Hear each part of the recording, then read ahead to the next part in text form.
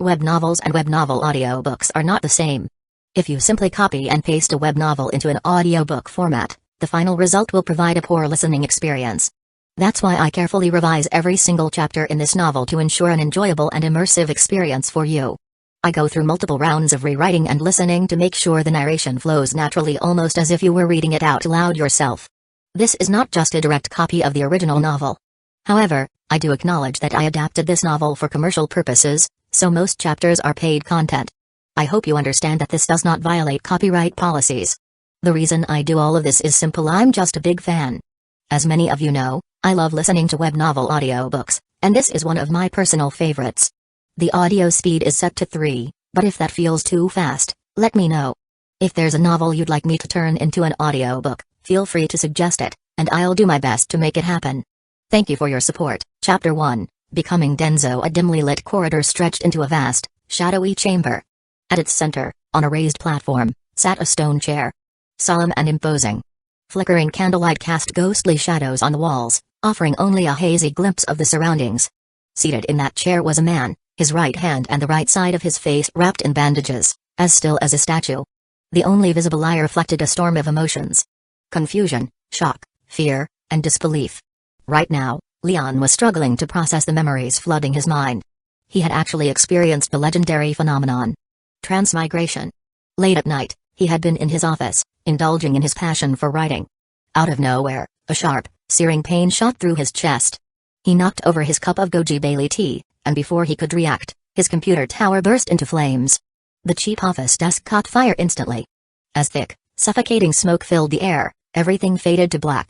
And now, Leon scanned his surroundings again, his mind still flashing with fragmented memories and unfamiliar emotions, as if a memory card was struggling to load. He lifted his left hand, flexing his fingers. The skin was slightly wrinkled, marked with old scars. The sensation in his palm, the chill of the stone chair beneath him. It was all undeniably real. The memories surging through his mind were sharp and vivid, as though he had personally lived them. Fire. Hidden Leaf Village. Root. Ninjutsu. Have I become Danzo? If there were a list of the most hated characters in the Naruto world, Danzo would undoubtedly be on it. Recalling what he knew from the anime, Leon's expression darkened, his eyes flickering with unease. The Naruto world was filled with bizarre and terrifying jutsu. If Hidden Leaf Village ever discovered that he was merely an imposter wearing Danzo's face, he would undoubtedly meet a gruesome end. After all, in this world, even the memories of corpses could be extracted. Just imagining the possibility sent a shiver down his spine. Taking a deep breath, Leon forced himself to steady his nerves. He closed his eyes and focused on his current predicament. Moments later, he reopened them, a glint of anticipation flashing within. If he had directly taken over this body, then that meant. Raising his palm, he instinctively channeled the chakra within him. Instantly, a visible air current surged above his hand. Wind style. The sensation of power washed away his initial fear, replacing it with uncontainable excitement. Increasing the chakra output, he watched as the air currents compressed, causing his clothes to ripple. The flickering candle flames swayed wildly, casting eerie shadows throughout the chamber. Then, snap. The chakra dispersed in an instant. A sharp pain shot through his arm. Ugh. The thrill in his expression twisted into discomfort, but the exhilaration in his eyes didn't fade. Just as I thought. Having power and knowing how to use it are two different things. I haven't fully adapted yet. But Leon could feel it. Given time, he would gain complete control over this body and everything that came with it. But before he could fully absorb all of this, his gaze swept across the chamber. Right now, he was most likely inside the Root headquarters. As the leader of Root and one of Hidden Leaf Village's elders, Danzo commanded numerous jonin skilled in assassination, torture, and interrogation. These were individuals with keen perception and deadly instincts. The last thing Leon wanted was for any of them to notice something was off. He thought of the curse of the tongue eradication seal. A technique that not only ensured secrecy but could also be used to punish or even kill its targets. It was comparable to the caged bird seal of the Hyuga clan. Going through a series of hand seals, he slowly familiarized himself with how to activate the curse mark. Thankfully, it was simple to use, even in his current state. Feeling reassured, he exhaled in relief.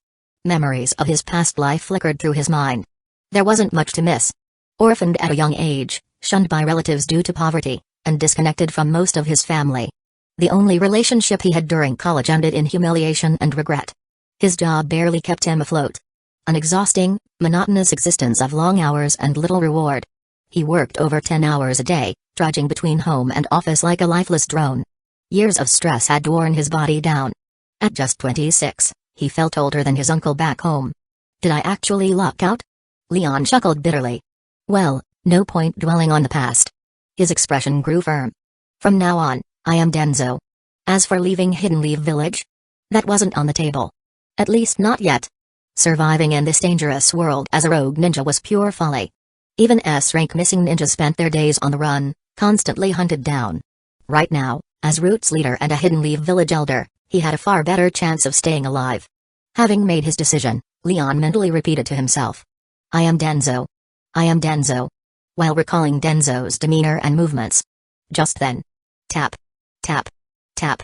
The sound of approaching footsteps echoed through the corridor, pulling him from his thoughts. Danzo closed his eyes, maintaining a neutral expression, his hands resting naturally on the armrests of his chair. When he finally opened them, his gaze was calm and unreadable. Emerging from the shadows was his trusted subordinate. Aburame Ryuma. A jonin of the Aburame clan, possessing their unique insect-based jutsu, and one of Denzo's most valued confidants. Lord Danzo, the mission has been completed. Ryuma knelt respectfully. Danzo quickly searched his memories, his mind racing. There were too many instances of him assigning missions to Ryuma, but his recollections were still a chaotic mess. He couldn't pinpoint which mission this was referring to. Forcing himself to remain composed, he half closed his eye under the dim candlelight, keeping his tone devoid of emotion. Very good. Then, after a brief pause, he asked, what of Saratobi? All is as usual, Lord Danzo. Continue to monitor him. Report any developments immediately. Yes. Ryuma responded respectfully before vanishing in a blur, using the body flicker jutsu.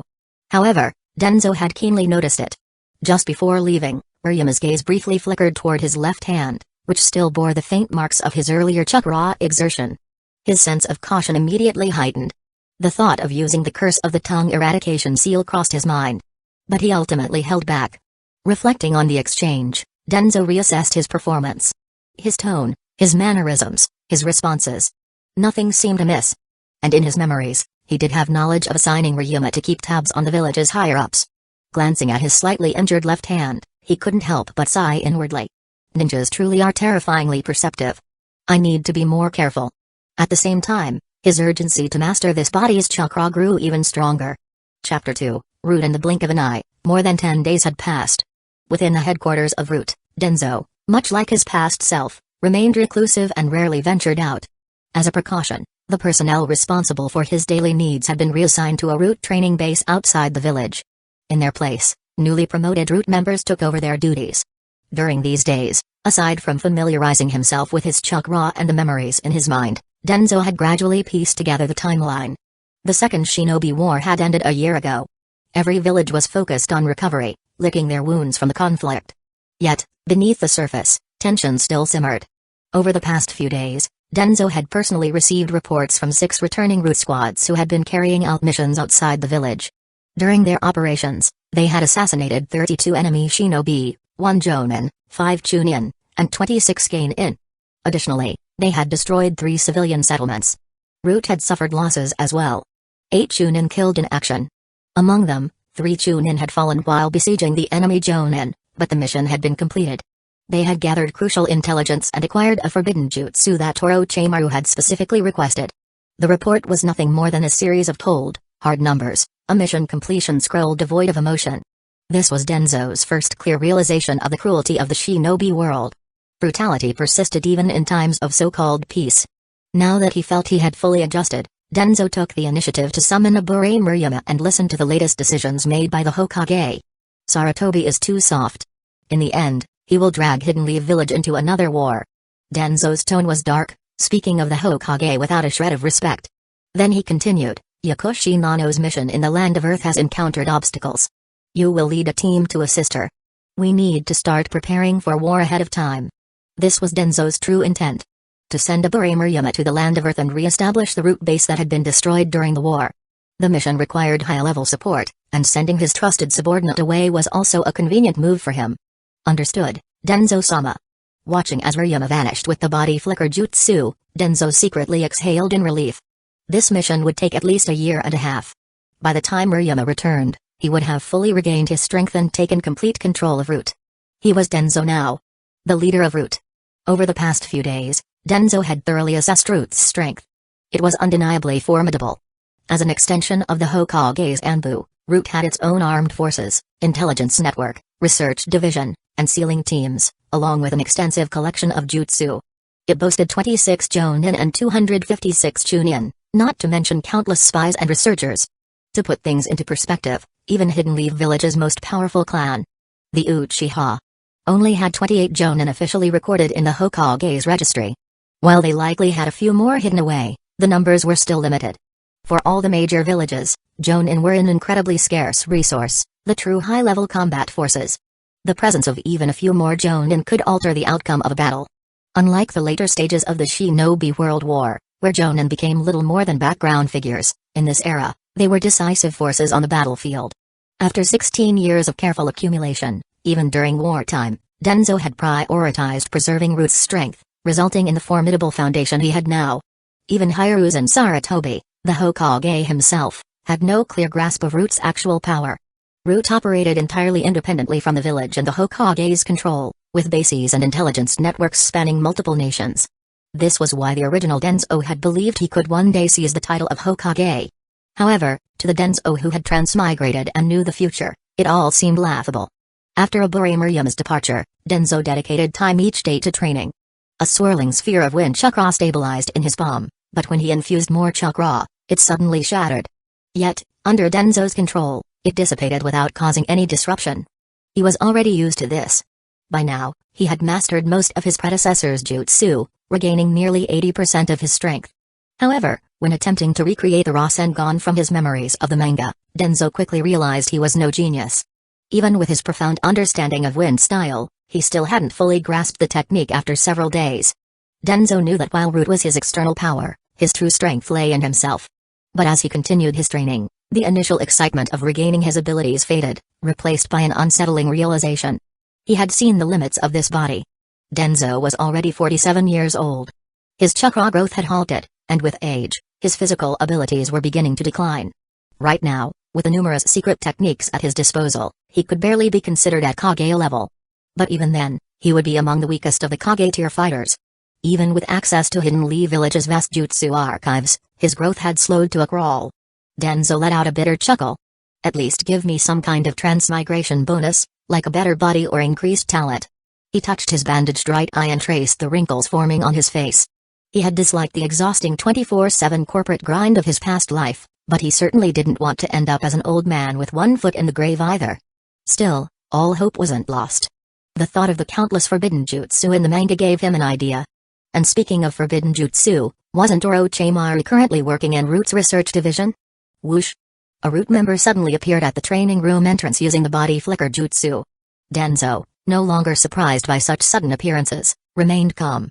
With his current power, he could easily detect an opponent the moment they used the technique and kill them with wind style before they even materialized. What happened? Danzo asked indifferently. White Fang has committed suicide. Danzo's gaze flickered with a trace of complexity. I see. You may go. Yes, sir. As the Root member vanished, Danzo sighed inwardly. He wasn't surprised. During the past few days of sorting through his memories, he had discovered that the Mishnaburi Murayama had reported to him was the one responsible for spreading the rumors of White Fang's failure. He hadn't expected those rumors to ultimately lead to the famed Hidden Leaf Village's White Fang taking his own life. If it had been the original Danzo, he might have felt a trace of satisfaction. After all, Sakamo Hatake had been his greatest rival for the Hokage position. Cutting off one's own arm. I wonder if he ever regretted it. Muttering to himself, Danzo resumed his chakra control training, but his heart was no longer at peace. Back at the Hokage's office, Hiruzen Sarutobi sat alone, silently smoking his pipe. From now on, no one is to spread rumors about White Fang.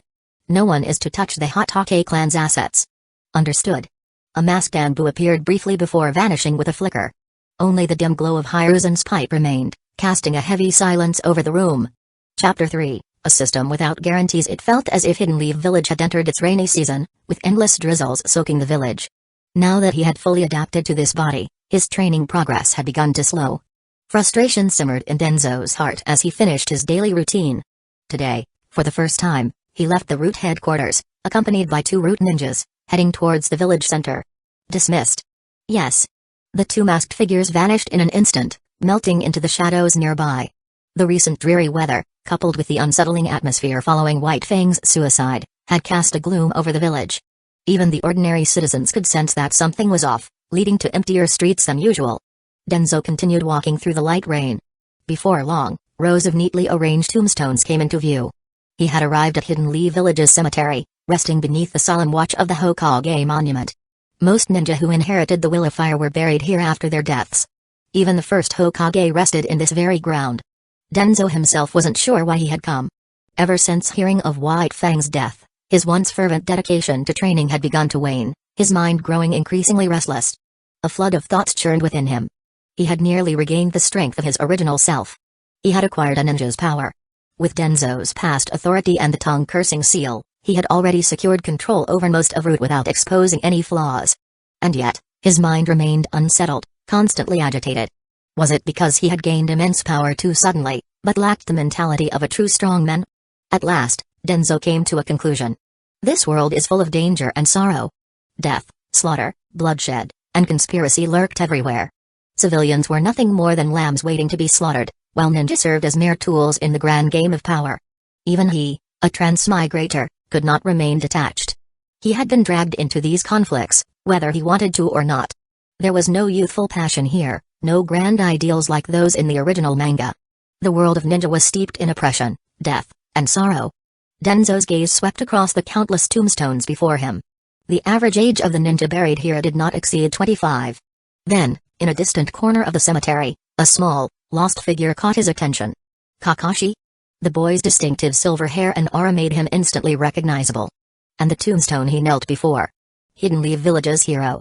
A political sacrifice. So, they had buried him here as well. As someone involved in the matter, Danzo knew all too well what had happened. The third Hokage had used a failed mission as an excuse to tarnish Sakamo Hatake's reputation, seeking to erode the influence he had gained during the Second Ninja War. Danzo had taken advantage of the situation, delivering the final blow to eliminate White Fang as a contender for the Hokage seat. But in the end, White Fang had been too rigid a blade. Either he would cut down his enemies, or he would break himself. Sarutobi Hiruzen.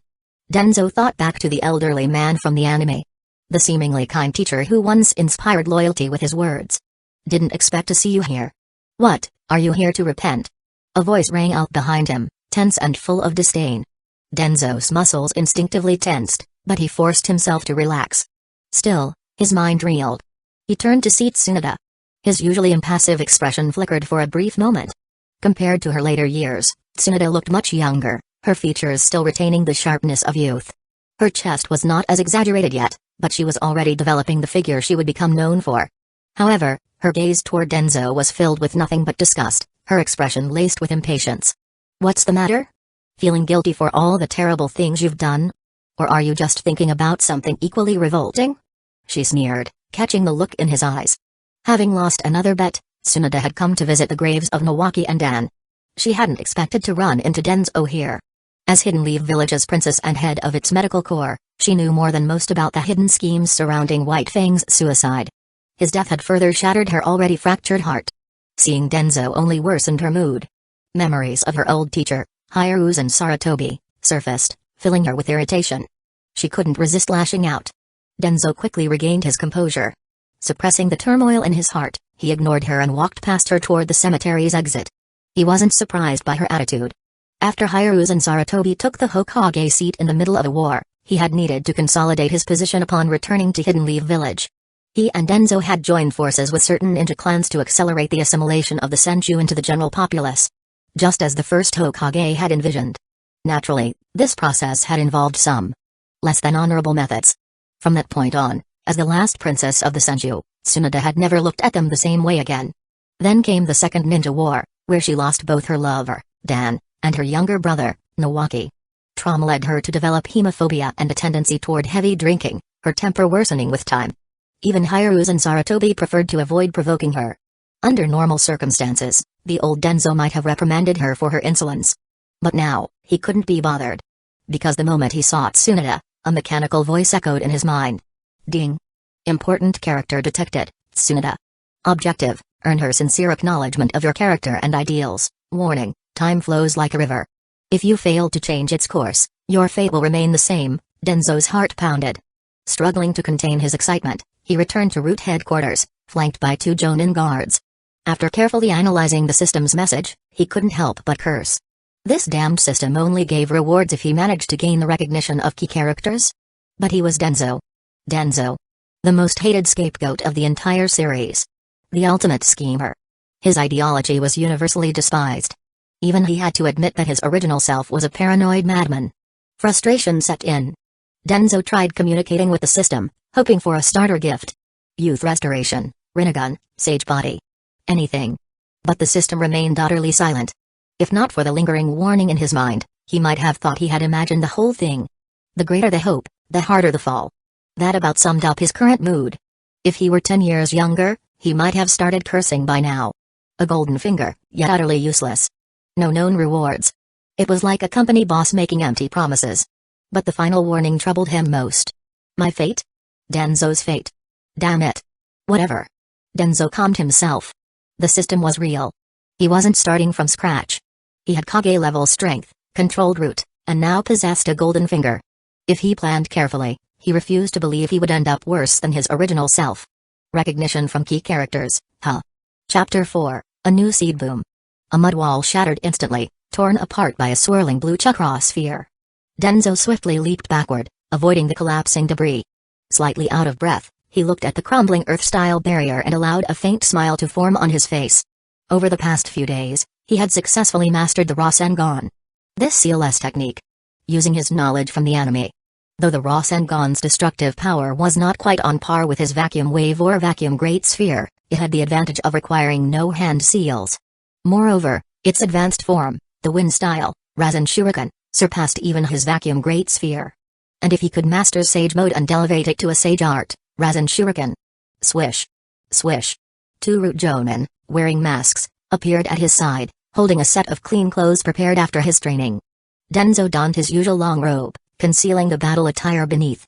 Once again, he transformed into the shadowy figure that instilled unease in many. How are the preparations at the training facility? He asked. Everything is ready according to your orders, Danzo-sama.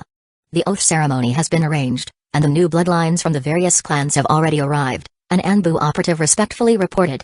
That night, after meeting with Tsunade, Danzo had solidified his path. Aside from strengthening his own power, he also planned to pass on his will. To earn recognition, gain rewards from the system, and, most importantly, find a way to rejuvenate his aging body. This decision was made after careful consideration. The world of Naruto was chaotic, but it upheld certain ideals that people were willing to follow. The first Hokage had enforced peace through overwhelming strength. Yahiko had believed in achieving world peace through communication. Even the concept of infinite Tsukimi had its appeal within the shinobi world. Danzo possessed a broader vision than anyone in this world, coupled with the advantage of knowing most of the future events. He could carve out a new path of ideology, one tailored to the reality of this world. And if possible, he wished to change this suffocating world. The first candidates for his plan were the newly promoted Chunin from the root training facility. Most of them were orphans, though a few came from Hidden Lee Village's secret technique clans. Originally, they would have been scattered. Some absorbed into the Hokage's Anbu, while the rest remained en route, marked and monitored. Danzo arrived at the valley on the outskirts of the village. The valley was fortified with countless ninjutsu traps and sealing techniques, leaving only a single entrance. This was where orphans were typically housed, undergoing 6 grueling years of training before being sent on missions. Only those who reached Chunin level could officially become members of Root. 153 newly graduated Chunin stood in rigid formation, lifeless like wooden stakes. On the other side were the newly arrived orphans and clan children. Most of them appeared confused and timid, cautiously observing their surroundings. Beyond them, more than 20 Root shinobi, skilled in Ganjutsu, stood in formation. Their cold and emotionless aura made them seem more like puppets than human beings. As Danzo approached, Danzo-sama. Let the ceremony begin, he ordered, frowning slightly as he looked at the lifeless Chunin before him. These were shinobi whose emotions had been stripped away. Root's training had long since erased their humanity, reducing them to mere tools. One of the newly promoted Chunin stepped forward, his gaze dull and mechanical as he began to recite, "The long night is upon us. From this moment, I take my watch, and I shall not waver until death. I shall conceal my name and seek neither glory nor disgrace. I shall remain loyal and devoted, offering my life for this cause. I am the sword in the darkness. I am the root of Hidden Leaf Village. I am the flame that repels enemies, the light that breaks the dawn, the horn that awakens the sleeping, the shield that protects the village. I offer my life and honor to Danzo-sama, tonight and for all nights to come." By the end of the vow, his voice wavered slightly, and a flicker of emotion surfaced in his eyes. Then, he picked up a mask and placed it over his face, officially becoming a member of Root before stepping back into the ranks. One after another, the next candidate stepped forward. Then the next. Danzo stood motionless at the front, a silent witness to the ceremony, offering neither praise nor reprimand. Meanwhile, the newly arrived recruits, their faces flushed with excitement, began to tremble as they watched. Some of them couldn't resist and started murmuring the vow along with the chunin. The shield that protects the village. I offer my life. By the time the ceremony ended, the sky had darkened, enveloping the valley in shadows. Only the 20 or so official Root members remained standing. Most of them appeared exhausted, their chakra reserves depleted. After all, they had maintained Ganjutsu throughout the entire ceremony. But Danzo knew that these illusions were nowhere near the level of Koto Umatsukami. They couldn't truly alter a person's thoughts. What he aimed to do was simply plant a seed. And then, through his own efforts, nurture that seed until it took root and flourished. He also ordered changes to the training curriculum. The previous method of erasing emotions would be replaced with a doctrine of sacrifice and protection. Though the core idea remained the same, the latter was far more acceptable. After all, there was a vast difference between seeing oneself as a mere tool and as a protector. He also revised the mortality standards. No longer would 300 talented children enter training, only for half of them to survive. Danzo trusted that the Root shinobi overseeing the training facilities would carry out his orders with utmost diligence. Beyond shaping the minds of others, he also sought to gradually change his own persona. The way he had previously conducted himself was utterly unacceptable. If he continued down that path, he would eventually become just as twisted as his original self. Moreover, his new ideology and vision for the shinobi world were completely at odds with his old methods. As long as he continued to nurture this ideology, Danzo believed that one day, this seed would sprout. The road ahead was long. Chapter 5, Orochimaru. Over the past few days, Danzo had been refining the ninja philosophy he planned to instill, drawing from his past life's memories and countless experiences from various media. This path was anything but easy, and results wouldn't come quickly. Fortunately, he had arrived in this world early enough. Before the worst deeds had been committed, before most key figures of the story had even been born. There was still time. Aside from training, he spent his days trying to recall ideologies from his past life that might suit the shinobi world. But today, his usual routine was interrupted when a Root ninja from the research division delivered some news. Danzo decided to go see his other right-hand man, Orochimaru. After the Second Shinobi War, Orochimaru had been transferred to Root by the Hokage and given the position of a division commander. The true purpose behind this move was clear to everyone. But things hadn't gone exactly as Hiruzen had hoped. Orochimaru, who had glimpsed the essence of life itself during the war, buried himself in research the moment he joined Root. Supported fully by Danzo. And showed little interest in worldly affairs. When Danzo arrived at the laboratory with 2 Jonin, the scene inside was just as grotesque as he remembered from the anime. Rows upon rows of massive, 3-meter-tall glass tanks filled with nutrient fluid lined the lab, containing test subjects of all ages. Some had begun to show signs of woodification, their limbs transforming into bark and even sprouting tiny branches. Ding! You have gained the recognition of an important character. Orochimaru, as expected. Orochimaru, how's the progress?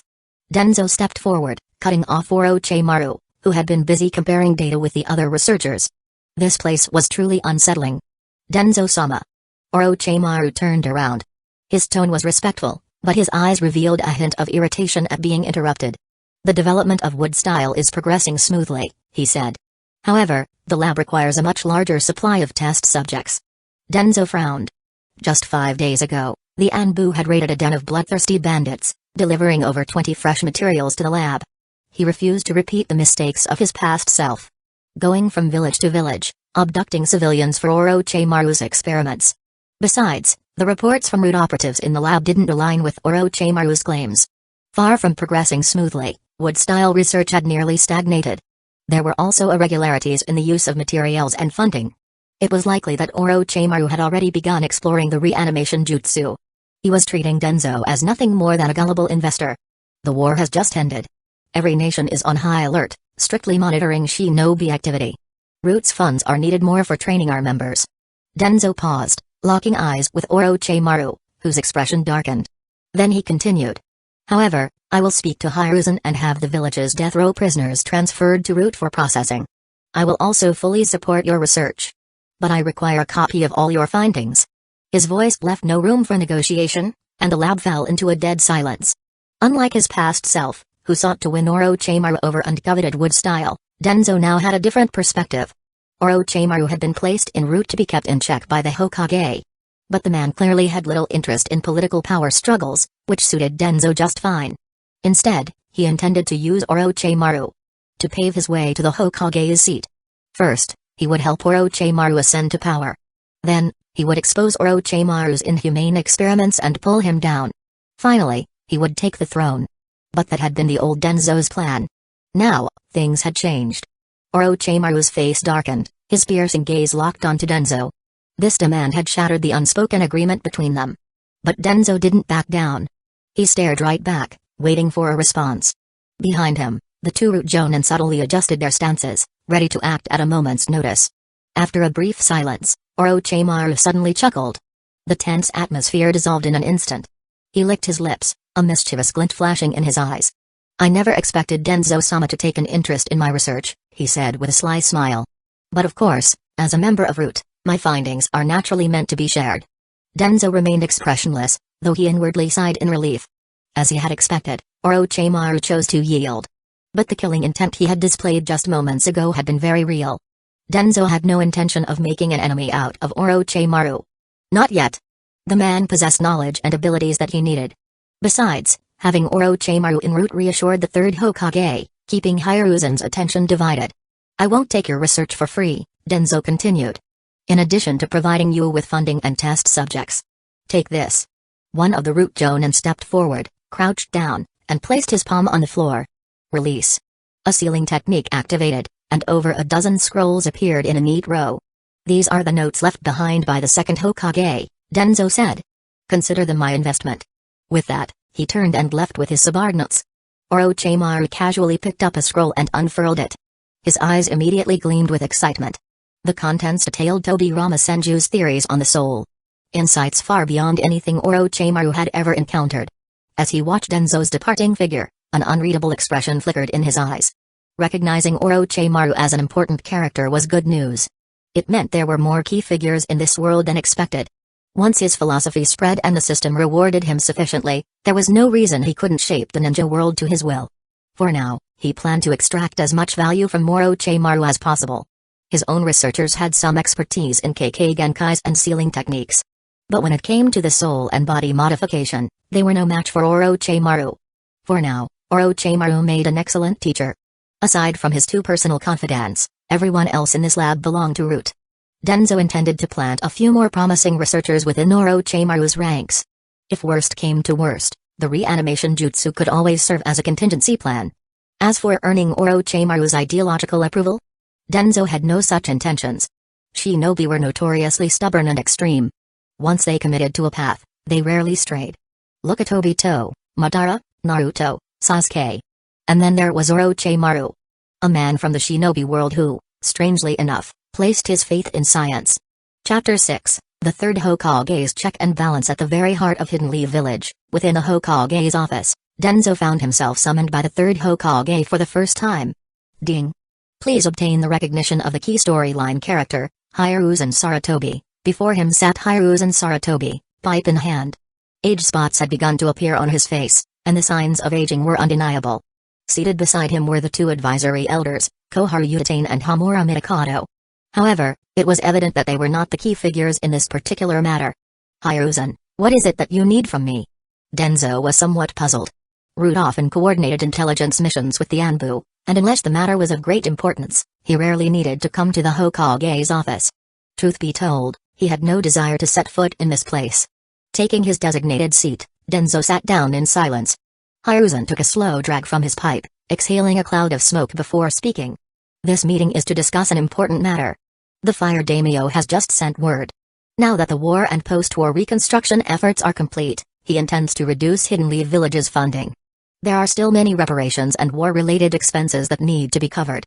Hamura glanced at Danzo and continued, Hidden Leaf Village isn't receiving as many commissioned missions right now, and our finances are tight. Every department needs to cut costs, including Root, whose funding must be reduced to pre-war levels. As the three awaited his response, Danzo immediately understood. This had already been discussed among them beforehand. Returning to pre-war funding meant Root's budget would be slashed to 1/3 of its current amount. Root's finances primarily came from Hidden Leaf Village's allocations, with a small portion supplemented by bounty missions. Danzo pondered for a moment. How would his original self have responded? The usual process was resentment. Refusal. Eventual compromise. Then subtly insinuating that Hiruzen was an incompetent leader on the way out. As expected, his predecessor had been thoroughly outmaneuvered. Since you've already made your decision, I have nothing more to say, Danzo finally spoke.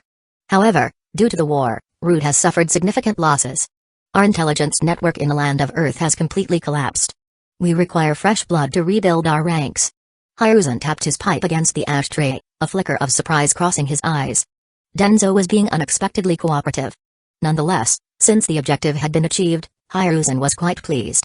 Without additional financial resources, Root would only be able to train intelligence officers at best. And there was certainly no shortage of war orphans in Hidden Leaf Village. A nostalgic and somewhat relieved smile formed on Hiruzen's face as he sincerely said, I appreciate your understanding, Danzo. Everything we do is for the village. If Root is understaffed, you may request personnel transfers from the Anbu. As a concession, Root was granted the right to recruit 200 war orphans. After exchanging a few more perfunctory pleasantries with the three, Danzo left the Hokage's office. On his way back to Root headquarters, he carefully analyzed the current situation. With the war over, Root had become a liability in the Hokage's eyes. Whether it was trying to integrate Orochimaru into Root or tightening its financial grip, these were all methods to suppress the organization. A well-fed hunting dog was essential during the chase, but once the hunt was over, it had to be collared and leashed. Upon arriving at headquarters, several Root operatives were already waiting. How is the mission progressing? Danzo inquired. We've selected 2 merchants from the Land of Fire and have begun establishing a trade association. The transport of goods is already underway. Good. Train a group of Root members in commerce. Organize the association as quickly as possible. Understood. Perhaps it was a long-standing tradition in the shinobi world. Independent ninja organizations were ultimately subject to the economic control of their respective daimyo. After fully taking over Root, Danzo had realized that while the organization operated outside of Hidden Leaf Village's official structure, it was still financially dependent on the village. And that was precisely how they had been cornered this time. In addition to intelligence gathering, cease all efforts to stir conflict between other villages, Danzo commanded. Deploy lead Jonin-led teams to the black market to hunt down rogue ninja ranked A-class or lower. If any of them possess unique talents, recruit them under the trade association's name. Eliminating rogue ninja for bounty money was already an established Root operation. Until the trade association became profitable, Danzo intended to expand this revenue stream. After issuing the order, the assigned ninja accepted their tasks and departed. Another Root operative then stepped forward and respectfully reported, per your instructions, 5 injured and disabled shinobi have been brought back. Shall we send them to the lab? Danzo furrowed his brow slightly before speaking in a deep voice, we are short on manpower right now. Assign them to the training base as instructors. From now on, unless I give the order, Root members are not to be used as experimental subjects. Yes, sir. In Root's past practices, injured operatives who had lost their combat value were typically disposed of humanely if they were outside the Land of Fire, to prevent intelligence leaks. If they were within the country, they were sent to the lab to serve one final purpose. But to Danzo, this was a waste. These shinobi had a wealth of battlefield experience. Even if they could no longer fight, they were perfectly suited to train the next generation. The latest batch of Chunin has been marked with identification seals and assigned to squads based on their jutsu affinities. They are ready to carry out your orders at any time, reported a member of the Sealing Division. After issuing all necessary directives, Danzo sat back in his chair, rubbing his temples. To Root members, his word was absolute law. They did not question, did not hesitate, and had no emotions. Only absolute obedience, like tools wielded by their master. While this level of control ensured unwavering loyalty, it also made the organization rigid. Every decision required his direct approval, making the entire operation somewhat inefficient. No wonder my predecessor's personal strength stagnated after taking control of Root. There was simply no time for training. It was clear. He needed to cultivate capable subordinates to share the burden. Chapter 7, Nano Yakushi. In the blink of an eye, more than half a year had passed, and it was now the 40th year of Hidden Leaf Village.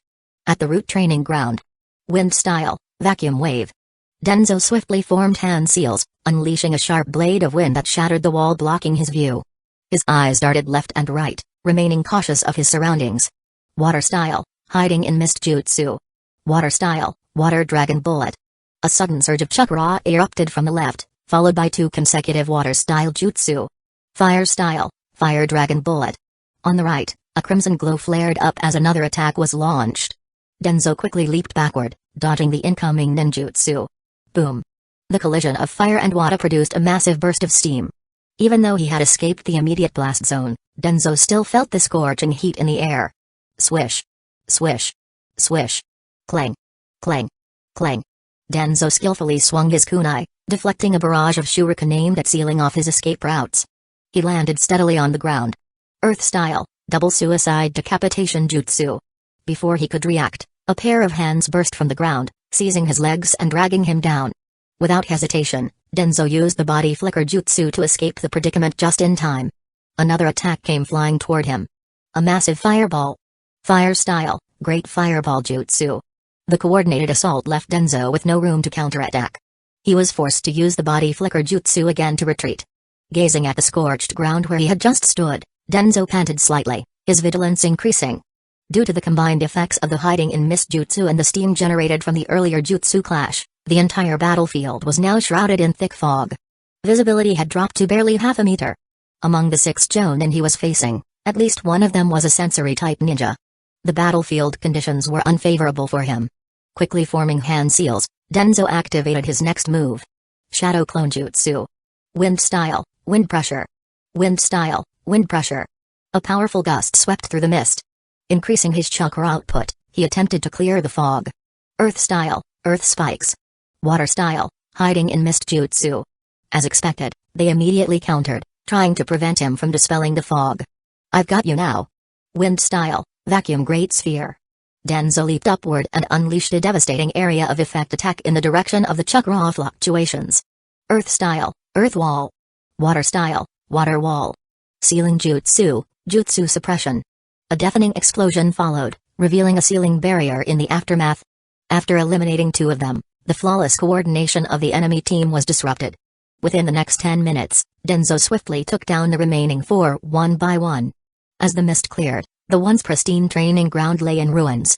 The 6 jonin stood respectfully to the side, while a team of 10, consisting of sealing specialists and medical nin, remained on standby to handle any emergencies. Such a luxurious sparring arrangement was a privilege only the Hokage and Danzo could enjoy in Hidden Leaf Village. Nano Yakushi, who had been waiting patiently nearby, approached Danzo and activated her medical ninjutsu. A soft green glow enveloped her palms as she healed the wounds on his arm caused by shrapnel from the earlier explosion. You may all leave. Yes, sir. The jonin and sealing squad promptly exited the training room. How are things in the Land of Earth? The intelligence network in the Land of Earth has stabilized. The trading company has also established a route there, and operations should begin next month. Orochimaru-sama requires additional funding, but the trading company is also facing financial constraints. Headquarters has sent word that an unidentified jonin infiltrated the warehouse in the capital. There were no casualties, but significant losses in goods. Nano Yakushi maintained a stoic expression, reporting the incoming intelligence with the same cold detachment as any other root member. Danzo accepted the robes she handed him and draped them over his shoulders, his original kimono now slightly tattered. Glancing at Nano Yakushi beside him, he felt a deep sense of satisfaction. She was highly proficient in medical ninjutsu and poisons, possessed extensive knowledge, and had a far more profound understanding of the world than even he did. Ever since transferring her back to his side, Danzo's workload had significantly decreased, allowing him more time to focus on training and enlightenment. And, having a beautiful secretary by his side was always a pleasant experience. How is the orphanage? He asked casually after finishing his tasks. For the first time, a faint flicker of emotion crossed Nano Yakushi's eyes. Thanks to your financial support, the children are doing well. Good. If you ever encounter difficulties, don't hesitate to speak up. You are part of Root as well. You may leave early today. Understood, sir. She responded with her usual indifference before turning to leave. On the surface, Nano Yakushi was merely the head of an orphanage in Hidden Leaf Village. However, under Danzo's special permission, she spent most of her daytime working en route, only returning to the orphanage in the evening. Watching her retreating figure, Danzo sighed inwardly. What a shame. Their relationship had turned sour in the past. Perhaps Yakushi Kabuto should have already arrived at the orphanage by now. Does he count as an important figure in future events? Should I go see him? Or maybe it would be best to wait until their relationship improved. Danzo could still sense Nano Yakushi's wariness and lack of trust toward him. She was one of the few root members who hadn't completely suppressed their emotions. Her will was exceptionally strong. If not for the orphanage and the cursed tongue eradication seal, she might have already chosen to leave Root. Root needed talent now more than ever, and Danzo had no intention of letting her go. Over the past 6 months, he had attended 2 meetings at the Hokage Tower, though they were mostly trivial matters. Aside from expanding Root and his own training, he had little interest in interfering with Hidden Leaf Village's politics. Hiruzen Sarutobi was quite pleased with this stance. After each meeting, he would even reminisce with Danzo about their past battles together, making their surface relationship seem more amicable. Everything was progressing smoothly, though the seeds he had planted within Root were growing slowly in such an emotionless environment. Danzo consoled himself. True change takes time. Fortunately, the war orphans at the training facility had embraced his ideology wholeheartedly. That, at least, was a small comfort. Chapter 8, Nation and Village. Everything had been progressing smoothly. That was until the latest news from the capital of the Land of Fire shattered Denzo's good mood. After the warehouse was burned down last time, Danzo had dispatched 2 more Jonin, posing as hired mercenaries, to oversee operations at the Merchant Association's headquarters. But their presence failed to deter the hidden enemies. The Merchant Association's transport convoys had suffered multiple attacks, and several shops in the capital had been raided by officials. Business partners of the association had begun to distance themselves, wary of the ongoing chaos. According to intelligence from the Merchant Association, the Minister of Finance of the Land of Fire had been cited in connection with these events. However, they dared not act rashly. Danzo, however, was not one to tolerate interference. Cutting off financial resources was akin to murdering one's parents. For months now, Root had been fully invested in developing the Merchant Association, using its profits to fund Root's expansion. This was the foundation of Danzo's strategic plan from the beginning. But just as things were taking off, this obstacle had emerged. Whether it was Orochimaru's research division, the training bases, or the intelligence networks across different nations, all of them were insatiable money pits. The 400 million ryo allocated by Hidden Leaf Village barely covered Orochimaru's research expenses for a single month. Hunting down rogue ninja had only been a temporary measure. Over the past few months, Root had aggressively pursued and eliminated any rogue ninja with a bounty. However, most of the valuable targets had already been dealt with. The remaining ones were either in deep hiding or too formidable to be worth the effort. Danzo set the letter down, sighing softly in the dimly lit chamber. His eyes gleamed with cold determination. The Merchant Association could not be allowed to collapse. Not only would months of effort go to waste, but Root's growth and his own plans would suffer greatly. After delegating Root's ongoing affairs to Nano Yakushi, Danzo selected 6 Jonin and set off for the capital of the Land of Fire. This was his first time leaving Hidden Leaf Village since arriving in this world. They avoided main roads, traveling swiftly across forests and rivers with the effortless movement of shinobi. With chakra enhancing their mobility, the terrain made little difference. The Land of Fire was incredibly fertile, dominated by plains nourished by numerous rivers. The soil was rich, and the people prospered. Villages and towns dotted the landscape every few dozen miles. Most of the populace lived in peace, and commerce flourished. Compared to intelligence reports from Root, the standard of living here was leagues ahead of other nations. It was no wonder so many foreign powers sought to invade the Land of Fire. Even if they couldn't conquer Hidden Leaf Village, pillaging its resources, grain, and people would still be highly profitable. By the morning of the 7th day, Danzo and his team arrived at the capital and stealthily infiltrated the Merchant Association's headquarters. We track the enemy. They entered the Minister of Finance's residence. There's a detection barrier around the area, so we couldn't risk going inside. Danzo frowned upon hearing the report. While the shinobi world was structured with a one-nation, one-village system, where the daimyo governed the land while the village handled military affairs, the daimyo of the Land of Fire still maintained his own armed forces. Beyond standard troops and chakra-wielding samurai, he also had personal ninja bodyguards, including the renowned 12 Guardian Ninja, most of whom were at the elite Jonin level. Though not as formidable as Hidden Leaf Village, the daimyo's forces were still a threat that couldn't be taken lightly. The Minister of Finance was the daimyo's right-hand man, and Danzo had no intention of escalating the conflict unnecessarily. Nightfall. Under the cover of darkness, Danzo arrived outside a luxurious estate. He could sense subtle chakra fluctuations up ahead. Here. Yes, sir. A figure stepped forward respectfully, forming several intricate hand seals. Although nothing seemed to change visually, Danzo could feel the barrier ahead gradually parting. The team slipped inside silently. One of them closed his eyes, focusing.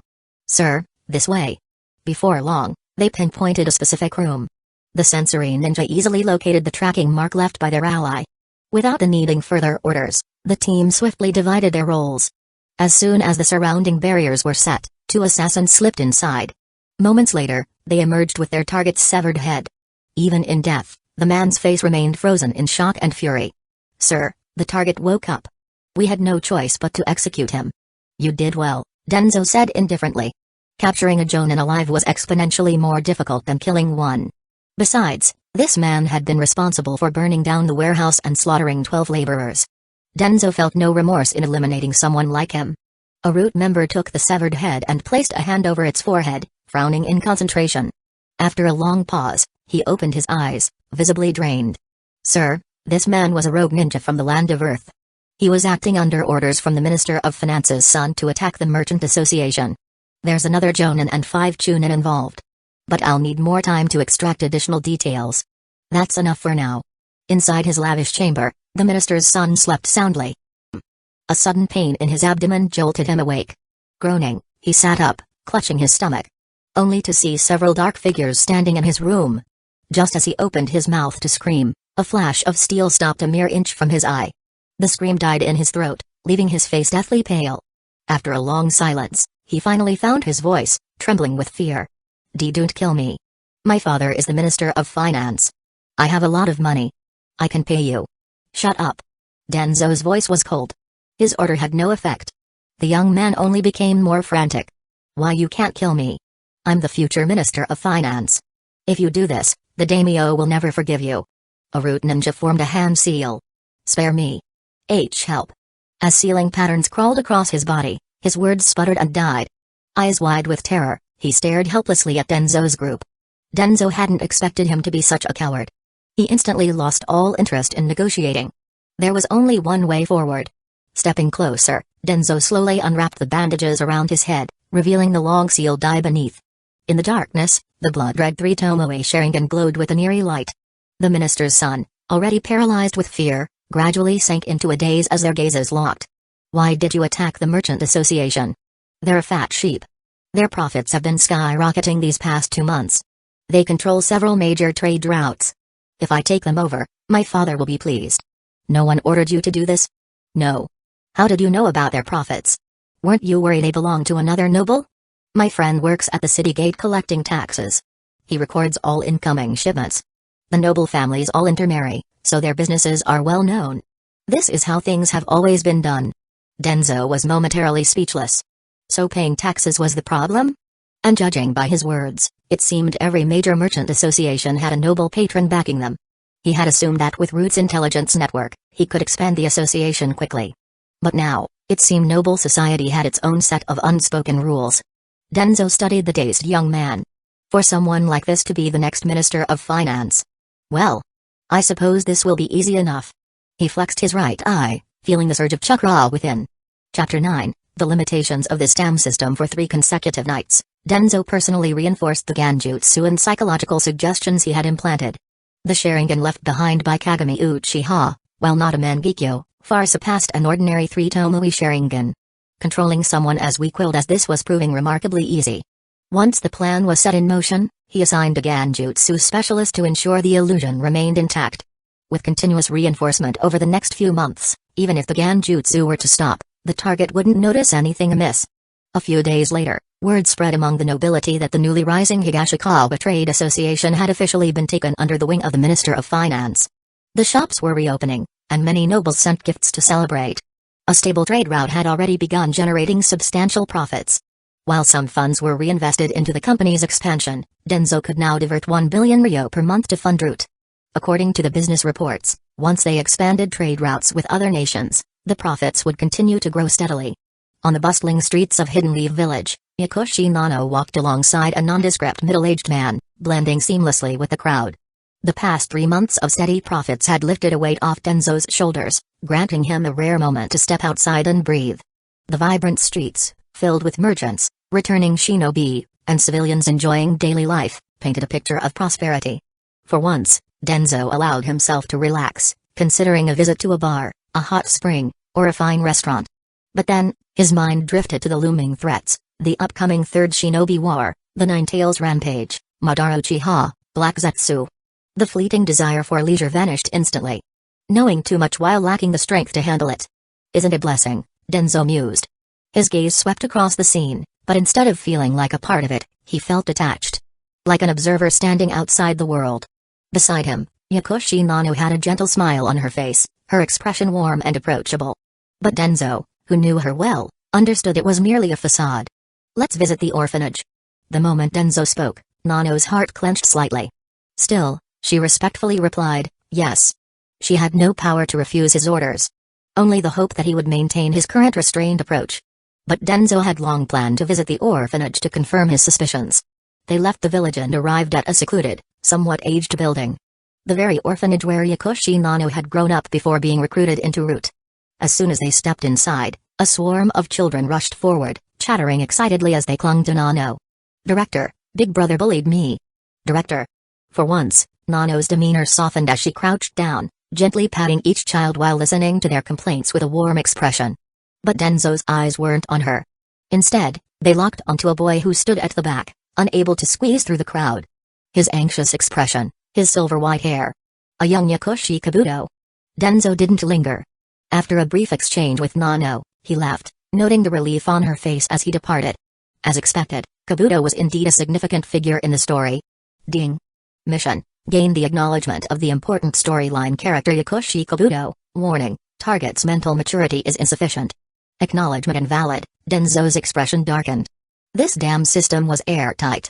It required a character to be mentally mature before their acknowledgement counted. Looking at Kabuto's confused yet longing expression, Danzo knew that despite the early maturity of children in the shinobi world, it would still take years for Kabuto to reach that stage. By then, the Third Shinobi War would already be over. This system was useless. If he had to wait for every character to mature before gaining benefits, it wouldn't help him in the short term. Danzo dismissed any plans to approach other key figures like Kakashi or Might Guy for now. Instead, his thoughts turned to the intelligence reports from the Land of Wind. Hidden Sand Village's prodigy puppeteer, Saisari, had been missing for some time. Danzo, with his knowledge of future events, knew exactly what this meant. The catalyst for the Third Shinobi War was Saisari assassinating the Third Kazekage, throwing Hidden Sand Village into chaos. Hidden Clouds Village would seize the opportunity to invade, dragging Hidden Stones Village and Hidden Leaf Village into the conflict as well. Eventually, all major villages would turn their sights on Hidden Leaf Village, forcing it into a war it had barely recovered from after the Second Shinobi War. Danzo had long planned to use this war to prove himself. If he wanted to spread his ideology, then the battlefield would be the best stage. But war was no game. Even someone as powerful as the Third Raikage, who could fight the Eight Tails head-on, had perished in battle. Though Danzo had grown stronger, he knew he was nowhere near the level of the Third Raikage. Relying solely on self-improvement wasn't viable. Time and his aging body wouldn't allow it. He had considered following the original timeline's approach, staying in the shadows and biding his time. But in the end, even if he covered his entire arm with Sharingan, he'd still be nothing more than an overpowered experience pack for others to defeat. Other people reincarnate and get systems that hand out weapons, techniques, women. I've been struggling for half a year, constantly living on edge, and I don't even dare to entertain thoughts about my beautiful secretary. And all this damn system does is dangle rewards in front of me like a carrot on a stick. For once, even Danzo, with all his mental fortitude, couldn't help but curse at his useless system. After taking a deep breath to calm himself, he sighed. In the end, one can only rely on oneself. Chapter 10, The Art of Reincarnation. Deep within the headquarters of Root, in a vast research lab, more than a dozen researchers were busily assisting Orochimaru in his experiments. With a nearly unlimited supply of funding and manpower, Orochimaru was consumed by his relentless pursuit of the truth behind life itself. Boom. A massive glass containment tank suddenly exploded, and from within came an inhuman shriek. Test subject number 16 is rampaging. The surrounding researchers instinctively stepped back, while the Root operatives responsible for security swiftly moved into position, ready to suppress the threat. This was already the third time this month that an experimental subject had lost control. They were used to it. It's immune to Genjutsu. Prepare to seal it with ninjutsu. The security squad captain frowned as he watched the grotesque creature effortlessly shatter the Earth-style, earth wall meant to contain it. These rampaging test subjects were becoming increasingly difficult to subdue. This one in particular seemed to have the strength of an elite Jonin. Who knew what kind of monster they'd create next? Hidden shadow snake hands. The moment Orochimaru made his move, the tense atmosphere relaxed slightly. Several large serpents shot toward the escaped test subject at blinding speed, coiling around it and restraining its movements. Only then was the full extent of its transformation revealed. Its facial features had completely blurred into an indistinct mass, its entire body covered in grotesque, tumor-like growths that resembled a fusion of muscle and tree bark. As if enraged by its confinement. Snap! The snakes finding it were violently torn apart, their severed bodies writhing on the floor. Such strength! Orochimaru's eyes gleamed with fascination as he made his next move. Hidden shadow multi-snake hands. Dozens of serpents swarmed forward, instantly enveloping the test subject. Sealing squad, now! Several sealing squad members rushed in to subdue it. Roar! Before they could act, the test subject erupted with raw power, sending the serpents flying in all directions. The sealing squad had no choice but to retreat. The squad captain's expression darkened, but Orochimaru's excitement only grew. This level of physical power. It rivals Tsunade. The test subject threw back its head and howled, the tumor-like growths pulsating and shifting as if alive. Then, suddenly, its entire body began to expand at an alarming rate, rapidly losing its humanoid form. Like a seed sprouting at an unnatural speed, it grew wildly. A massive tree erupted from its body, shooting upward until it struck the stone ceiling, then spreading outward, engulfing the lab in a matter of seconds. In less than a minute, it had transformed into a towering ancient tree that should have taken centuries to grow. Orochimaru's eyes shimmered with an insatiable thirst for knowledge and power. This kind of ability. And to think. This was achieved with just a fragment of the first Hokage's cells. After countless experiments, Orochimaru could finally see a glimmer of hope in his quest to successfully integrate Hashirama's DNA. From now on, conduct such dangerous experiments in a sealed chamber. Danzo's cold voice echoed through the room as he arrived, his gaze sweeping over the wreckage. Shattered containment tanks, mutilated snake corpses, and destroyed equipment. His expression was grim. All of this cost money. And Orochimaru, that damn lunatic, had no concept of financial restraint. The massive tree looming before him stirred unpleasant memories. Danzo's eyes flickered toward his left arm. Even someone with his power couldn't escape the inevitability of death, Orochimaru mused, ignoring Danzo's presence entirely. Some people leave behind legacies that transcend their deaths. Orochimaru turned, surprised. That didn't sound like something Danzo would say. I never expected you to be the sentimental type. How unexpected. His amused tone irritated Danzo, but he merely responded in his usual flat voice. Show me your progress, Orochimaru. Orochimaru smirked. He knew exactly what Danzo was referring to. I wouldn't dream of disappointing you.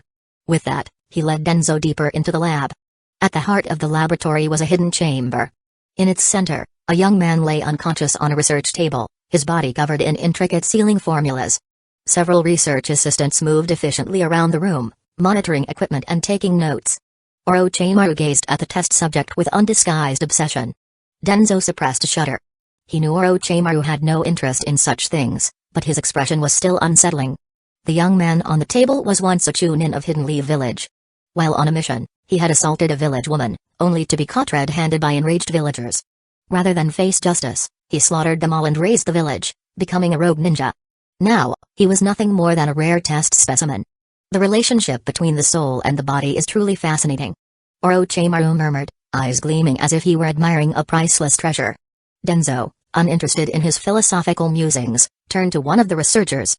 Shinraku, how far along is the technique's development? The scientist, Shinraku, assigned by Danzo to assist Orochimaru, eagerly reported, we have successfully achieved soul extraction. Currently. His eyes flickered toward the unconscious subject, his enthusiasm and reverence mirroring Orochimaru's. All these researchers were freaks. Still, this breakthrough put Danzo in a good mood. He had only given Orochimaru some of the second Hokage's old notes, yet within mere months, the scientist had unraveled the mysteries of soul separation. Far faster than in the original timeline. Once the living corpse reincarnation was perfected, Danzo would finally be able to abandon his aging body at will. But he hadn't forgotten the drawbacks shown in the future. Orochimaru's reckless overuse of the technique had corrupted his soul, leaving him vulnerable to genjutsu and mental attacks. Worse, his stolen bodies eventually rejected him. It was a dead end. Danzo believed the best vessel would be a clone of himself, enhanced with his own DNA.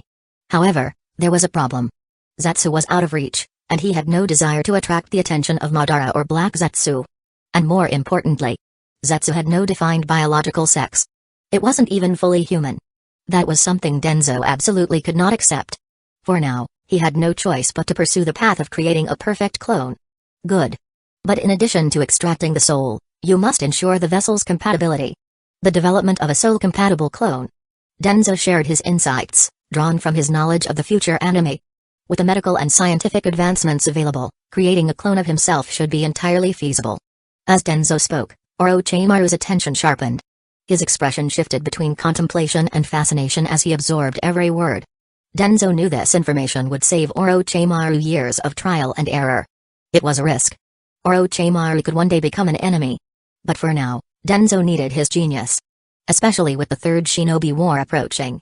According to the timeline, Orochimaru would soon defect from Root. Orochimaru's lips curled into a grin. I never expected you to be so well versed in matters of the soul. Danzo simply responded, the second Hokage was my teacher. Chapter 11, 2 years passed in the blink of an eye. The 5 great shinobi villages remained unusually peaceful. Aside from the usual espionage, even minor skirmishes had become rare. A large part of this could be attributed to Danzo no longer stirring up trouble. Following his directives, Root shifted its focus over the past 2 years. Rather than provoking conflicts, they concentrated on expanding their ranks and developing their commercial network. Orphans with ninja potential were steadily recruited, and the training of Root operatives became increasingly refined. Funding was never an issue. Under Root's covert support, the Higashikawa Trade Association flourished. Though it attracted some envious eyes and occasional suppression attempts, Root's ruthless and bloody methods ensured that anyone daring to interfere paid a steep price. Those who once watched from the shadows withdrew in caution. At present, the company had stores scattered throughout the 5 great nations, dealing in food and various daily necessities. Over a dozen stable trade routes had been established. They had even built their own weapon production facility, with shops in the capitals of multiple nations.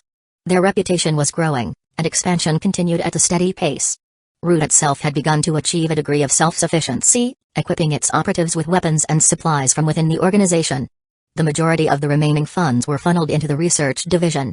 Even Nano Yakushi, despite her lack of involvement in financial matters, couldn't ignore the sheer amount of money being poured into the laboratories. The organization's income is rising, but the research division is burning through it at an alarming rate. If an unexpected event disrupts our revenue, it could affect Root's long-term development, she once remarked. But under Danzo's firm orders, no one voiced opposition. The investments yielded significant results. The development of the living corpse reincarnation was nearing completion. Even research on the first Hokage's cells had made promising progress. With Orochimaru leading the research, Root had also gained several capable scientists. Among them, Shinraku stood out the most. Even Orochimaru held him in high regard and frequently had him act as an assistant. Such talent was priceless. Root headquarters, why are we withdrawing our trading operations from the Land of Lightning? We just acquired a mine there.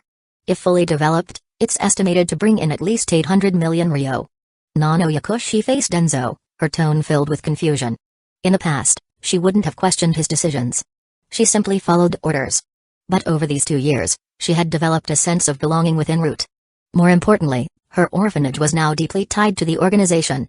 If Root's finances suffered, the orphanage would struggle as well. Danzo's expression remained unreadable. It's not just the Land of Lightning and the Land of Wind. Over the next 3 months, we will gradually withdraw from all other nations, including our operations in the Land of Fire. The message he received that morning regarding the disappearance of the Kusagakure weighed heavily on his mind. The inevitable had arrived. Nano Yakushi's face turned solemn. Are we heading for war? Danzo didn't answer directly. Instead, he shifted the topic. The orphanage is too exposed outside the village. Move it inside. The funding will come from Root's reserves. He continued, as for the older children, send them to Root's training facilities. If they become medical nin, that's fine. If they don't want to become shinobi, they can work as apprentices in the company. The price of land in Hidden Leaf Village was no small matter, and the offer struck a chord with Nano Yakushi. She had long been troubled by the future of the orphanage's older children. Their options were limited: apply to serve as field hands for a ninja clan or struggle to survive in Hidden Leaf Village's streets. The ninja academy was out of reach for most of them, and even if they got in, non-clan shinobi rarely thrived. Within Root's training facilities, however, resources were abundant. Far superior to those of the ninja academy. Even those who barely scraped by would graduate as Chunin level fighters, with 2 or 3 C-rank jutsu at their disposal. The mortality rate was higher, but in a world where death was constant, it hardly mattered. For children without a clan's protection, this was an opportunity few could afford to pass up.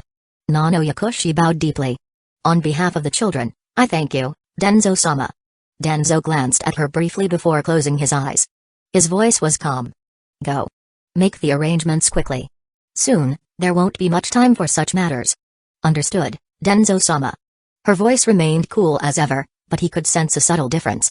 Leaving Root's headquarters, Nano Yakushi felt as though a weight had been lifted from her shoulders. The orphanage's future was secured, but more than that. She had confirmed something. 3 years ago, when she returned to Root, she had noticed a gradual but undeniable transformation. And the source of that change was Danzo. At first, she assumed it was merely a strategy. Just another step toward his grand ambition of unifying the shinobi world. But as time passed, she saw the results. The suffering around them had diminished. The number of casualties in training had dropped. Civilian villages once deemed expendable were spared. Assassinations of innocents, once common, had slowed. Even the cursed tongue eradication seal, once used frequently as a form of punishment, had remained dormant for 3 years. Failures were no longer met with immediate execution. If the team had given their all and the failure was unavoidable, punishment was sometimes reduced. Failure was never tolerated in Hidden Leaf Village. Even within the village, missions were unforgiving. Yet, Danzo had begun to show something shocking. Mercy. And it wasn't an act. As someone trained in espionage, she would have recognized deception. But there was no pretense, no hidden agenda in this change. Because of that, her wariness had faded. She no longer felt the need to constantly be on guard around him. For the first time in years, she could breathe. Besides becoming more compassionate, something else seems different. A strange thought crossed her mind, bringing a faint blush to her face. Had she imagined it, or had his gaze lingered on her chest when she bowed earlier? Impossible. Right? Chapter 12, Prelude to War. Over the past 2 months, Hidden Sand Village's search for the third Kusagakure had grown increasingly reckless. Not only were there ninjas scouring the neighboring lands of Hidden Grass Village, Hidden Rain Village, and Hidden Rivers Village, but even within the Land of Fire itself, Hidden Sand Village shinobi had been spotted. Their blatant disregard for secrecy had begun to seriously undermine the border treaty signed between the major villages.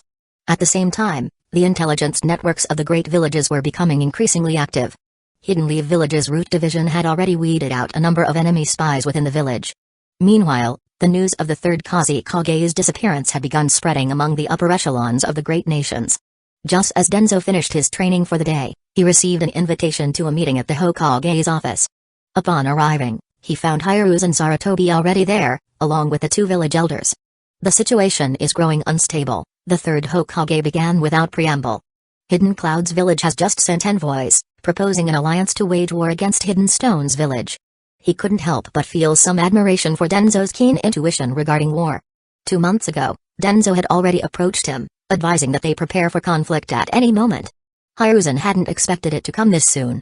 With the third Kusagakure missing and the villages mobilizing their forces, war could break out at any moment. I believe we should consider forming an alliance with Hidden Clouds Village, Mitakato Hamura suggested. Hidden Clouds Village was widely acknowledged as one of the strongest among the 5 great villages. Forming an alliance with them would be beneficial to Hidden Leaf Village. Hiruzen pondered this for a moment, tapping his pipe against the ashtray. Danzo, what do you think? You are the Hokage, Sarutobi. The decision is yours. I will support whatever course of action you choose. Hiruzen did not press the matter further but silently nodded in approval. He was becoming more and more satisfied with Danzo's attitude. Though, at the same time, he couldn't ignore the creeping realization that both of them were growing old. Danzo himself had little patience for these kinds of fruitless discussions. In his mind, alliances were meaningless. None of them were truly reliable. Given the current state of affairs, war was inevitable. If anything, Hidden Leaf Village should strike first, securing the advantage and intimidating the other villages into submission. However, he knew Hiruzen well enough to understand that the Hokage would never approve a preemptive attack. I have decided to reject Hidden Clouds Village's proposal, Hiruzen finally declared. He took a slow drag from his pipe, his deeply furrowed brow accentuating the lines of age on his face. But his gaze remained resolute. The peace we have fought for in Hidden Leaf Village did not come easily. I will not let us be drawn into a war unnecessarily. Danzo inwardly sighed. Just because you don't want to fight doesn't mean the war will wait for you. By now, the other villages had long since recovered from the last war. Given their limited resources, expansion was their best path forward. Conflict was inevitable. Even if the third Kusagakure's disappearance hadn't ignited tensions, something else would have eventually. Understanding that further argument was pointless, Danzo merely discussed border defenses with the others before leaving the matter be. The Hidden Clouds village envoy had been given quarters not far from the Hokage Tower, a symbolic gesture of Hidden Leaf Village's respect for their presence. However, the area was heavily guarded, both in plain sight and from the shadows. Despite the formalities, relations between the two villages were far from friendly. As expected, the Hokage refused the alliance. Then we proceed with Plan B. We've mapped out all intelligence and escape routes. We'll handle anyone who gets in our way. If this mission succeeds, please take care of Mia and her child. For Hidden Clouds Village. For Hidden Clouds Village.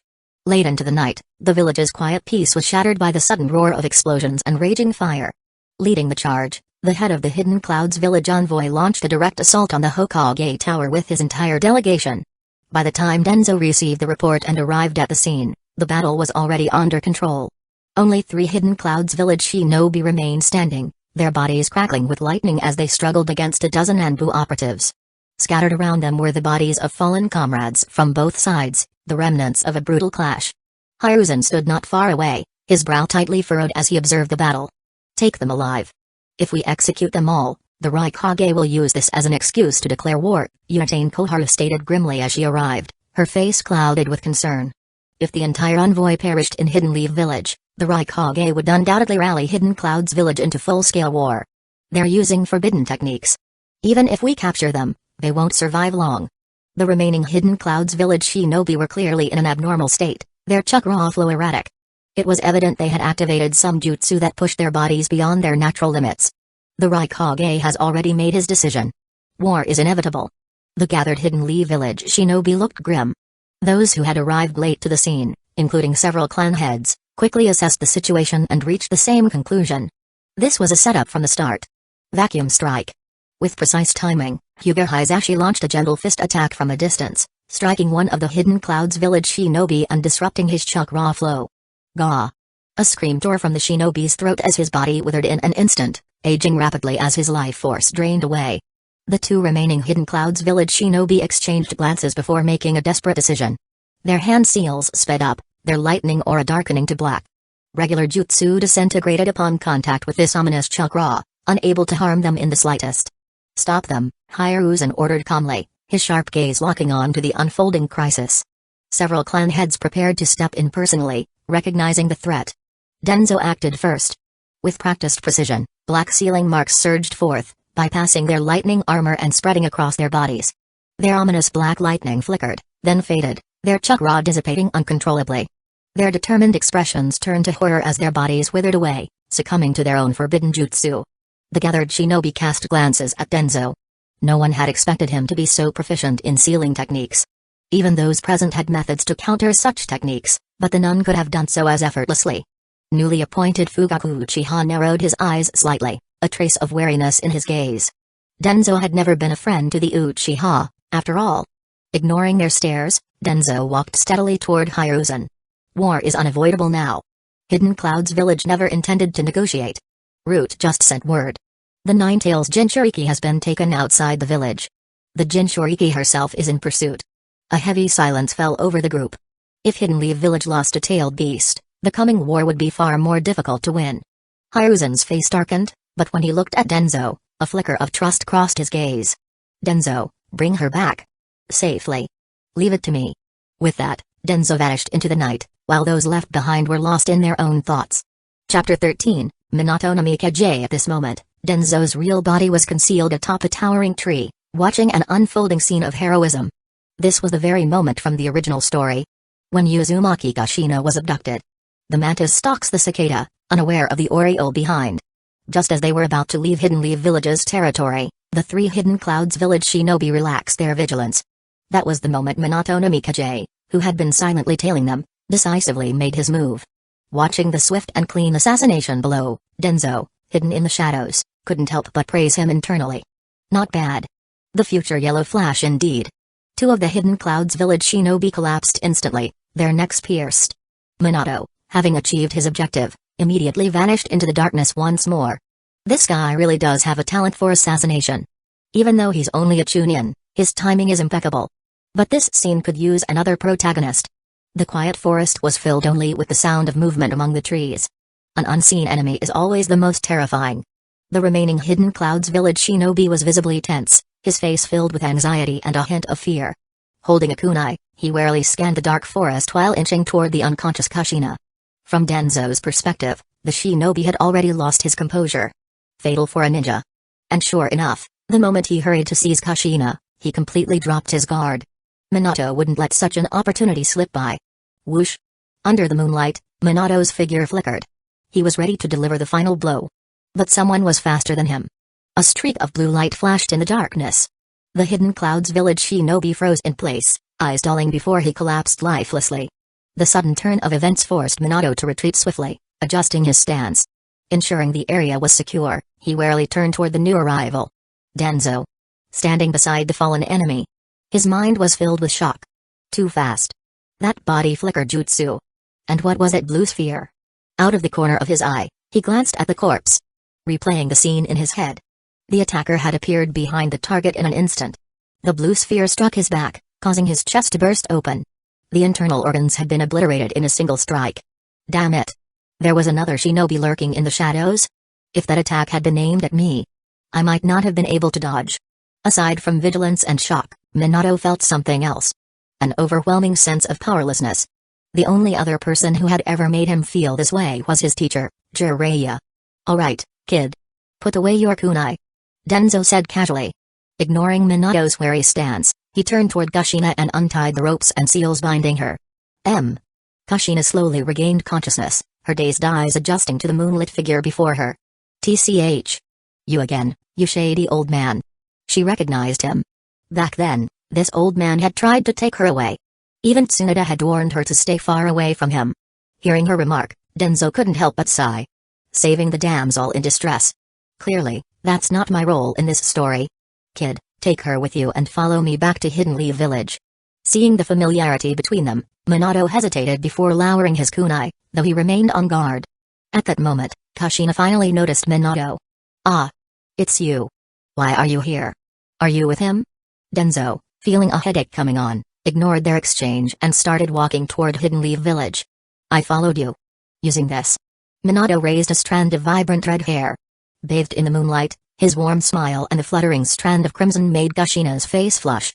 This place isn't safe. Let's head back to Hidden Leaf Village first. Seeing Kushina's weak but shy expression, Minato didn't hesitate. He scooped her up and followed behind Danzo. Taking advantage of the moment, he subtly probed Kushina about Danzo's identity. Learning that Danzo had always been close to the Hokage, Minato quickly pieced things together. As he carried Kushina, he unconsciously closed the distance between himself and Danzo. Listening to the hushed conversation behind him, Danzo couldn't help but smirk. These two. Their bond is forming at an alarming rate. Whoosh. Whoosh. Whoosh. Shadows flickered ahead. Danzo-sama. The Inoshikacho trio appeared in front of him. You're just in time. I have other matters to attend to. Take these two brats back to Hidden Leaf Village. With that, Danzo disappeared into the night using the body flicker jutsu. I'm done here. I refuse to be force-fed any more of this romance. As he swiftly moved through the forest, Danzo recalled the system's notification from earlier. Minato no Mikaze, at just 15, had already developed a mature mindset. Recognized as a key figure by the system. However, Kushina was not, which meant she wasn't classified as a significant plot character. Danzo had a rough idea of how the system made these judgments now. He had also discovered something interesting. A subtle but distinct mental marker had been placed on Kushina, likely by a member of the Yamanaka clan. If she left Hidden Leaf Village's borders, it was likely the third Hokage would be alerted even before Danzo himself. That makes Minato's pursuit rather intriguing. One was Jiraiya's student. The other was the Jinchuriki of the Nine Tails. And unlike in the original timeline, where the Inoshikacho clan heads never personally intervened, this time, they had. The only explanation? The script had changed. Because a new character, himself, had entered the scene. Hiruzen. You truly are a skilled politician. Chapter 14, System Rewards. Hidden Clouds Village had declared war on Hidden Leaf Village. The official reason? Hidden Leaf Village had allegedly murdered Hidden Clouds Village's diplomatic envoy. News of the declaration spread like wildfire across the entire shinobi world. The Land of Lightning immediately sealed its borders. All foreign merchants and travelers were detained. Though their lives were spared, their possessions were confiscated under the pretext of wartime requisitioning. At the same time, the borders of the Land of Fire were swarming with shinobi, poised for battle. The major villages began scaling back their missions, consolidating their forces while keeping a watchful eye on Hidden Cloud's village's movements, waiting for the right opportunity to profit from the chaos. Hidden Stone's village, too, started making strategic moves in the Land of Grass, prompting Hidden Grass Village to send envoys seeking aid from Hidden Leaf Village. As for the truth behind the war, it no longer mattered. Deep within the headquarters of Root, in the vast underground chamber where he had once awakened, Danzo sat upon a stone throne, a symbol of his authority. Before him stood Orochimaru. "You may leave for now," Danzo ordered. "Yes, sir." Nano Yakushi, who had been standing by his side, bowed respectfully before withdrawing. Orochimaru observed Danzo closely. "You don't seem particularly pleased. Sarutobi is getting old. Once this war is over, you may very well become the fourth Hokage." Both men had just received their orders from the Hokage. Orochimaru was to be relieved of his duties en route and sent to the Land of Grass to deter Hidden Stone's village's ambitions and stabilize the situation. Danzo stood, his steps slow and deliberate as he descended 2 steps toward the laboratory. Orochimaru followed at a measured distance. "Danzo-sama, surely you know what it is that I truly desire?" Orochimaru licked his lips, his eyes gleaming with anticipation. Danzo, attuned to the serpent-like shinobi's mannerisms, furrowed his brow. Under his unwavering support, Orochimaru had grown bolder, more unrestrained. "But you are correct," Orochimaru continued, his tone thoughtful. "Aging leads to decay. Our sensei is already old. In truth, I believe you are better suited to be Hokage than he is. I could even offer my assistance." "That won't be necessary." Danzo rejected the notion without hesitation. He knew well that Root had flourished in recent years precisely because he had maintained a semi-retired stance, staying out of the political spotlight. Both the Hokage and the major clans preferred it that way.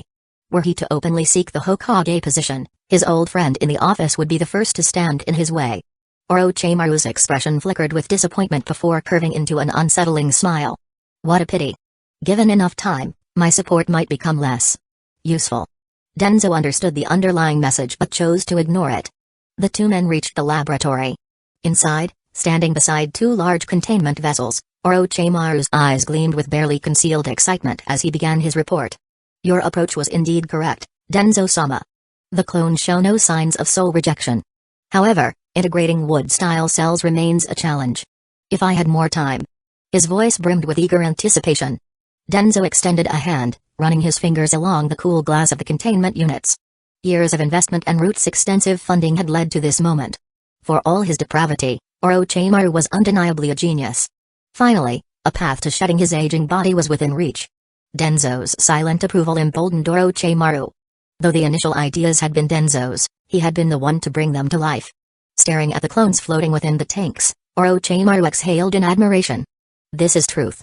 A beauty understood by so few." Danzo glanced at him, suppressing a sigh. "I have no interest in whatever twisted fantasies you have, Orochimaru. I simply wish to replace this decaying body." Still, he couldn't deny the brilliance of Orochimaru's research. "Truth only appears monstrous to the ignorant," Danzo remarked. "But in reality, it is eternal beauty." Orochimaru's golden eyes gleamed with newfound appreciation. "I never expected such insight from you." Danzo's gaze remained fixed on the clones, his mind wandering. One who dwells in the darkness can often see things that remain hidden beneath the light. Orochimaru's smile widened as he licked his lips. Suddenly, Danzo's body tensed. Only for a fraction of a second. But it was enough for Orochimaru to notice. "Enough. You should report to the Hokage. Don't cause trouble in Hidden Leaf Village. Otherwise, you'll put me in a difficult position." Orochimaru gave Danzo one last glance, then turned toward his creations. His grin deepened. "My offer still stands. If you become Hokage, Hidden Leaf Village might become a much more interesting place." With that, he walked away, leaving Danzo alone to process the whirlwind of thoughts in his mind. System notification, recognition received from key character. Orochimaru. Task completed, fortune. Establishing connection, fortune. Copying, new ability acquired, absolute comprehension, true knowledge belongs to the few. A strange sensation rippled through Danzo's soul, something intangible yet profound. It was as if the world had suddenly become clearer. He raised his hand. A Rasengan materialized, spinning with effortless control. Infusing chakra into the technique, the Rasengan shifted and expanded, quickly stabilizing into a giant Rasengan. Excitement flickered in Danzo's eyes. The giant Rasengan had been an ongoing project of his, but today, without even trying, it had came to fruition. Even more thrilling was the surge of inspiration he now had for further development. Absolute comprehension. Danzo clenched his fist. This ability didn't enhance his raw strength, but it drastically raised his potential. His wind style had already been among the best in the shinobi world. Even after discovering the training methods used in the anime, he had struggled to refine advanced techniques. High-level jutsu weren't easy to develop. Unless one is the child of destiny, that is. And yet, here he was, grasping the next level as if it were second nature. This power might not grant instant dominance, but it paved the way for exponential growth. Looking over the jutsu and sealing techniques he had mastered, Danzo realized he now possessed deeper insights into their applications. Given time, his strength would rise to new heights. Unexpectedly, Orochimaru had been the first to acknowledge him. Suppressing his excitement, Danzo smirked. Could it be that, as fellow villains, we are simply drawn to one another? Chapter 15, Minato no Mikage's request. Over the past couple of days, Danzo had gained a rough understanding of the system's reward mechanics. According to the information in his mind, the system's rewards did not directly grant strength. Instead, after gaining the recognition of key figures in the story, he could copy their hidden abilities. Essentially, their talents. Without affecting them in any way. While this type of reward increased his potential, true growth still required effort, step by step. After all, talent and actual strength were two very different things. Take Orochimaru, for example. His talent alone wouldn't have made him a legend. It was his relentless pursuit of truth and immortality that pushed him to the pinnacle. In this world of shinobi, where bloodlines became increasingly dominant in the later stages, his research had secured him a place among the greats. If the original Danzo had obtained a talent like absolute comprehension, it probably wouldn't have been of much use to him. For someone obsessed with power and control, that ability alone wouldn't have meant much. So, no shortcuts for me, huh? Danzo chuckled bitterly but had to admit. This was quite the cheat. Having an advantage like this really did feel good. After more than 10 days of training, his grasp of ninjutsu had deepened considerably. At the same time, he could sense that his soul had become purer, his mental strength stronger. However, he had also noticed a major weakness. His chakra reserves. Particularly when it came to high-consumption jutsu like the giant Rasengan. Using an internal and external chakra circulation system, he could enhance the destructive power of his techniques. Theoretically, the more chakra he poured into it, the stronger it would become. As long as he had the necessary control. Danzo tested the limits of his giant Rasengan, and its power had already reached the level of an A+ rank jutsu, several times stronger than what early series Naruto had managed. However, unlike Naruto, he couldn't spam it endlessly as if chakra were infinite. If he pushed himself to the limit, he could maybe unleash 5 full-power giant Rasengans before running out of chakra. The only way forward was to refine his chakra control and improve its quality. While Danzo focused on strengthening himself in preparation for the coming war, the shinobi world had already become tense. Jiraiya and the Inoshikacho trio were stationed at the border between the Land of Fire and the Land of Lightning, while Orochimaru led 2,000 shinobi to the Grass Country's border as a precautionary measure. Tensions were high along the border between the Land of Lightning and the Land of Fire. War could break out at any moment, yet both sides were maintaining a delicate restraint, neither willing to strike first. The third Hokage was making a last-ditch effort to negotiate, hoping the Raikage would agree to sit down for peace talks. At the same time, Hidden Leaf Village had sent envoys to Hidden Stones Village, urging them to honor the Shinobi World Treaty and withdraw from the Grass Country. Surprisingly, the notoriously hot-tempered Raikage accepted the Hokage's request for peace talks, easing the tense atmosphere on the front lines. Just as the entire shinobi world was focused on these negotiations, shocking news came from the Land of Wind. Led by the Raikage himself, 3,000 elite Hidden Clouds Village shinobi launched a lightning-fast assault on Hidden Sand Village, which was still leaderless and in disarray. If not for Raza's KK Genkai, which allowed him to manipulate the land and raise towering walls of sand to block the invasion, Hidden Sand Village might have fallen. Although they managed to repel the attack, the battle left Hidden Sand Village severely weakened. The village could barely defend itself, let alone stop the Hidden Clouds Village forces from pillaging the Land of Wind. The daimyo of the Land of Wind issued multiple orders demanding Hidden Sand Village put an end to the raids, but it was all in vain. By the time this news reached Hidden Leaf Village, the higher-ups realized they had been played. After a hasty discussion, they immediately deployed reinforcements to the Land of Lightning's border, forcing the Raikage to recall his troops. Danzo attended this high-level meeting as well, but, As always, he remained silent throughout, like a mere decoration. Yet, deep down, he understood the problem all too well. With Hidden Leaf Village repeatedly displaying weakness in diplomacy, its deterrent power as a dominant force was crumbling. The lurking wolves wouldn't wait much longer before pouncing. As Danzo stepped out of the Hokage's office, he unexpectedly ran into Minato Namikaze and Uzumaki Kushina. Danzo-sama, Minato greeted him respectfully. Kushina, on the other hand, simply huffed, acknowledging his presence with a curt nod. It was obvious they had been waiting for him. "What do you need?" Danzo asked, glancing at the two. Judging from their body language, their relationship was progressing rapidly. "Last time, everything happened so suddenly, and we never got the chance to properly thank you for saving us," Minato said sincerely, his bright smile as warm as always. "Yeah, thanks for that, old man," Kushina muttered reluctantly, her words clearly the result of Minato nudging her. Minato gave an apologetic smile, looking a bit embarrassed. "No need. We're all Hidden Leaf Village shinobi," Danzo replied calmly, ignoring Kushina's rudeness. Minato hesitated briefly before getting to the real reason they had sought him out. "Actually, I have a rather bold request. I'd like to learn the jutsu you used last time. Forgive my rudeness." He bowed slightly in apology. Ever since witnessing the raw Sengon in action, Minato felt as if the technique had been made for him. But even Jiraiya had no idea what it was, leaving him with no choice but to track down Danzo. Today, he had finally managed to corner the ever-elusive Danzo. "Humphrey. That is indeed very rude," Danzo said, fixing Minato with a neutral gaze. In the shinobi world, prying into another's jutsu was a major taboo. "TCH. What's the big deal? We'll trade you for it. You know sealing techniques too, don't you? I can teach you two of mine in exchange." Kushina interjected, crossing her arms defiantly. Before they came here, the two had already written to Jiraiya and done their homework. "Kushina." Minato's tone turned serious as he cut her off. She shrank back slightly, like a child who had just been scolded. "Danzo-sama, I sincerely apologize. Kushina didn't mean any harm. We're truly sorry for the disrespect." Minato bowed deeply, already resigning himself to failure. "It's fine. I'll teach you." Danzo interrupted him mid-sentence. "What?" Minato, usually so composed, was momentarily speechless. Kushina, too, was stunned for a second before her face lit up with excitement.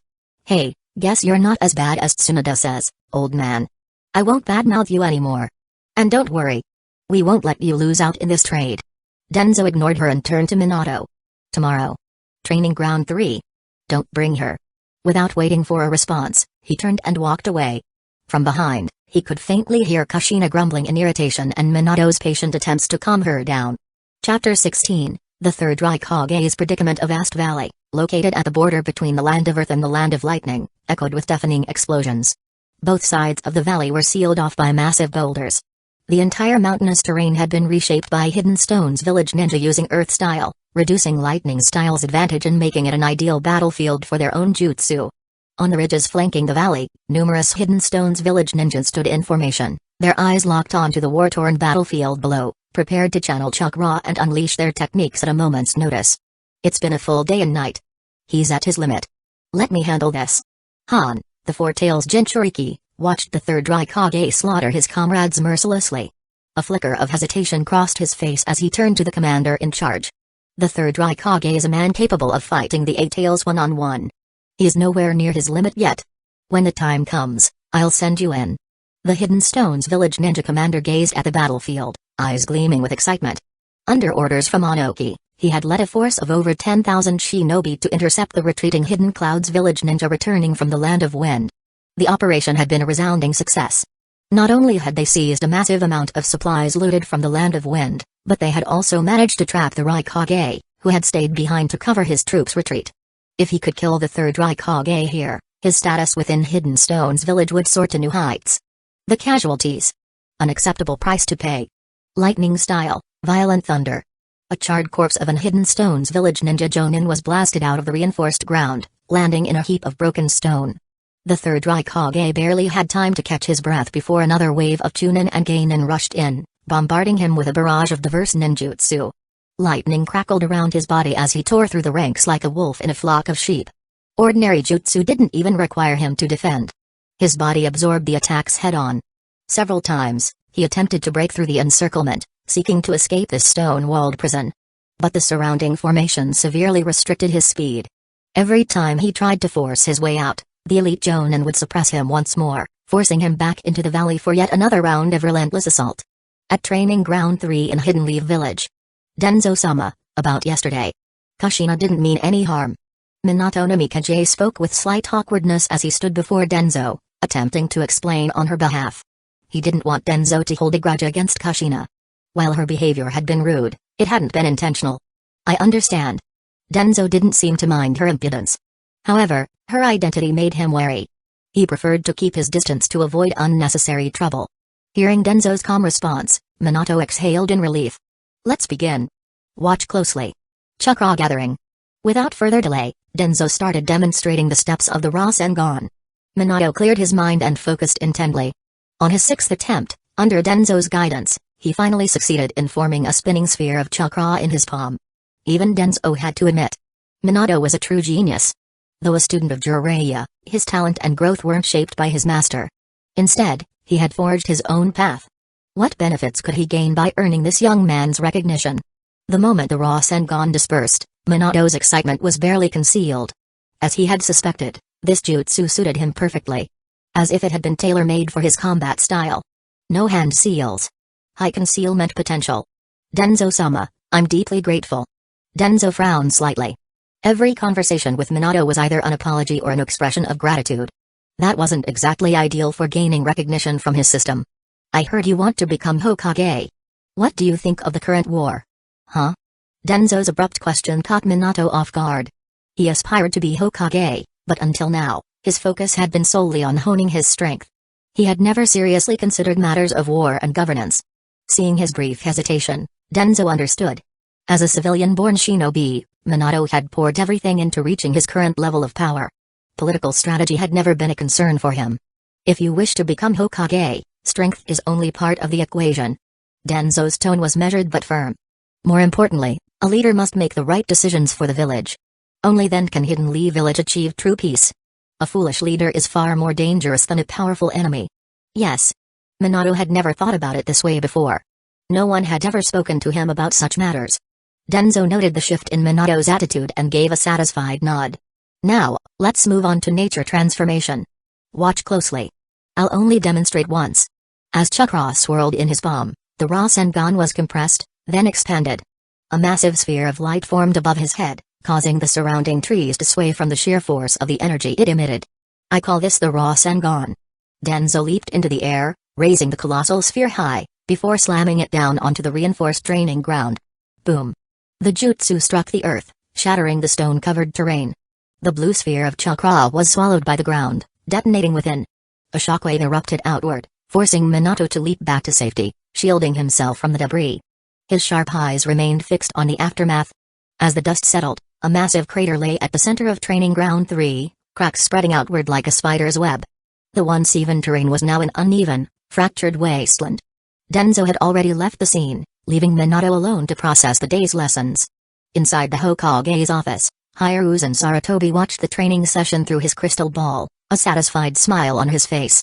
Where the leaves dance, the fire burns bright. The flame will continue to illuminate the village and cause new leaves to sprout. He murmured to himself, his eyes glimmering with deep contemplation. Danzo. Have you finally come to understand this? Chapter 17, Declaration of War. A crucial piece of information was quickly relayed back to Hidden Leaf Village through a summoning beast. The third Raikage was dead. The very same Raikage who never even considered Hidden Leaf Village a real threat had perished after pillaging the Land of Wind. On his way back, he was surrounded by Hidden Stone's village ninja and ultimately fell in battle, exhausted. This unexpected event left Hidden Leaf Village's leadership momentarily stunned. The Raikage, who had been provoking Hidden Leaf Village's dominance for years, was just gone. Within 2 days, the news had spread through the village via various channels. Both shinobi and civilians alike celebrated as if it were a festival. After all, nothing was more satisfying than an enemy dying unexpectedly. At the same time, 2 differing opinions emerged in Hidden Leaf Village. One side believed that with the third Raikage dead, Hidden Leaf Village should seek reconciliation with the Land of Lightning to avoid war. The other side argued that Hidden Cloud's village needed to pay for its provocations. With their leader gone, this was the perfect time to strike. The latter view was mostly held by Uchiha clan members and smaller allied families. But this sentiment wasn't limited to them. Many shinobi and even civilians supported the idea, believing that Hidden Cloud's village had gone too far and deserved to be punished. Unlike the Uchiha, who openly voiced their stance, the other major clans remained notably quiet. They knew that, ultimately, only the Hokage and the 3 village elders had the power to make such decisions. And if past patterns were any indication, sure enough, an order soon came from the Hokage's office. Hidden Leaf Village would send envoys to the Land of Lightning to de-escalate the situation. This outcome left the battle-hungry Uchiha clan frustrated. Dissenting voices also surfaced within the village. In response, the 3rd Hokage personally gathered clan leaders and high-ranking Jonin, working to ease tensions. He even made multiple appearances at the Hidden Leaf Village Ninja Academy, delivering speeches about peace. Slowly, the voices advocating for diplomacy gained traction throughout Hidden Leaf Village. With internal disputes seemingly under control, it looked as though Hidden Leaf Village had managed to escape the pull of war. But fate had other plans. Before a diplomatic team to Hidden Cloud's village could even be finalized, Hidden Stone's village abruptly declared war on the Land of Fire. A force of 4,000 Hidden Stone's village ninja crossed into the Land of Grass. At the same time, sleeper agents hidden near key outposts in the Land of Grass launched surprise attacks on Hidden Leaf Village's defensive positions. Fortunately, Orochimaru had anticipated such a move, preventing Hidden Stone's village from breaking through into the Land of Fire. Inside the Hokage's office, the 3rd Hokage sat with a grave expression, tapping his old tobacco pipe against the round table. Seated with him were Danzo and the 2 village elders. Danzo knew that war was now unavoidable. Not just because of external pressure. Internal tensions were boiling over as well. The 3rd Hokage's recent decisions had stirred dissatisfaction among many. In particular, the younger generation of shinobi was beginning to voice their discontent. When news of our fallen shinobi reaches the village, I fear the reaction will be. Koharu Uchiha spoke up hesitantly. A heavy silence fell over the room. Danzo was beyond frustrated with his council of elders. The enemy had already slapped them in the face, yet they were still trying to play nice. Sarutobi, since war is now inevitable, we should embrace it. Hidden Leaf Village may value peace, but we do not fear battle. Danzo's calm but firm words shattered the stifling atmosphere. Danzo. The 3rd Hokage looked at his old comrade in surprise. It's not just the village. If we continue hesitating, we risk losing the daimyo's support. Danzo continued, his tone unwavering. That's right, Hamura Minakato, who handled communication with the fire daimyo, added. The daimyo is already displeased over the situation with the Land of Lightning. The 3rd Hokage fell silent, taking 2 deep puffs from his pipe. It seems there's no avoiding it. The hesitation in his gaze faded, replaced by firm resolve. Seeing this, Danzo finally exhaled in relief. He didn't interfere with the Hokage and the elders as they finalized their war plans. Instead, he merely closed his eyes and rested. Danzo, about Root's involvement in this war. Despite Danzo's minimal presence in the discussions, Sarutobi knew the value of his forces. Don't worry. I will provide full support. Returning to Root's underground base, Danzo immediately summoned Abure Murayama. Seated at the head of the room, Danzo carefully reviewed the upcoming war strategy. The battlefront in the Land of Earth wasn't suited to his style. There was no role for him there. Lord Danzo. Kneeling on one knee before him, Abure Murayama awaited orders. Danzo spoke in an indifferent tone. The war has begun. You will oversee intelligence operations in the Land of Earth. Lead the team personally and coordinate with Orochimaru. This was no simple task. Murayama and his unit would need to infiltrate enemy territory, support the main forces with intelligence, and execute strategic strikes. It was a mission that demanded both leadership and precision. Few en route were capable of handling such an operation. Abure Murayama was one of them. Yes, Lord Danzo. I will complete my mission. I trust you. As Ryoma departed, his figure gradually disappeared into the darkness. From the shadows, a woman in a nun's habit silently stepped forward. It was Nano Yakushi. She stood quietly behind Danzo, waiting for permission to speak. The trainees in our facility are ready. They await your command. Her voice was respectful and soothing. Almost indulgent to the ear. A faint fragrance drifted from behind him, a subtle but pleasant scent. These trainees were Danzo's carefully cultivated assets. They were meant to operate in the open, to serve as the public face of his growing influence. Through years of training, the ideals of the new Will of Fire had been deeply ingrained in them. They were his legacy, the seeds of his vision. Ready to take root in Hidden Leaf Village and, eventually, the entire shinobi world. Chapter 18, Entering the War. The howling wind carried yellow sand across the vast desert, making Hidden Sand Village appear even more desolate. Especially after the invasion by Hidden Cloud's village, merchants and nobles from the Land of Wind had started fleeing in large numbers. Now, Raza, who had just been elected as the 4th Kazekage, was gathering Hidden Sand Village's top officials. Hidden Stones Village has sent an envoy. Over the past 6 months, they've managed to hold a significant number of Hidden Leaf Village's forces at bay in the Land of Grass. Now, they hope to form an alliance with us to carve up the riches of the Land of Fire. I've decided to accept their proposal. Roz's youthful face carried a sense of authority as he delivered his decision. I agree, Chio was the first to voice her support. She had a irreconcilable grudge against Hidden Leaf Village. I support the Kusagakure. One by one, the other high-ranking officials gave their approval. It wasn't that they wanted war, but Hidden Sand Village was on the verge of collapse. Internal conflicts were escalating. Ever since the surprise attack by Hidden Clouds Village 6 months ago, countless businesses had shuttered, and wealthy merchants had fled. The number of missions commissioned within the village had dropped dramatically. Meanwhile, the feudal lord of the Land of Wind, displeased with Hidden Sand Village's failure to stop Hidden Clouds Village's raids, had further reduced the village's funding. For now, the Kusagakure's unique bloodline ability allowed him to collect gold dust from the desert and exchange it for money on the black market. But that was nowhere near enough to solve their problems. They needed to regain the daimyo's trust. They needed to attract merchants and missions again. They needed to prove that Hidden Sand Village was still the safest place in the Land of Wind. And war was the perfect way to do it.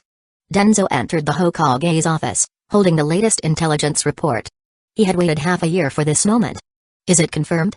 Hidden Sand Village's advance troops have already set out. The team stationed in the Land of Rivers should send back a report in 2 days. Hearing Danzo's report, the third Hokage looked even more troubled. Hidden Leaf Village had been at war with Hidden Stones Village for 6 months now, and neither side had gained the upper hand. The casualties were mounting. The Land of Grass, which had become their battleground, was on the verge of ruin.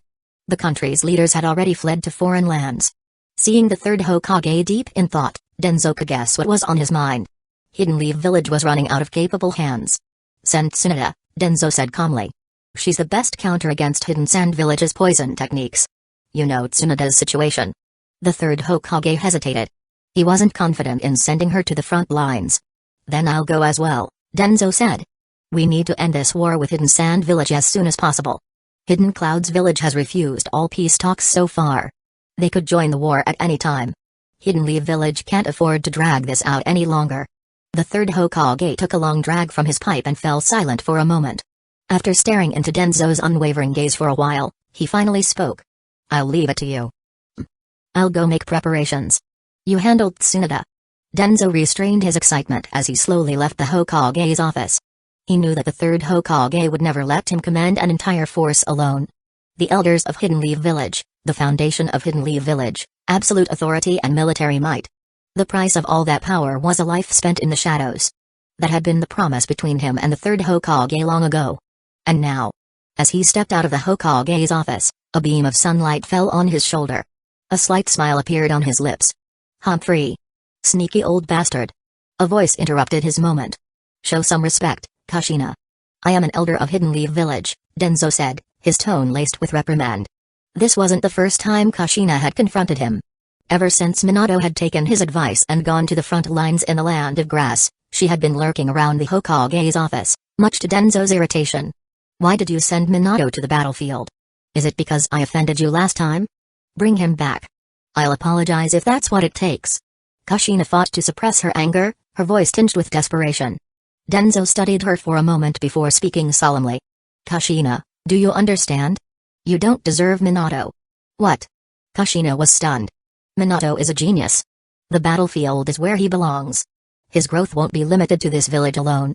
You, on the other hand, may have talent, but you don't have the heart of a true warrior. The gap between you will only widen. One day, you won't be able to keep up with him. With that, Danzo walked past her without another glance, leaving her standing there in stunned silence.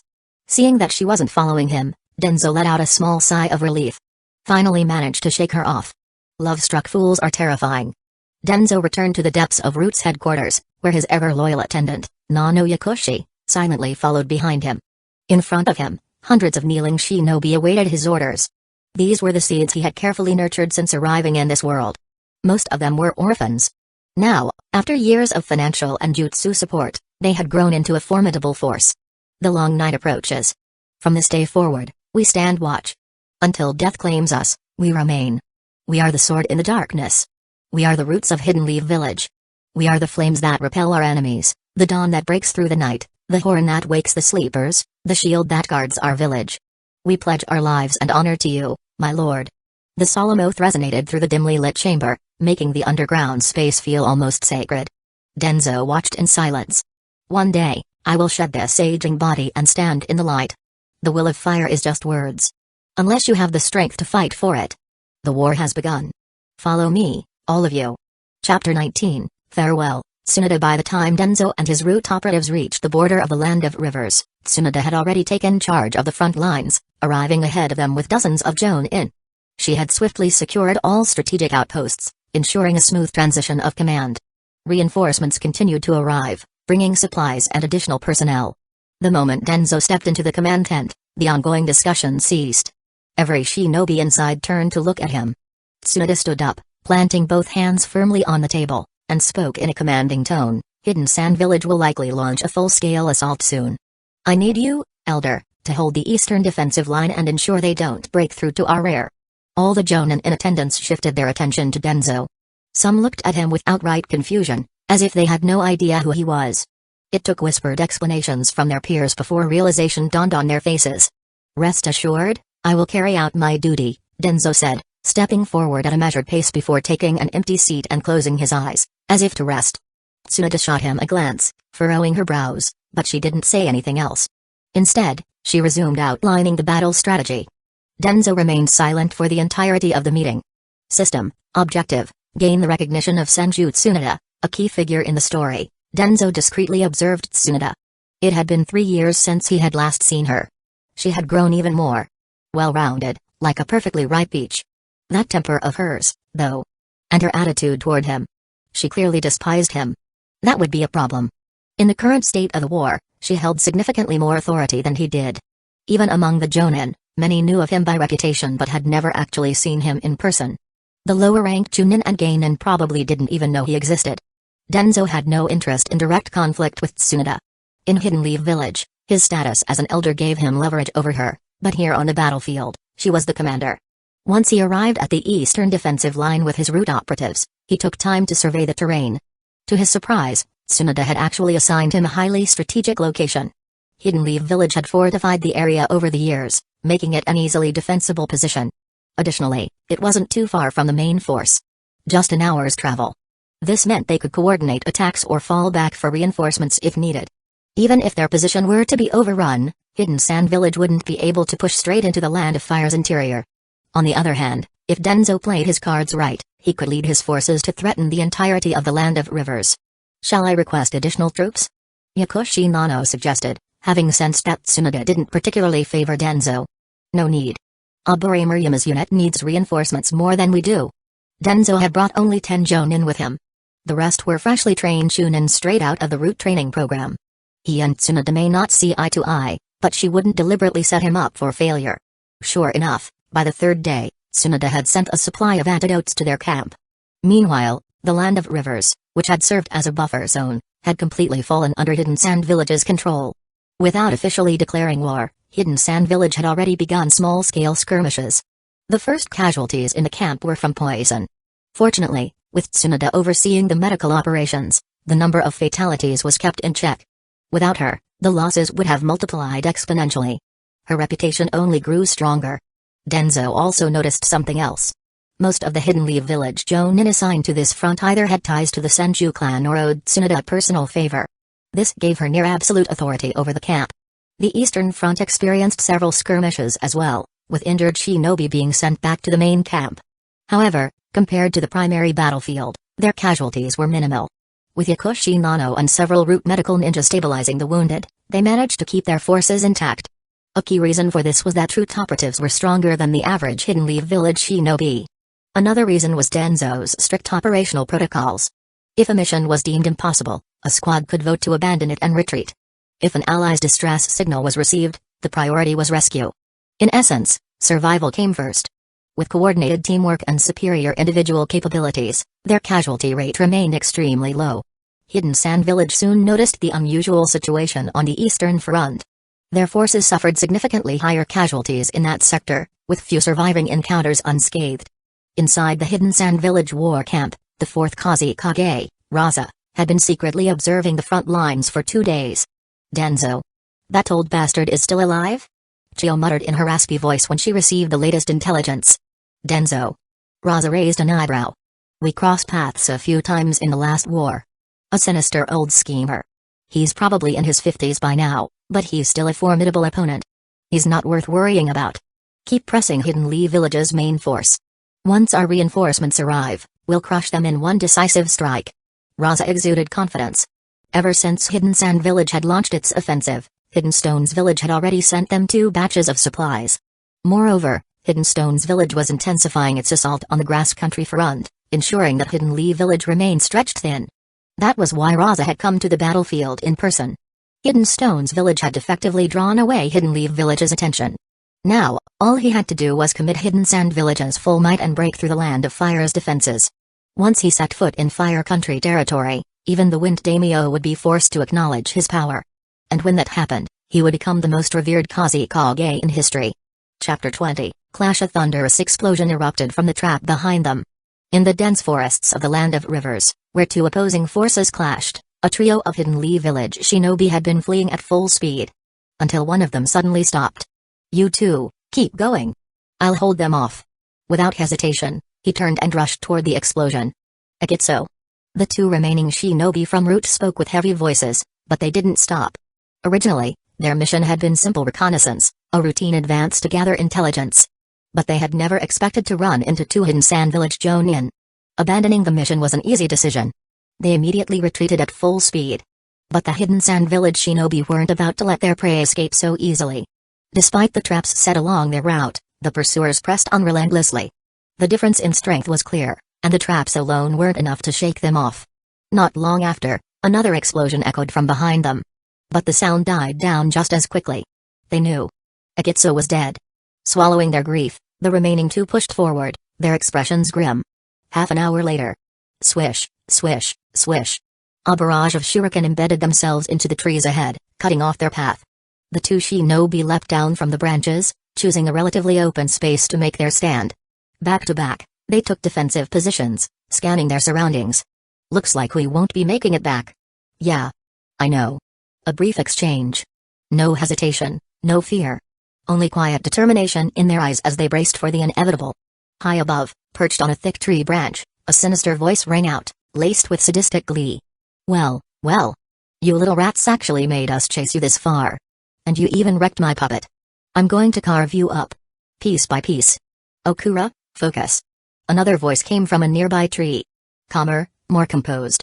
This Hidden Sand Village shinobi didn't let his guard down. The Hidden Lee Village shinobi who had stayed behind to cover their escape had been utterly relentless, willing to drag them to the grave. If not for the sheer difference in power, things might have gone differently. But Okura wasn't listening. If anything, the warning only seemed to excite him further. Carve you up. Piece by piece. He. With a crazed laugh, he sent his puppet lunging forward, spewing a storm of senbon toward the 2 Hidden Lee Village shinobi. Earth-style wall. One of the Root shinobi formed a rapid series of hand seals, and a solid earthen wall rose from the ground, kicking up dust as it blocked the incoming needles. TCH. An Earth-style user? The Hidden Sand Village shinobi narrowed his eyes as the dust settled, revealing the 2 Hidden Lee Village shinobi still standing behind the wall. Okura, watch yourself. They're coming your way. Shut up and mind your own business, Okura snapped, clearly irritated. But then, his lips curled into a twisted grin as his gaze flicked to the ground. Found you. His puppet suddenly sprang into the air, its bladed limbs extending as it came crashing down. Its razor-sharp weapons stabbing deep into the soil below. Huh? His grin faltered. There was nothing there. The ground beneath the tree transformed into a muddy quagmire. Okura barely managed to retract his puppet in time, leaping to safety before he was caught. Landing some distance away, he remained wary, his eyes scanning for the enemy. And yet, despite his caution, he couldn't resist taunting them. Humphrey. You Hidden Lee Village shinobi really are just rats. The earth suddenly bulged beneath him. Earth-style, earth flow spears. Sharp stone spears erupted from the ground, forcing Okura to leap away, landing atop a large boulder to avoid the attack. Then, boom. Boom. The boulder beneath his feet exploded in a fiery blast. A chain reaction of explosive tags hidden within the stone sent shockwaves tearing through the forest, shattering nearby trees and hurling debris in every direction. Coughing amidst the dust, the other Hidden Sand Village shinobi called out, Okura, Are you alright? Cough. I'm fine. A rasping breath. A grimace of pain. Okura pushed himself up, leaning against a tree. His right hand, the one wielding his blade, trembled. Charred by the explosion. His expression had lost its earlier arrogance. TCH. These bastards. Meanwhile, the two Hidden Leaf Village shinobi weren't in much better shape. One was clearly running on fumes, barely able to hold his kunai steady. The other. Blood dripped onto the ground. A deep wound to the chest, pierced straight through. The lightning-infused kunai had done its job, sealing his wound with burns, but breathing was still a struggle. The cautious Hidden Sand Village shinobi took in the state of their opponents. These masked truth operatives. They were a problem. If he'd been even a little less careful, he might have fallen into their trap. But the battle was over. It's time to finish this. His voice was cold, final. Wind style. Dozens of razor-sharp wind blades sliced through the air, streaking toward the exhausted Hidden Leaf Village shinobi. Water style, water formation wall. A sudden surge of water formed a barrier, intercepting the attack. 3 masked figures landed between the injured shinobi and their enemies. Hidden Leaf Village reinforcements. The cautious Hidden Sand Village shinobi's expression darkened. Okura. Puppet Master, aggressive, cruel. Taijutsu, moderate. Weak in direct combat. Right arm. Heavily injured. One of the injured root operatives began listing off details about them. Wind style user. Taijutsu, moderate. Cautious, methodical. Weakness unknown. The Hidden Sand Village shinobi's frown deepened. They're analyzing us. And worse. Okura's right arm was in bad shape. He could still fight, but his puppetry would be much weaker now. After a moment of silence, he made a decision. Okura, we're pulling back. We've chased too deep. For once, Okura didn't argue. He simply nodded. Without another word, the 2 Hidden Sand Village jonin withdrew. The root operatives didn't pursue. Ensuring the safety of their wounded took priority. Just another skirmish. One of countless battles across the vast, shifting war front. Chapter 22, Full-Scale Assault. For those who wear masks and carry out their duties with unwavering precision, you can always entrust them with your back. This saying had spread widely throughout the Hidden Leaf Village camp in the Land of Rivers. Within the Hidden Leaf Village encampment, this was the first time Danzo had been invited to a meeting by Tsunade. Impossible. I don't have enough manpower as it is, Danzo stated flatly, already expecting nothing good to come from Tsunade's request. He had already transferred 100 root operatives to her, and over 20 of them had died. That loss alone made him grit his teeth in frustration, but there was nothing he could do about it. And now, she had the audacity to ask for even more. I'll send you 400 shinobi for the Eastern Front. You only need to transfer 200 to my side, Tsunade countered, her tone suggesting that he was somehow getting the better end of the deal. Danzo stared at her coldly. How could someone with such a pretty face be so infuriating? And so shameless on top of that. The shinobi she wanted him to take in, those of civilian background, were barely competent. A chunin might know 1 or 2 C-rank jutsu, while the geinin could only manage the 3 basic jutsus. Their fundamentals were abysmal. Perhaps realizing that Danzo's gaze had turned particularly unpleasant, Tsunade grew impatient. I wouldn't be coming to you if I had a choice. Hidden Sand Village's forces are pressing us harder and harder. The new shinobi we received are running around like headless chickens. If this continues, you and I might as well go back to Hidden Leaf Village and take responsibility for this mess. Saratobi. Don't mention that, old man, Tsunade interrupted bitterly. Look at the people he sent. After all this time, he still doesn't trust the Senju. Her expression was complicated as she met Danzo's gaze, a hint of self-mockery in her tone. It felt strange. No, outright unpleasant. That she and Danzo were now on the same side. She firmly believed that Hiruzen was using the battlefield to weaken the faction aligned with the Senju clan. That was the only logical explanation for their current predicament. What she didn't know was that Danzo had played a role in creating this situation himself. After he had emptied Root's reserves for the war, Hiruzen's political instincts kicked in. He subconsciously felt that letting Root grow too powerful was dangerous. At the same time, the battle on Orochimaru's front was dire, and the threat from Hidden Stone's village was far greater than Hidden Sand Village's. Weighing all factors, Hiruzen had prioritized sending reinforcements to Orochimaru. I'll transfer you 100 more chunin and 5 jonin, Danzo finally said, his expression uncharacteristically serious. And we write a joint letter to Saratobi. Once their discussion was over, Danzo stood to leave. If things take a turn for the worse, send an emergency signal. You know your situation. I know, old man, Tsunade replied, her tone a bit irritable. After Danzo left, she was hit with a strange realization. Working with him wasn't as unbearable as she had expected. Which, ironically, was the worst part. What am I even thinking? She shook her head, pushing those thoughts aside. The arrival of 100 elite shinobi meant fewer casualties among the civilian-born troops. That would take some weight off her shoulders. Her turbulent emotions settled slightly. In a canyon within the Land of Rivers, Hidden Sand Village's main encampment was stationed. Lord Kusagakure, our shinobi have already advanced within 30 kilometers of Hidden Leaf Village's camp. Their forces aren't as formidable as we thought. There's no need to wait. Let's launch the assault now. This argument had been recurring for over a month in the Hidden Sand Village command tent. Wait a little longer, Chio interjected. The escort unit is already en route. They'll arrive in half a month. Her opposition, however, had grown less forceful. Hidden Leaf Village's forces were so underwhelming that even she was beginning to hesitate. Was it really necessary to wait for reinforcements? Raza glanced at the elder and slowly stood, his gaze filled with ambition. Reports from the Land of Fire confirm that most of Hidden Leaf Village's forces have been deployed to the Hidden Stones Village front. It's time they learn the cost of underestimating Hidden Sand Village. Prepare the troops. We launch the full-scale assault at dawn. Yes, Lord Kusagakure. Yes, Lord Kusagakure. Hidden Sand Village's assault was anything but subtle. Their forces advanced in full force, pressing forward without hesitation. Tsunade received word immediately and personally led Hidden Leaf Village's troops to meet them head-on. The battle erupted as soon as both sides clashed. At first, the two forces were distinguishable. But as the chaos deepened, formations broke apart, and the battlefield devolved into a frenzy of slaughter. There were no elaborate assassination techniques. Only the sounds of steel clashing, jutsu detonating, and the dying screams of shinobi. Each person selected their target, using whatever means necessary to eliminate them. Tsunade descended from above, slamming the ground with devastating force. The resulting shockwave obliterated 3 of Chio's puppets in an instant. You're way too old to still be on the battlefield, Tsunade remarked, forcing herself to ignore the revulsion in her gut. Her sharp gaze locked onto the elderly puppeteer. Hey! To think that little brat from back then is now commanding troops on her own, Chio mused. Tsunade was already 30, but to Chio, she was still just a child.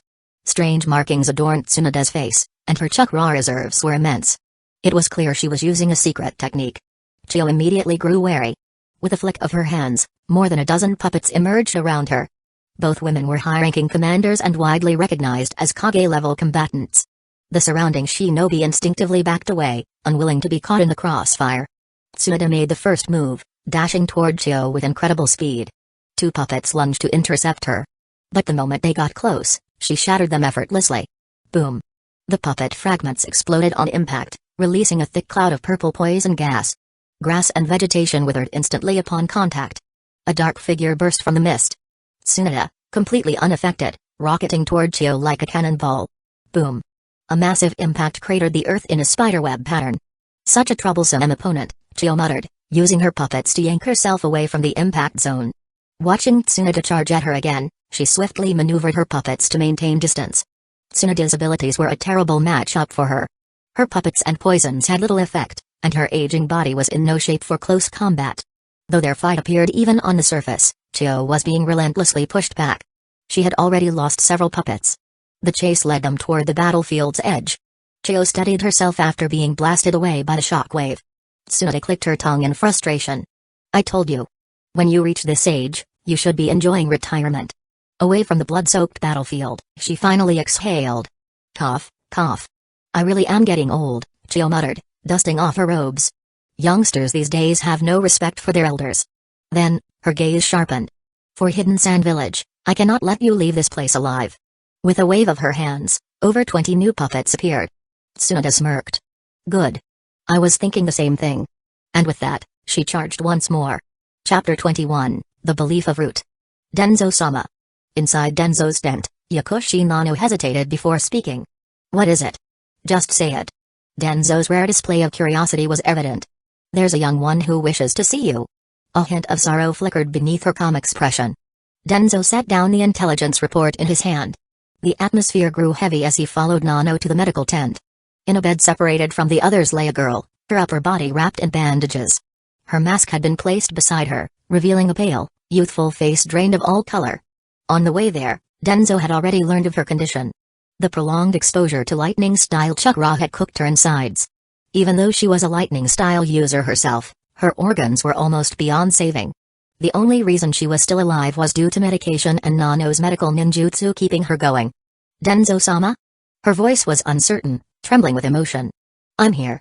Danzo sat beside her, feeling an unfamiliar weight settle in his chest. He had always known this world was far from peaceful or filled with the idealistic heroism some imagined. He thought he had accepted that reality. And yet. I'm so scared. Am I useless? Her voice was weak, shaking, filled with helplessness. Gone was the brave warrior who had fought on the battlefield. Now, she was just a child. It's all right. We're all here. I'm here. You've done well. I'm proud of you. Feeling the slight tremor of her body, Danzo moved closer, his voice softer than ever as he repeated his reassurance. His usual cold and composed tone had vanished. In its place was something rare. Gentle, pained. Her body slowly relaxed. A small, peaceful smile formed on her lips before she drifted into an eternal sleep. Danzo remained still for a long time. Danzo-sama? Leave me. I'll stay with this one a little longer. No matter how much Danzo despised war, it continued regardless. With Hidden Sand Village reinforcing their forces, the intensity of battle had only increased. Even Danzo, stationed on the eastern front, had no choice but to tighten his defensive lines. For Tsunade, who was facing Hidden Sand Village's main forces, things were even worse. The casualties were devastating. Yet Hidden Leaf Village's reinforcements were far from adequate. The first batch of reinforcements consisted mostly of civilian-born shinobi, with a majority being inexperienced genin who had never set foot on a battlefield. Danzo-sama, Tsunade has sent a request. She wants to rotate out some of her forces. Nano reported. With the rapid loss of experienced shinobi, the fresh reinforcements simply couldn't handle missions on their own. Even though Danzo was reluctant, this was the reality of war. Fine. Send 100 men. After a brief pause, he added, and tell her. Root shinobi follow the rules of root. If she can't accept that, she shouldn't use them. Yes, Danzo-sama. Nano bowed before leaving. Tsunade didn't care about conditions anymore. The fact that Danzo was willing to send men was already a relief. The two had never seen eye to eye. When Danzo first arrived, she had kicked him out of the main camp. If she wasn't completely overwhelmed, she would never have lowered her pride to make this request. The new reinforcements from Hidden Leaf Village were suffering staggering losses. Out of 10 squads sent out, only 3 would return at night. Sometimes, none returned at all. Letting them operate alone any further would only worsen the situation. But there weren't enough experienced shinobi to lead them. With no other choice, she turned to Danzo. As for the route protocol manual that Danzo's ever-efficient assistant delivered, Tsunade didn't even bother reading it. It was just another set of ruthless shinobi regulations. With Hidden Leaf Village tightening its defensive perimeter, Hidden Sand Village saw an opportunity. Their attacks became more relentless, pushing the battlefront within 30 kilometers of Hidden Leaf Village's main camp. Any shinobi venturing beyond that range risked immediate ambush. Even elite jonin were clashing frequently now. Despite another shipment of supplies and reinforcements arriving that month, the majority were still civilian-born shinobi. Deliver this letter to the 3rd Hokage personally, Tsunade ordered, her frustration clear. Tell him that if this continues, he might as well wait for Hidden Sand Village to invade the Land of Fire. The 3rd Hokage has his reasons. Hidden Stones Villages also. The jonin escorting the supplies attempted to explain. I don't want to hear it. Just deliver the message. Tsunade waved him off impatiently. After the escort left, her second-in-command approached with a report. The supplies have been distributed to all outposts, and the new reinforcements have been reassigned into squads. However. He hesitated. Just say it. Tsunade rubbed her temples. The majority of the newly assigned shinobi are requesting to be placed in squads led by root members. It's causing an imbalance in team distribution. What? Tsunade almost thought she misheard. Root shinobi were infamous for their cruelty and lack of emotion. Why would anyone willingly work with them? Seeing her confusion, her second-in-command continued, based on this past month's mission records, the survival rate of squads led by root is the highest. Are they abandoning missions to preserve their own numbers? She asked sharply. No, Lady Tsunade. Their mission success rate is also the highest. That made her pause. The highest success rate. The highest survival rate. Bring me any root-led squad that just completed a mission. Yes, Lady Tsunade. Not long after, a masked root operative entered her tent, accompanied by 3 young shinobi, no older than 15. Lady Tsunade. Tsunade studied the 4 of them. The root shinobi stood straight, disciplined and unshaken. Judging by his build, he was no older than 18. The 3 behind him were clearly fresh out of the academy. Nervous, fidgeting under her gaze. Report on your last mission. Yes. As she listened to his detailed breakdown, she couldn't help but nod. The strategy was solid. Tactical execution, precise. His experience was undeniable. More than that, he had ensured the safety of his weaker teammates. The three younger shinobi looked at their leader with admiration, their trust in him obvious. If completing your mission required you to sacrifice a comrade, what would you do? Silence filled the tent. All eyes turned to the masked shinobi. I would abandon the mission. Though his expression was hidden, the firm displeasure in his voice was unmistakable. Tsunade stared at him, finding it hard to believe. This was a shinobi trained by Danzo. His unwavering answer reminded her of Hidden Leaf Village's White Fang. For the first time, the prejudice she held against Root wavered. Her voice softened. When the war is over, would you consider joining Hidden Leaf Village's official ranks? I could personally recommend you. The words left her mouth before she even realized it. She immediately regretted saying them. There's no need, Lady Tsunade, he replied calmly. I have sworn my allegiance. Glancing at the three young shinobi behind him, he added, my comrades who have yet to grow strong must also be protected. As the four of them left, Tsunade sat in silence. A nostalgic look filled her eyes as she murmured, What a reckless idiot. If he were still here, he'd probably say the same thing. Chapter 23, Trap Boom. Boom. Boom. The puppets barely managed to slow Tsunade down. Instead, under her monstrous strength, they shattered with a single punch. No matter how many puppets stood in her way, Tsunade's eyes remained locked on Chio. If she could take her out, there was a chance to end this war. Or at the very least, delay Hidden Sand Village's offensive. One after another, the puppets were reduced to wreckage, and Tsunade was getting closer and closer to Chio. As she reached a certain distance, an intense burst of chakra erupted from Tsunade's body, doubling her speed in an instant. To the naked eye, she was nothing but a blur, streaking straight toward Chio. The two puppets in her path didn't even get close before the sheer force of her chakra tore them apart. Less than 10 meters away. Suddenly, a golden sand wall surged from the ground, rising between the two. Boom. Tsunade's fist struck the wall, sending golden sand scattering in all directions. If you don't step in, I won't last much longer, Chio exhaled in relief. Tsunade's gaze sharpened as she looked at the young man emerging with the sand.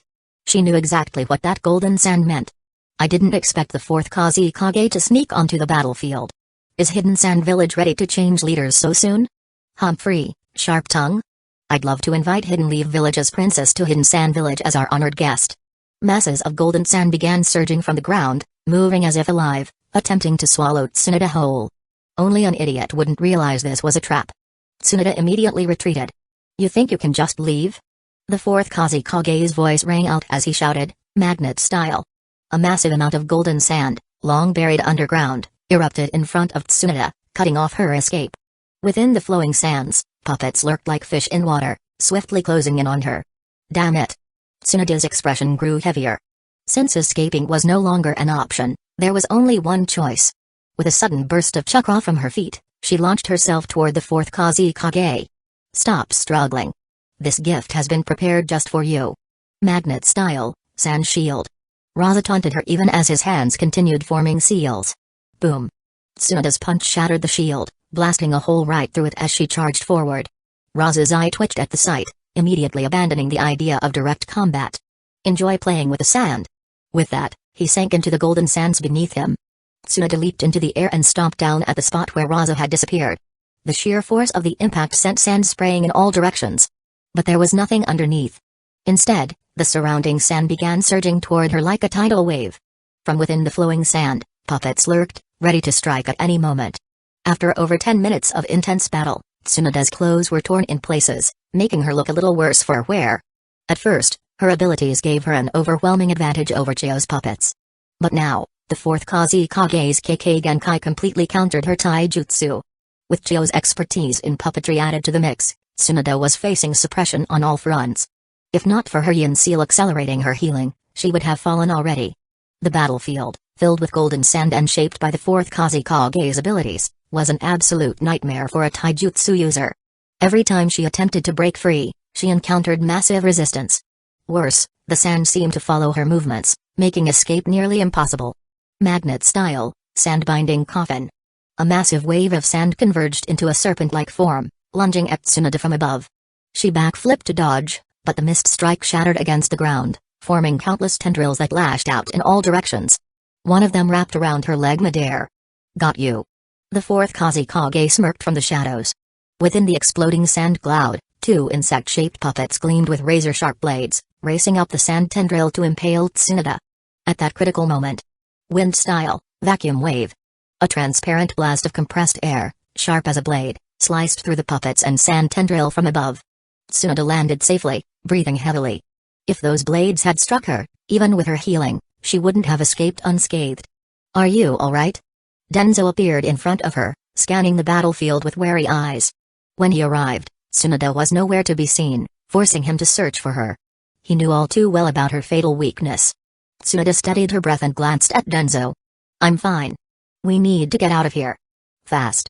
The fourth Kusagakure's KK Genkai had an overwhelming advantage in a battlefield covered in golden sand. Danzo surveyed the terrain. I'll clear the way. Cover me. Hidden Leaf Village's elder, huh? Since you've come all this way, you might as well stay. The fourth Kusagakure's voice echoed from the shadows. Magnet style, prison sand burial. All around them, sand dunes rose like a whirlpool, spinning as they attempted to devour the two. Big Ball Rasengan. Danzo thrust his Rasengan forward, charging straight through the spiraling sands. The jutsu, like a massive drill, carved a tunnel through layer after layer of sand dunes. Puppets hidden within tried to stop them, only to be ground to dust by the sheer force of the spiraling chakra. Realizing frontal attacks were futile, puppets suddenly emerged from the sand behind them, opening compartments on their chests and launching a barrage of senbon. Tsunade skidded across the sandy ground, generating immense force. Clang. Swish. A sharp, piercing sound filled the air as the force of her kick sent sand bullets flying, intercepting the rain of senbon. Two puppets, riddled with holes, collapsed lifelessly into the shifting sands. Breaking through the final sand wall, the terrain ahead was finally free of golden sand. Finally out. Tsunade gasped, her chakra reserves nearing depletion. In the distance, more than a dozen figures sprinted toward them. That's the Kusagakure's personal guard. We need to move. Danzo recognized their attire instantly. Raising his big ball Rasengan, he aimed at the pursuers. Rasengan burst. The massive sphere shrank visibly, compressing its power before detonating in an explosive shockwave. The pursuing guards and even Chio were forced to halt and evade. From above, the battlefield now bore a massive, crater-like indentation. Like a scoop taken out of a cake. Move. Danzo called out, and the two of them swiftly withdrew from the battlefield. This technique was something Danzo had developed after obtaining Orochimaru's research. By disrupting the Rasengan's chakra flow at a distance, he created a controlled detonation, sending shockwaves forward to obliterate his enemies. Though its power was slightly reduced, it required extreme chakra control to execute properly. Chapter 24, The Will of Fire. After Danzo took Tsunade and retreated, Hidden Sand Village soon sent out a signal, and their ninja forces began to withdraw as well. Hidden Leaf Village had suffered heavy losses in this battle. Out of the 2,000 shinobi deployed, a third had been lost. The remaining forces, though alive, were mostly wounded to some degree. Even Tsunade, due to the prolonged use of her yin seal, appeared exhausted. Upon returning to the main camp, she proposed a strategic withdrawal from the Land of Rivers to fortify their defenses along the Land of Fire's border. It was clear to everyone. Hidden Sand Village's forces held the advantage. Their reinforcements were steady, whereas Hidden Leaf Villages were lacking. No one objected to the proposal. Danzo, who attended the meeting, agreed without hesitation. There was no need for a head-on clash. Even if they expended all their resources, they might still be unable to hold back Hidden Sand Village's army. Retreating would force Hidden Leaf Village's higher-ups to acknowledge their losses and hopefully allocate more support to the front lines. Once a consensus was reached, the withdrawal proceeded smoothly. Hidden Sand Village only sent small teams to harass them but failed to cause any significant trouble. The Land of Rivers was entirely abandoned. Upon retreating to the Land of Fire's border outpost, Tsunade, surprisingly, did not send Danzo away. Perhaps it was because of his role in saving her life during the last battle. However, root members were not as fortunate. Under the pretense of a manpower shortage, Tsunade dispersed them into the main forces. Whenever Danzo encountered other shinobi within the camp, they would often greet him with respectful bows. Lord Danzo. This respect largely stemmed from the faith and reputation of the root members. As their contributions were acknowledged by others, so too was Danzo, the leader of Root, given sincere recognition. War was like a furnace, and the shinobi of Root were its kindling, spreading Danzo's ideology across the battlefield. Yet, his heart felt heavy. He had achieved his original goal. He should have been pleased. But when the lists of the fallen Root members were placed before him, he felt their weight. If it were others, He could have dismissed their deaths as the inevitable tragedy of the shinobi world. But these soldiers. They had inherited his vision. They had thrown themselves into death without hesitation, all for the so-called will of fire. Yet, his original intent had never been for something as laughable as that. Midnight. The moon was partially hidden by clouds, casting a faint light over the land. Not far from Hidden Leaf Village's main camp, over 200 figures stood motionless under the night sky. In front of them, 93 wooden boxes lay in neat rows. Inside each box were either ashes, shattered masks, discarded kunai, or remnants of clothing. Earth-style, swamp of the underworld. The ground softened like a swamp, slowly swallowing the lined-up boxes. Once the jutsu ended, the earth hardened once more, leaving no trace of what had occurred. This was the ritual Danzo had decreed long ago. Root members had no past and no future. They did not need grand funerals, nor did they require tombstones. Each and every shinobi present removed their masks, revealing faces mostly in their mid-teens. Boys and girls, all with solemn expressions. They placed their hands over their chests, silently bidding farewell to their fallen comrades. They lived by the will of fire that Danzo had set forth, viewing him as their leader, their pioneer. Once the ceremony concluded and the others dispersed, Danzo remained in place, lost in thought. Soft footsteps approached from behind, but he did not acknowledge them. Lord Danzo. From orphans to warriors, you gave them the best ending they could have hoped for, whispered Nano Yakushi, sensing the turmoil in his heart. Is that so? Danzo murmured, eyes closed, his tone uncertain, as if seeking confirmation. Yes. In this cruel world, knowing why one fights is enough, she replied softly, her gaze unwavering as she looked upon his back. Danzo exhaled quietly. But what if that purpose was nothing more than an illusion? The battlefield shifts war was ever-changing. Before Hidden Leaf Village's reinforcements even arrived, the 4th Kusagakure personally led an all-out assault on the Land of Fire's border. It had been just half a month since the last battle. As soon as Danzo appeared on the battlefield, the 4th Kusagakure, Raza, charged straight at him, ignoring even the battle between Tsunade and Chio. Clearly, he still harbored resentment over Tsunade's rescue. Magnet style, sand drizzle. Wind style, vacuum wave. Danzo unleashed a vacuum wave to counterattack while using the recoil to leap backward, narrowly evading Raza's large-scale sand attack. The moment he landed, the ground beneath him turned to sand, quickly rising to entrap his legs. TCH. What an annoying ability, Danzo muttered before vanishing with the body flicker jutsu. Boom. A wooden log, left in his place, was instantly crushed into powder. Raza abandoned ranged attacks and rushed in, engaging in close-quarters combat. Wind style, vacuum blade. Danzo infused his kunai with wind chakra, creating a razor-sharp edge that could counter Magnet style's interference. Clang. Clang. Clang. The two clashed fiercely, exchanging multiple blows in mere moments before leaping apart to create distance. Magnet style, gold dust spheres. Wind style, vacuum great sphere. Two A-rank jutsu clashed, causing an explosion that cleared a sizable portion of the battlefield. After a brief exchange, Raza's expression darkened as he observed Danzo's unwavering stance. This old man was beyond expectation. His ninjutsu, taijutsu, and chakra reserves showed no major weaknesses. Danzo took the initiative, charging forward while unleashing a barrage of wind techniques to disrupt Raza's vision. At the same time, he created shadow clones that attacked from multiple angles. Raza wasted no time and struck at the real one, dispersing the clones upon contact. As soon as Danzo got close, he launched a relentless taijutsu assault. His speed and strength were astonishing. Far beyond what one would expect from a shinobi past his prime. Clang. Clang. Clang. Raza blocked desperately. At first, they were evenly matched, but as Danzo's strikes grew more unpredictable, Raza fell into a disadvantage. This old man. His taijutsu is actually suppressing me? He attempted to create distance, but Danzo anticipated his move, refusing to give him the opportunity. Raza finally took a direct hit. A powerful kick from Danzo sent him soaring. Using the force of the impact, Raza leaped high into the air, escaping the close combat assault. His hands moved rapidly through hand seals. Humphrey. Too slow. Danzo's shuriken, enhanced with wind chakra, whirled toward him, forcing Raza to abort his jutsu and defend. Realizing he had become a stationary target, Raza cursed internally. Magnet style, sand shield. A floating shield of sand formed in front of him. Shing. Danzo's wind-enhanced shuriken sliced through it like paper. Reacting swiftly, Raza dodged one and deflected another with a kunai. Wind style, vacuum sphere. Danzo's follow-up jutsu forced Raza to manipulate his sand to alter his descent. But as soon as he landed, Danzo was already upon him, launching another relentless taijutsu barrage. Chapter 25, Battle at Kage level. Danzo was also engaged in battle, gathering intelligence on the 4th Kusagakure. As a shinobi possessing the magnet-style KK Genkai, the Kusagakure had a natural advantage over an ordinary human like Danzo. It wasn't just about having a larger chakra pool. He also had a unique combat style.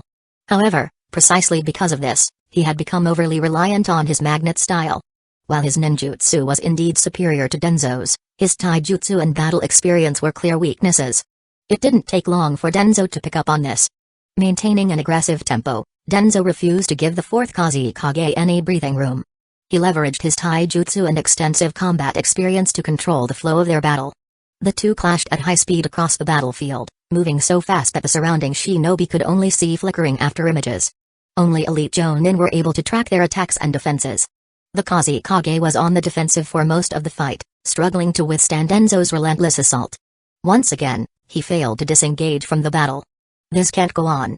Being forced into Danzo's pace felt suffocating. The more he tried to resist, the more he was drawn into his opponent's rhythm, and the pressure kept mounting. His expression darkened as he seized an opportunity, bringing his hands together and forcefully channeling chakra throughout his body, skipping the usual hand seals. Using an A-rank jutsu without preparation sent pain surging through his chakra network. Magnet style, sandstorm surge. A massive torrent of gold sand erupted, shooting out indiscriminately in all directions, forcing Danzo to retreat. A few unlucky shinobi in the distance were impaled on the spot. The surrounding combatants instinctively distanced themselves, fearing the destruction of a Kage-level battlefield.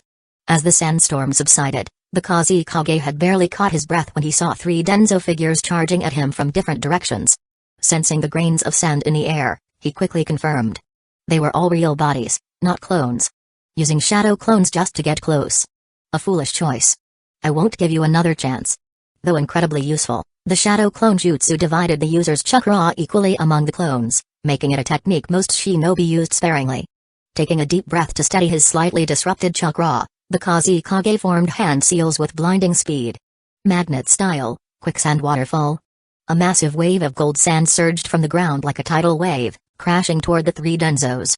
The sand moved like a living entity, effortlessly engulfing the 3 figures, burying them beneath the golden dunes. However, instead of relief, the Kusagakure's face darkened even further. His sand confirmed that none of them were real. Not even shadow clones, just simple clone techniques. A Kusagakure in name only. Still too young. Danzo's voice rang out from atop the golden sand, his tone laced with mockery. A simple trick. By manipulating the air currents around my clones, I made them feel solid, preventing your sand from detecting the truth. He had baited out a powerful jutsu with mere clones. A complete advantage. Your personal guard is still nearby. Until I take you down, I won't waste unnecessary chakra. Wind style, wind blade. Danzo lunged forward, swiftly forming hand seals as he released a sharp gust of wind to disrupt the Kusagakure's defense. The Kusagakure's eyes were filled with killing intent, yet he remained composed, using his sand to maintain distance between them. Danzo continued evading the golden sand while closing in, simultaneously launching wind-based attacks. And here I thought the great 4th Kusagakure could handle 2 A-rank jutsu in a row. Is dodging all you can do? You'll never defeat me like this. Wind style. Magnet style. Ignoring Danzo's taunts, the Kusagakure stuck to his evasive strategy, avoiding close combat at all costs. Yet despite his efforts, the sight of him being pushed back by Danzo was making waves across the battlefield. Though most of their jutsu were technically C-rank, their mastery over chakra nature transformation made them far deadlier than normal C-rank techniques. The distance between them kept shrinking. Danzo wasn't allowing the Kusagakure any chance to recover. Wind style, vacuum sphere. The sharp gusts tore through the Kusagakure's sand shield. Got you. As the dust settled, the Kusagakure leaped away to create distance once more. But Danzo was already there, anticipating his move. Appearing above him, Danzo delivered a swift kick, sending the Kusagakure plummeting to the ground before following up with another strike. The Kusagakure smirked. Old man. It's you who's been caught. The moment Danzo's kick landed, cracks spread from the impact point. The Kusagakure's body crumbled like a sand sculpture. From beneath the ground, an overwhelming surge of gold sand erupted, swallowing Danzo whole. Danzo was consumed like a grain of dust, unable to escape the sea of swirling golden sand. A towering pyramid, dozens of meters high, took shape, its surface covered in intricate sealing runes. The Kusagakure emerged from the ground, his breath unsteady but his gaze alight with excitement. There was no mistake. This time, the one he sealed was the real Danzo. I win, old. A calm voice behind him cut his words short. An impressive sealing technique. It's meant for restraining tailed beasts, isn't it? Before he could react, black sealing marks spread rapidly across his body. Danzo released his grip from the Kusagakure's shoulder. This isn't possible. I sealed the real one. My sand remained attached to him the entire time. It couldn't have been swapped. Danzo smirked. Who said I swapped it? Then, realization struck the Kusagakure like a thunderbolt. From the very beginning, he had been deceived. The 3 clones were fake. The one chasing him had been a shadow clone. Danzo had manipulated him into believing it was real. His assumptions had been wrong from the start. Seeing the disbelief on the Kusagakure's face, Danzo remained calm. The battle had been evenly matched in raw strength, but he had won through superior experience and strategy. Absent-mindedly, Danzo touched his bandaged right eye. Come back to Hidden Lee Village with me for tea. Before he could finish, he swiftly formed a Rasengan and drove it into the Kusagakure's torso. Blood sprayed into the air. But the Kusagakure's body was gone. All that remained was the corpse of an unknown hidden sand village guard. A substitution technique. Or something more. A KK Genkai? A secret technique? Get the Kusagakure to safety. We'll hold him off. Danzo frowned, sensing the Kusagakure's chakra rapidly moving away. So, even now, he couldn't underestimate the hidden depths of a shinobi village. Several figures charged toward him at high speed. Chapter 26, Shukaku, the One-Tail Earth Style, Seismic Core. Fire Style, Fire Dragon Jutsu. The ground beneath Danzo's feet rose abruptly, creating a canyon-like passage as a scorching fire dragon surged through it. Wind Style, Pressure Damage. The gusts of wind fed the flames, sending searing heat waves rippling outward. Even the earthen walls that had just risen began to show signs of melting. 6 members of the Kusagakure's guard remained in defensive stances, watching the blazing inferno ahead while staying alert for any surprises. Above. Be careful. The hidden sand village ninja at the center of the group spoke gravely. 2 puppets let out a mechanical click as their chest compartments swung open. Whoosh. Whoosh. Whoosh. Danzo had just finished dealing with a barrage of poison senbon when he landed, only to immediately leap backward. A massive earth spike erupted from the ground where he had been just a moment before. He shifted to a safer position and eyed the hidden sand village forces blocking his path. Elite Jonin were the strongest shinobi below Kage level. They could wield A-rank jutsu, had few weaknesses, and possessed enough power to seriously threaten a Kage. Some were also adept at secret techniques, making them unpredictable. Underestimating them could lead to disaster. After all, in the original timeline, Kakashi, an elite Jonin, had once been ordered by Danzo to assassinate the 3rd Hokage. Danzo knew better than to take these opponents lightly. Based on their previous attacks.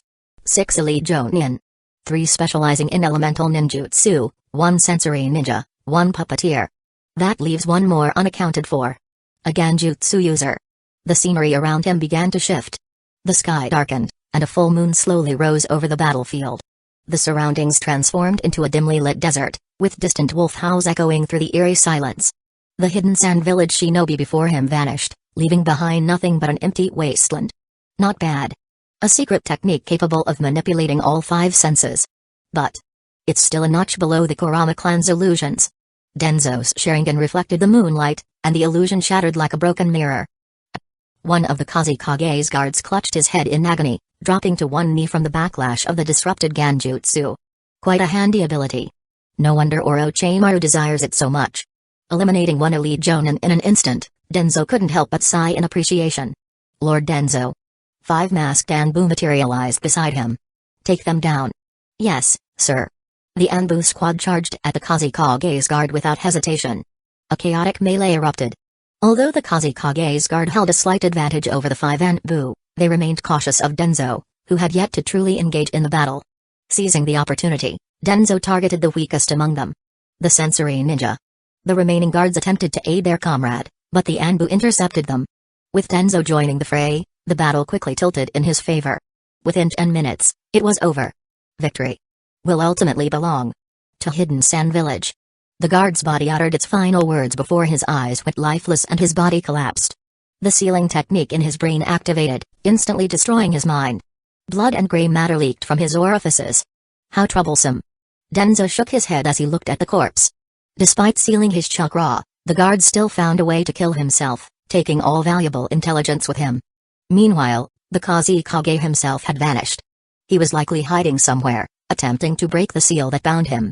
With their leader's defeat, Hidden Sand Village's forces wavered. Unlike Hidden Leaf Village's high morale, the Sand Shinobi began to retreat. Just as Danzo believed the battle was nearing its conclusion. Boom. At the center of the battlefield, a colossal, sand-patterned tanuki-like beast materialized. Its chaotic, malevolent aura struck fear into all who beheld it. Are they really bringing out the big guns? Danzo's expression darkened. Tailed beasts were akin to nuclear deterrents. Powerful, but largely uncontrollable. Ha ha ha ha. Old geezer. I'm finally free. I'll kill every last one of you damned shinobi. A manic voice echoed across the battlefield. Boom.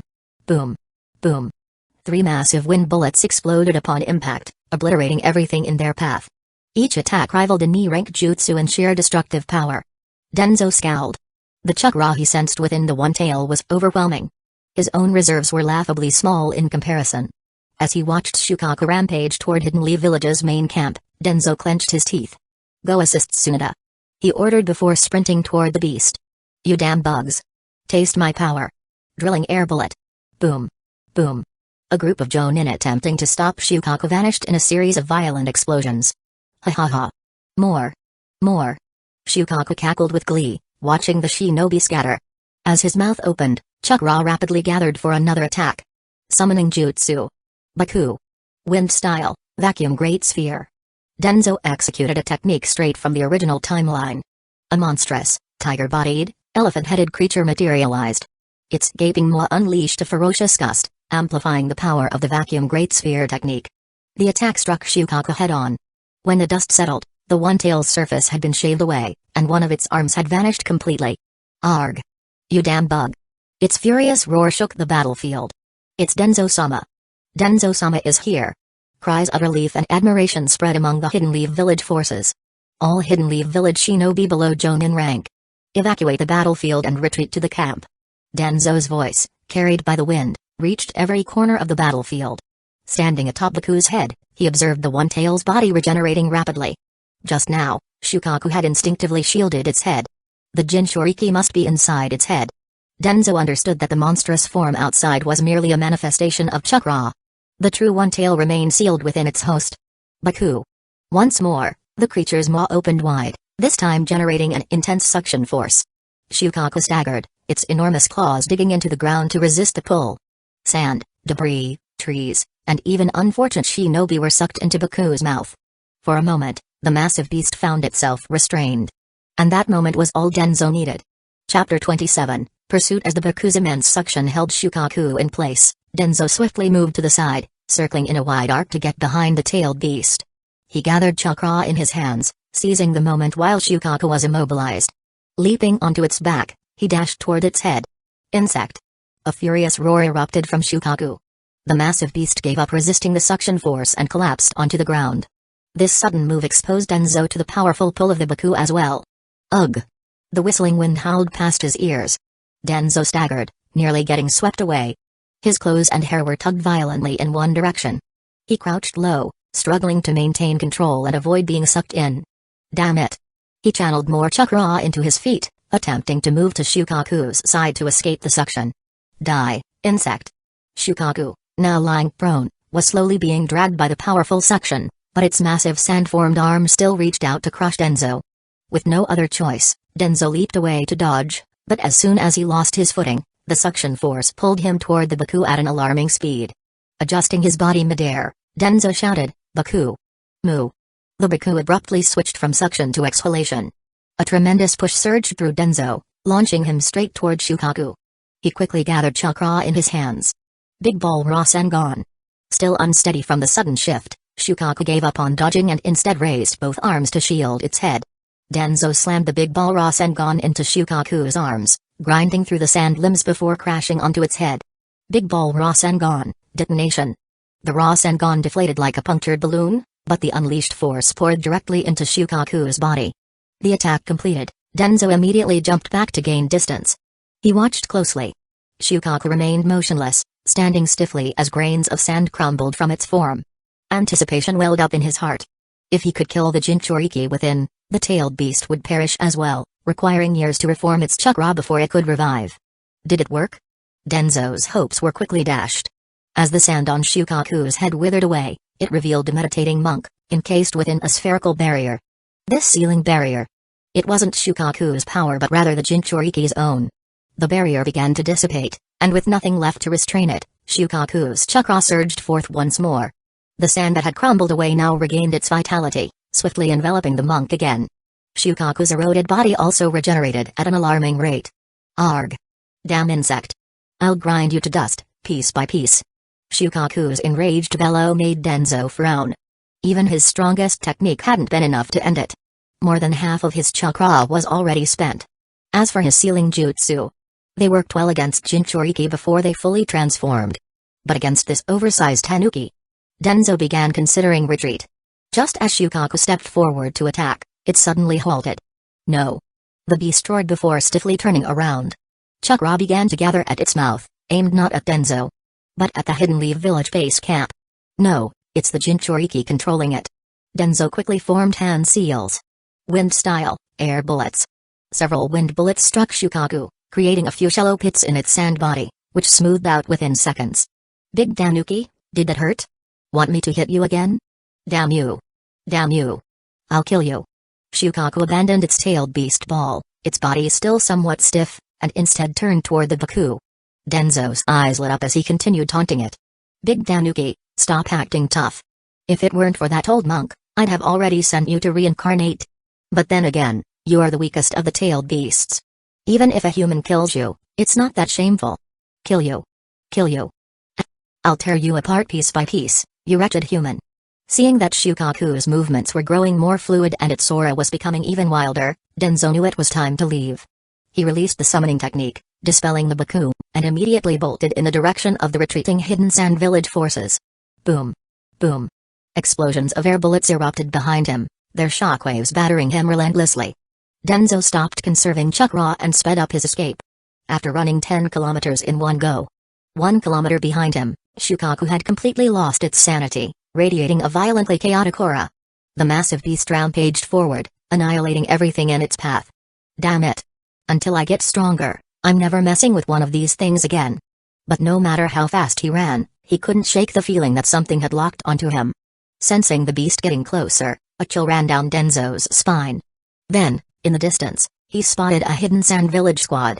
He exhaled in relief. Transformation Jutsu. Danzo morphed into the sensory ninja from the Kusagakure's guard and rushed toward the squad. The tailed beast is rampaging. Help me. Before reaching them, he shouted at the top of his lungs. As Shukaku's massive form came into view, the squad members' faces turned pale. Without hesitation, they turned and fled. Cowards. No loyalty at all. But they weren't as fast as Danzo. He easily overtook them. Screams and Shukaku's furious roars echoed behind him. Danzo picked up the pace. More and more Hidden Sand Village forces appeared ahead. Some squads of only a few, others numbering in the dozens.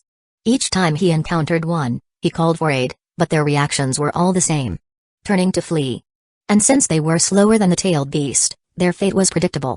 Despite putting some distance between himself and Shukaku, Danzo could still feel the beast's chakra locking onto him. Tailed beasts are such a pain. His chakra reserves were down to 1/5, and his stamina was rapidly declining. Danzo couldn't help but respect the third Raikage, who had fought the Eight Tails for an entire day and night. Just as he was despairing, he spotted a group of several hundred Hidden Sand Village shinobi up ahead. Including an old acquaintance. Relieved, he sped up. Before he could get close. Whoosh! Whoosh! Whoosh! A dozen senbon struck the ground in front of him, halting his approach. Passcode. Several puppets emerged, and Chio, along with several Hidden Sand Village jonin, surrounded him. It's me, Elder Chio. We pushed back Hidden Lee Village's elders, but the root forces pursued us. They all perished. Is the Kusagakure safe? His breathless, desperate expression, along with the relief of seeing comrades, eased the tension among the surrounding shinobi. Chio remained unmoved. Passcode. Danzo's desperate look faded into a blank expression. As expected. The fourth Kusagakure was much easier to deceive. Dropping his transformation, he sighed. The moment they recognized Danzo, the Hidden Sand Village shinobi tensed. Danzo. You dare chase us this far? You'll pay for underestimating Hidden Sand Village. Chio's voice was ice cold. seeing the hidden sand village forces preparing for battle. No, no, no. Misunderstanding. I'm just returning something. And I'll be leaving. Right now. A massive dust cloud billowed, and Danzo vanished. Roar. Insect. The deafening roar and thunderous footsteps from the distance were all too familiar to Chio. Her face darkened. Damn you, Danzo. Move out. Chapter 28, The Aftermath of War. Hearing the explosions and furious roars echoing behind him, Danzo kept his presence hidden as he continued advancing toward Hidden Sand Village's main camp. Every squad of Hidden Sand Village ninja he encountered along the way was rushing toward the battlefield where Shukaku raged. Should I take a look? I might be able to take advantage of the situation. That thought crossed his mind, but Danzo's pace only quickened, distancing himself from the battle with the tailed beast. By the time midnight arrived, Shukaku's presence had vanished. Only after making a long detour to avoid Hidden Sand Village's search parties did Danzo finally return to the Hidden Leaf Village encampment. As soon as he stepped inside, a ninja sent by Tsunade arrived to summon him. I knew it. You old bastard wouldn't die that easily. Upon entering the tent, he was greeted with a voice full of irritation. Yet, Danzo could sense a hint of relief hidden within Tsunade's tone. Her demeanor was noticeably softer than usual. Hidden Leaf Village is still in turmoil. I can't afford to die just yet, Danzo replied nonchalantly. Taking a seat at the meeting table, he let out a breath. A full day of battle and travel had left him utterly exhausted. If it had been any other time, seeing Tsunade in a rare good mood, he might have engaged in conversation, perhaps even using the opportunity to complete a system task. But at this moment, all he felt was the exhaustion that came from facing a tailed beast. You should take it easy. Ah, never mind. Still, I have to admit I didn't expect you to come so close to capturing the Kusagakure. I never realized you were this strong. Next time Hidden Sand Village attacks, don't you dare hold back. Tsunade scrutinized Danzo, trying to gauge him. His actions over the past days had earned her approval. Without him, Hidden Leaf Village's encampment might have already fallen. She didn't want to strain their relationship too much. With a powerhouse like Danzo on their side, her burden was significantly lighter. Besides, the entire camp was already buzzing with rumors about how he nearly captured the Kusagakure and fought against a tailed beast. His prestige within the Hidden Leaf Village camp was probably no less than her own at this point. Hidden Sand Village won't be launching another attack anytime soon. The effort it took to suppress Shukaku without prior preparation wouldn't have come without a cost. Why not? Tsunade asked, frowning. Danzo, finally allowing himself to relax, felt the deep exhaustion creeping in. Right now, all he wanted was a good night's rest. You'll find out tomorrow. If there's nothing else, I'm going to rest, he said, rising from his seat and leaving the tent without another word. That damn old man is still as insufferable as ever, Tsunade muttered, her face darkening at his complete lack of respect. As soon as he stepped outside, he spotted Nano Yakushi waiting for him. Danzo-sama. Danzo responded instinctively and continued toward his own tent, Nano following closely behind as if it were second nature. Inside, fresh clothes and hot water had already been prepared. It's late. Go get some rest. Yes. Watching as Nano departed, Danzo glanced down at his aging hands, a trace of frustration flashing across his face. Damn this body. The next morning by sunrise, Tsunade received a report. Hidden Sand Village had battled Shukaku for an entire night and suffered devastating losses. Any plans for another offensive were now out of the question. As if in response, good news arrived from Hidden Leaf Village as well. Reinforcements were on their way. Out of the 2,000 ninja being sent, there were 30 jonin from prominent clans and 500 chunin. It seemed Hidden Leaf Village's leadership had finally grasped the severity of the situation. Or perhaps they were simply afraid that if Tsunade and Danzo decided to abandon the front, the consequences would be disastrous. After all, defending against Hidden Sand Village with such meager forces for this long, there was a limit to how much the higher-ups could neglect them. Meanwhile, Danzo received Nano's latest casualty report. The losses suffered by Root were enough to make even him wince. Almost every operative was wounded. Even the jonin he had sent to Tsunade's forces had lost 2 members. The remaining chunin numbered only 214, with 23 of them so gravely injured that they would never be able to fight again. The situation across the entire encampment was even worse. The survival rate among the 4 waves of civilian-born ninja sent to the front barely reached 50%. The 4th batch of severely injured had already been sent back. And this was with Tsunade, Hidden Leaf Village's strongest medical ninja. On their side, after the brief excitement of surviving the night, the camp was now drowning in grief. The wails of mourning echoed through the darkness, a grim reminder of war's cost. Many of the younger, inexperienced ninja, those facing battle for the first time, were struggling to hold themselves together. Yet, to Danzo's surprise, in this atmosphere of despair, Root's ideology was spreading. A few days later, inside Tsunoda's tent, mourning for the fallen, fighting for the living. How ironic. Now, even back in Hidden Leaf Village, people are repeating Root's creed. Tsunoda, do you think? Jiraiya. Tsunoda's voice rose sharply, her brows furrowing in displeasure. Alright, I won't bring them up anymore. But still, their change is remarkable. The contrast between how Hidden Leaf Village now praised Root and Jiraiya's own perception of it was too great. Having just arrived at the encampment, he found it unsettling. I don't care if it's some grand scheme or not. The fact is, they are protecting their comrades with their lives. The cowards hiding in the rear have no right to judge them. Tsunoda had once harbored the same suspicions. But Root's members were undeniably sacrificing themselves for their beliefs. Their casualty rate was no less than that of the civilian-born ninja. Hearing Jiraiya's skepticism, she felt an instinctive resistance rise within her. Jiraiya sighed and decided to drop the topic. He knew Tsunoda hated Danzo and Root even more than he did. Fine, I won't talk about them anymore. Let's change the subject. So, did you miss me? The moment I got back to Hidden Leaf Village, Jiraiya. Before he could finish, Tsunoda's fist shot out, sending him flying several dozen meters through the air before he crashed to the ground with a heavy thud. It took him a while to recover, groaning as he clutched his aching chest. Yep. That's the real her. Same power, same pain. Guess the old man's plan didn't work after all. Chapter 29. Jiraiya. Danzo quickly received word of Jiraiya's arrival, along with a letter from the third Hokage. After reading the letter, he couldn't help but sigh. The ninja world is ever-changing. Although Hidden Clouds Village had yet to accept Hidden Leaf Village's ceasefire proposal, internal power struggles had erupted due to the third Raikage's death and the subsequent transition of power. In an effort to reclaim authority from the elder faction, the fourth Raikage, declared war on Hidden Stones Village under the pretense of avenging the third Raikage. This move gained widespread support within Hidden Clouds Village. After all, the third Raikage had perished while staying behind to cover his forces' retreat. Leveraging the political capital left behind by his predecessor, swiftly suppressed the elder faction and personally led his army into the Land of Earth, forcing Hidden Stones Village to divert its forces to defend its borders. As a result, despite Hidden Clouds Village's declaration of war against Hidden Leaf Village, no major conflicts had broken out between them. Instead, Hidden Leaf Village's battles against Hidden Sand Village and Hidden Stones Village had intensified. It's time to leave. Danzo had accomplished his objectives, and the casualties within Root were mounting. With reinforcements arriving soon, there was no longer a need for him to remain on the front lines. Moreover, despite the largely complimentary tone of the third Hokage's letter, the underlying message was clear. He did not want Danzo to continue staying at the front. Otherwise, Jiraiya wouldn't have been reassigned from the Lightning Country's front lines to this location.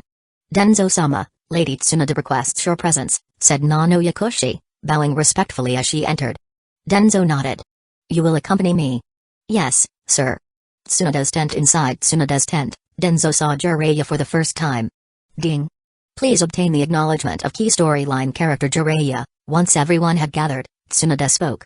The reinforcements will arrive in 2 days. I plan to launch a counterattack. With Hidden Leaf Village's support forces on the way, Tsunoda had made her decision. It was time to strike back and vent all the pent-up frustration from recent days. The Jonin present, upon hearing this, clenched their fists in anticipation. Danzo did not involve himself too much in the subsequent arrangements. Once the meeting concluded and everyone else had left, only Tsunoda, Jiraiya, and Danzo remained. Something on your mind? Tsunoda asked, unsure how to address Danzo in Jiraiya's presence. Now that Jiraiya is here, Hidden Sand Village won't be able to cause much trouble. Root has suffered heavy losses in this war, so I plan to return to Hidden Leaf Village. I came here to bid farewell. Jiraiya grinned. Well, in that case, I guess it's time to let those sand-playing bastards witness the might of the Toad Sage. Clearly, Danzo's words had put Jiraiya in a great mood. He stood up, looking proud. Until he caught Tsunoda's cold stare. He immediately sat back down, scratching his head awkwardly. His bravado disappeared in an instant, making him look nothing like a Kage-level powerhouse. Danzo, however, did not underestimate him. In many ways, Jiraiya was the epitome of what a true ninja should be. Unlike the overpowering figures that would later emerge. Does the old man know? Tsunoda asked. She didn't particularly want Danzo to leave so soon. Regardless of his past reputation, his performance in this war had been reliable, especially in combat. His presence would be beneficial for the upcoming counteroffensive. I will inform Sarutobi, Danzo replied calmly. Seeing his determination, Tsunade didn't press further. After all, Danzo was a Hidden Leaf village elder. His presence here was merely as an auxiliary force, not her subordinate. They briefly discussed the logistics of Root's withdrawal and defense transitions. Once everything was settled, Danzo rose to leave. However, just as he reached the entrance, he suddenly paused, as if remembering something. By the way, Jiraiya. What's up, Danzo-sama? Jiraiya, still in a good mood, beamed. It was unclear whether his joy stemmed from fighting alongside Tsunade or from Danzo's earlier praise. But the next words out of Danzo's mouth instantly wiped the smile off his face. If you harass my subordinates again, I won't hesitate to invite you to root for a nice chat. With that, Danzo laughed. Jiraiya sat frozen, looking completely dumbfounded. Tsunade, on the other hand, narrowed her eyes in suspicion. Jiraiya. What exactly did you do? Wait. Tsunade, there's got to be some misunderstanding. How could I possibly harass his subordinates? Jiraiya protested awkwardly. Tsunade said nothing, but the skepticism was written all over her face. Jiraiya's reputation made it hard to believe him. I'm serious. Let me explain. I was just gathering intelligence. At that, his usual playful demeanor faded, and his expression turned serious. Tsunade, recognizing the shift, straightened her posture as well. Despite his carefree nature, Jiraiya was a highly dependable comrade. Have you noticed? With the injured returning to Hidden Leaf Village, Root's reputation, along with Danzo's, has improved considerably among both civilians and shinobi. Given Danzo's past behavior, this sudden shift is suspicious. Jiraiya knew that Tsunade's relationship with the third Hokage was strained due to the Senju clan's history, so he didn't dwell too much on Sarutobi's role in this. Hidden Leaf Village is currently fighting on 3 fronts. The situation isn't favorable, and Sensei is getting old. The village can't afford any more instability. Tsunade, intrigued, asked, so what exactly did you find? Jiraiya hesitated. Danzo might have actually changed. In the past few days, Jiraiya had gone undercover to interact with Root members stationed at the camp. Through observation and conversation, he found them to be trustworthy comrades. Far from the cold, ruthless figures he had expected. They helped weaker shinobi without hesitation, shared their combat experience, and actively protected the vulnerable. Their belief in the will of fire wasn't just empty rhetoric. They truly lived by it. These qualities had earned them widespread respect within the camp, which explained Tsunade's earlier frustration when Jiraiya doubted them. That's it? Tsunade looked unimpressed, even a bit disdainful. She had expected something more substantial from Jiraiya's investigation. You're such an idiot. Then why did Danzo say you harassed his subordinates? She asked, raising an eyebrow. Jiraiya scratched his head, looking embarrassed. Well, while gathering intel, I came across a Root member dressed like a nun. I often saw her near the medical division. You mean Nano Yakushi? Tsunade asked, puzzled. Nano Yakushi? Jiraiya repeated. That's her name? She's beautiful, kind, gentle. Before he could finish, Tsunade's face darkened ominously. Jiraiya. A loud scream echoed from the tent. A human-shaped figure was sent flying out, crashing violently into the ground outside. Chapter 30, Fractures. Danzo led his Root members back to Hidden Leaf Village in complete silence, their return causing not even the slightest ripple. No comrades welcomed them, no civilians cheered. In fact, most people weren't even aware that another group of shinobi had returned from the battlefield. Later, Danzo was summoned for a private meeting with the third Hokage, where he received Sarutobi's praise and commendations. The Hokage also inquired about the details of the war. As Danzo stepped out of the Hokage tower, he looked up at the vast, cloudless sky. So it's come to this. He recalled Sarutobi's words just moments ago.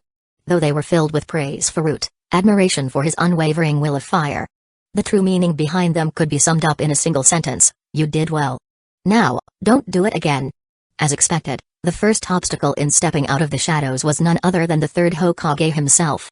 A faint smile appeared at the corner of Danzo's lips. What an absurd world.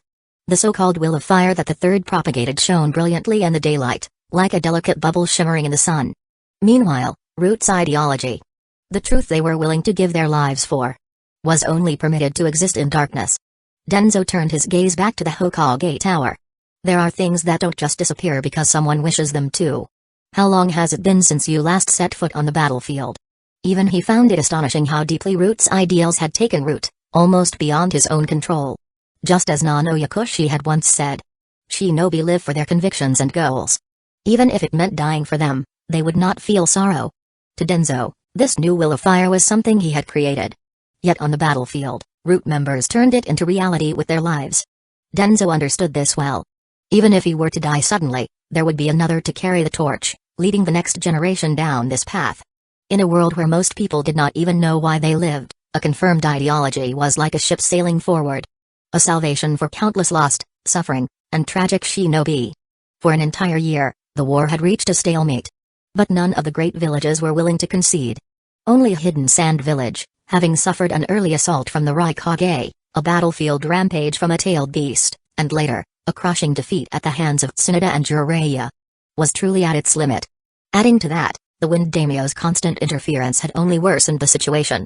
As a result, Hidden Sand Village could no longer sustain the war effort. The conflict in the Land of Rivers had largely come to a halt, and their emissaries had already begun peace negotiations with Hidden Leaf Village. However, due to political complexities, no final agreements had been reached yet. Throughout this year, Root had seemingly vanished from public view. Internally, they faced increasing restrictions from Hidden Leaf Village's higher-ups. Budget cuts, personnel reductions. The third Hokage justified it as a necessary measure due to the war's financial strain. Even Danzo's request for war orphans was denied. The tacit understanding between him and the third was long gone. Danzo rarely even attended high-level meetings anymore. The core reason for this fracture was the growing influence of Root's interpretation of the Will of Fire. The third's version had always been vague. More a political slogan than a tangible doctrine. In truth, it was nothing more than words. Just look at the prominent clan shinobi in the village. They had little regard for it. Only among civilian-born shinobi did it find some level of support. But the ideology that Root had been cultivating. After a year of being tempered in the flames of war, it had taken on a life of its own. Courage. Compassion. Honor. Sacrifice. Protecting the weak and standing by your comrades. The contents of the Root Manual had been embraced by the civilian shinobi on the battlefield of the Land of Rivers. They treated it as an absolute truth, shaping their actions and beliefs accordingly. Yet, these principles clashed with the policies of the third Hokage's administration. The greatest contradiction lay in the fundamental role of a shinobi. To prioritize the mission above all, even at the cost of one's life. However, the Root Manual explicitly stated, when a mission is beyond your power, do not make a meaningless sacrifice. Comrades are far more important than most other things. Stay true to your heart. Like bamboo shoots sprouting after spring rains, these ideas had taken root on the battlefield. In the face of war's cruelty. Amidst fear, sorrow, confusion, and death. Shinobi had chosen to embrace these beliefs without hesitation. Even Tsunade, the battlefield commander, had silently approved of Root's principles. Her status as the first Hokage's granddaughter gave Root's ideology an undeniable legitimacy. Not even the third Hokage could suppress it. As a result, the name of Root began spreading among returning shinobi. Among the village civilians, tales of a hidden organization of shinobi dedicated to protecting Hidden Leaf Village under the true Will of Fire became widely known. And as its leader, Danzo's name had started gaining recognition within the shinobi ranks. Hidden Leaf Village's elder. The successor of the Will of Fire. The student of the second Hokage. A Kage-level powerhouse.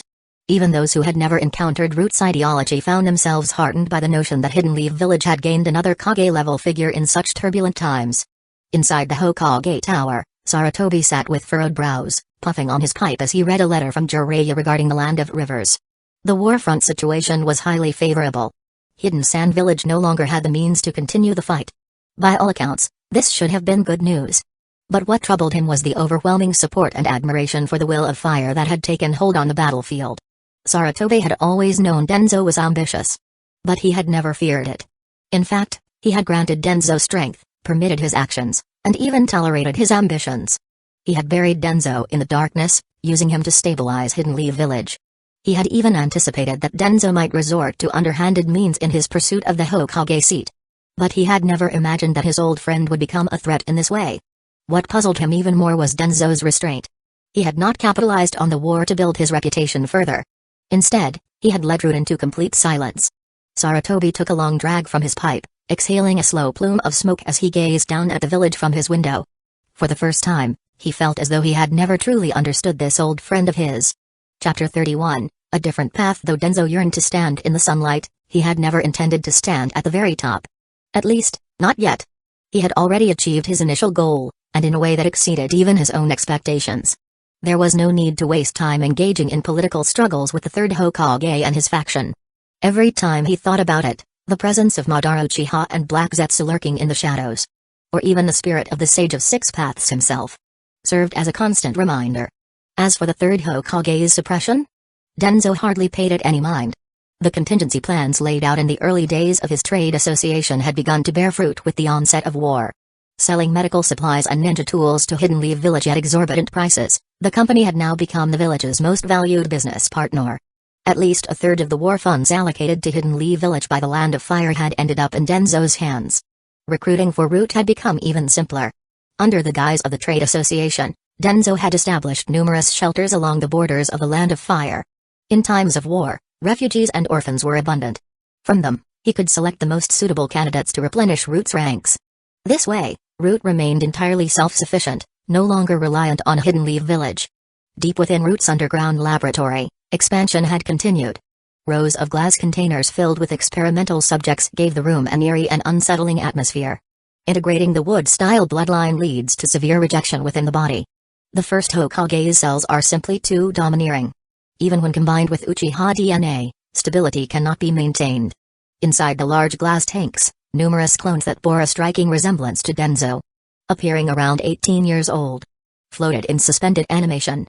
Danzo stared at the youthful bodies in the glass, a flicker of longing in his eyes before he suppressed the disappointment rising in his heart. Over the past 2 years, he had conducted numerous experiments using prisoners to test the possibility of transferring his consciousness into cloned bodies. Even with a perfect genetic match, there was no physical rejection. However, each transfer led to an inexplicable weakening of the soul. Without a flawless vessel, Danzo dared not use the technique recklessly, fearing that his very soul would be damaged. You've done well. There's no need to blame yourself. If the first Hokage's cells were so easy to control, he wouldn't have been called the god of shinobi. Harnessing the true essence of chakra was proving to be far more difficult than anticipated. I will create the perfect body for you. Shinraku's eyes gleamed with fanatical devotion. Helping Danzo achieve the ultimate vessel was not just a validation of his own abilities. It was his sacred mission. Danzo nodded. I believe in you. I still have time. Yet, as he left the laboratory, he found himself less optimistic. His current body had reached its absolute limit. For the past 6 months, even with double the training effort, his strength had barely improved. There were powerful jutsu he could theoretically master with his talent, but his physical limitations held him back. His body had become the shortest plank in the barrel, restricting his growth. Aside from essential expenses, Root's resources had been almost entirely poured into the lab, yet progress remained minimal. Do I really need Madara Uchiha's cells to create a stable fusion? In his memories, Madara had died after manipulating Obito. But where Black Zetsu had hidden his corpse remained unknown. Later, Kabuto had managed to acquire his body, but by then, it would be far too late. Thinking about the current Kabuto, just a young recruit undergoing training en route, Danzo shook his head in frustration. He stepped into his private jutsu development chamber. There's still time. If all else fails, I'll have to perfect this instead. His gaze fell upon the scrolls left behind by the second Hokage, scattered across the room amidst a vast collection of research notes. Embedded in the walls were several containers preserving active cells. The nameplates were still legible: Senju Tsunade, Uzumaki Kashina, Kagami Uchiha. If training had become a waste of time, then Danzo would simply have to forge another path. With the system's absolute comprehension ability inherited from Orochimaru, Danzo had focused entirely on developing Obirama's secret technique. Even with absolute comprehension, this was still an immense undertaking. The endless cycle of experiments made him somewhat nostalgic for Orochimaru's time en route, back when he had a free labor force. Meanwhile, on the battlefield, Minato no Mikaze had been making a name for himself. Half a year ago, in the presence of the third Hokage, he had officially been promoted to elite Jonin. Now leading his own squad, Minato frequently appeared on the front lines against Hidden Stone's village. Even Orochimaru had nothing but praise for his performance. At Hidden Leaf Village's warfront with Hidden Stone's village. Minato-sensei, did you bring anything good back from the village this time? Obito Uchiha rushed over eagerly upon hearing of his teacher's return. Idiot. Kakashi muttered coldly as he followed. What did you say? You bastard. Obito. Rin arrived just in time to mediate. Minato smiled at his 3 energetic students, his expression as warm as sunlight. He thought about the reward the third Hokage had given him this time. A forbidden jutsu, secured with Jiraiya's recommendation. With this, he was one step closer to his dream.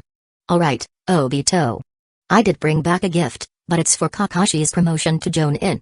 Kakashi is a Jonin already? Rin exclaimed in surprise. Obito looked equally shocked. He's already strong enough, Minato explained. His mission record meets the requirements. Once we return to Hidden Leaf Village, he can officially apply for Jonin status. You two need to work hard as well. Obito clenched his fists in frustration, while Rin gazed at Kakashi with admiration. Noticing her expression, Obito shouted, "Humphrey. It's no big deal. I'll be a Jonin soon too, and I'll be way stronger than Kakashi." "How childish. You." Minato chuckled at their bickering and ruffled Obito's hair. "Alright, Obito, you need to keep working hard." Then he turned to Kakashi. "Here, this is your gift." Obito, feigning indifference, still stole a few glances at the present. It was a small, black book. "Is it a new jutsu? Or training notes?" Rin asked curiously. Minato scratched his head sheepishly. "No. Hidden Leaf Village has strict rules about sharing jutsu. This is a book written by a great shinobi. A philosophy of the ninja way." Rin leaned in closer, and even Obito couldn't resist taking a peek. The front cover bore a simple phrase, "Never forget why we fight." "Huh. That's it? Minato-sensei, you're so stingy." Obito grumbled. "Obito." Rin scolded him before she suddenly realized something. "Wait. This is a route manual." Minato raised an eyebrow. "You recognize it? I heard about it from the medics. And that route's leader, Elder Danzo, is Kage level. I'll be Kage level one day too," Obito declared loudly. Minato smiled as he looked at Kakashi, who was lost in thought, staring at the book. "This book carries the will of fire, Kakashi. I hope you'll like it." "Why we fight, huh?" Kakashi murmured, glancing at Rin from the corner of his eye. Chapter 32, Uchiha. Inside the Hokage's office, Danzo sat beside the third Hokage, his eyes closed in silent contemplation. Below them, the clan heads of several major families wore solemn expressions. The reason for this tension was simple.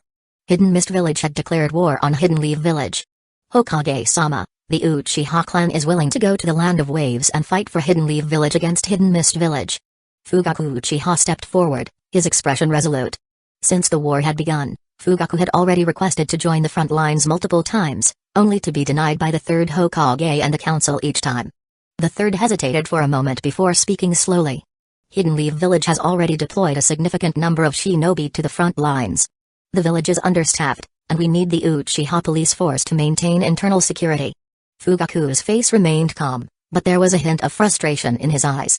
Silently, he took his seat once more. Danzo could see that Fugaku truly wanted to fight for Hidden Leaf Village. Perhaps even as a means to ease tensions between the village and the Uchiha clan. Ever since the Senju clan had faded from prominence, the Uchiha had become Hidden Leaf Village's largest and most powerful family. And yet, they remained distanced from the political core of the village, even facing deep-seated suspicion from the leadership. Much of this stemmed from the ideology of the second Hokage. The Uchiha needed intense emotional stimulation to awaken their true power. This very trait made them dangerously unstable, capable of posing a serious threat to Hidden Leaf Village. Sending them to the battlefield might result in the return of a handful of incredibly powerful but completely unhinged individuals. That was something the leadership would never allow. During the second Hokage's reign, the Uchiha had been largely sidelined. The establishment of the police force was a calculated move to keep them occupied, ensuring that very few Uchiha served as regular shinobi outside the village. Most of them remained within the police force. After much deliberation, the final decision was made. The Hyuga clan would lead the forces in the Land of Water, commanding an army of 3,000 shinobi. The Aburame and Inuzuka clans would provide support. Their abilities were particularly effective in countering Hidden Mist Village's Hidden Mist Jutsu. Unlike the other four great nations, the Land of Water was an isolated island country with a closed border policy. It had remained uninvolved in both the First and Second Great Ninja Wars, with little influence on the mainland. Hidden Mist Village's involvement in the current war seemed more like opportunism. If either the Land of Earth or the Land of Lightning could be subdued, the Mist would naturally retreat. With the strategy settled, the clan heads dispersed to prepare for the upcoming battles. But Fugaku remained behind. "Fugaku. Is there something else?" the third asked. "Hokage-sama. Many young members of our clan lack real combat experience. If this continues, they may struggle to fulfill their duties within the police force in the future. I would like to send our younger shinobi to the Land of Water to gain some battlefield experience." Fugaku's tone was sincere, but the third Hokage frowned. The two elder advisors also looked displeased. Danzo, however, regarded Fugaku with newfound interest. In the manga, he had seemed passive, allowing the situation to deteriorate until he eventually accepted death at the hands of his own son. But this Fugaku was different.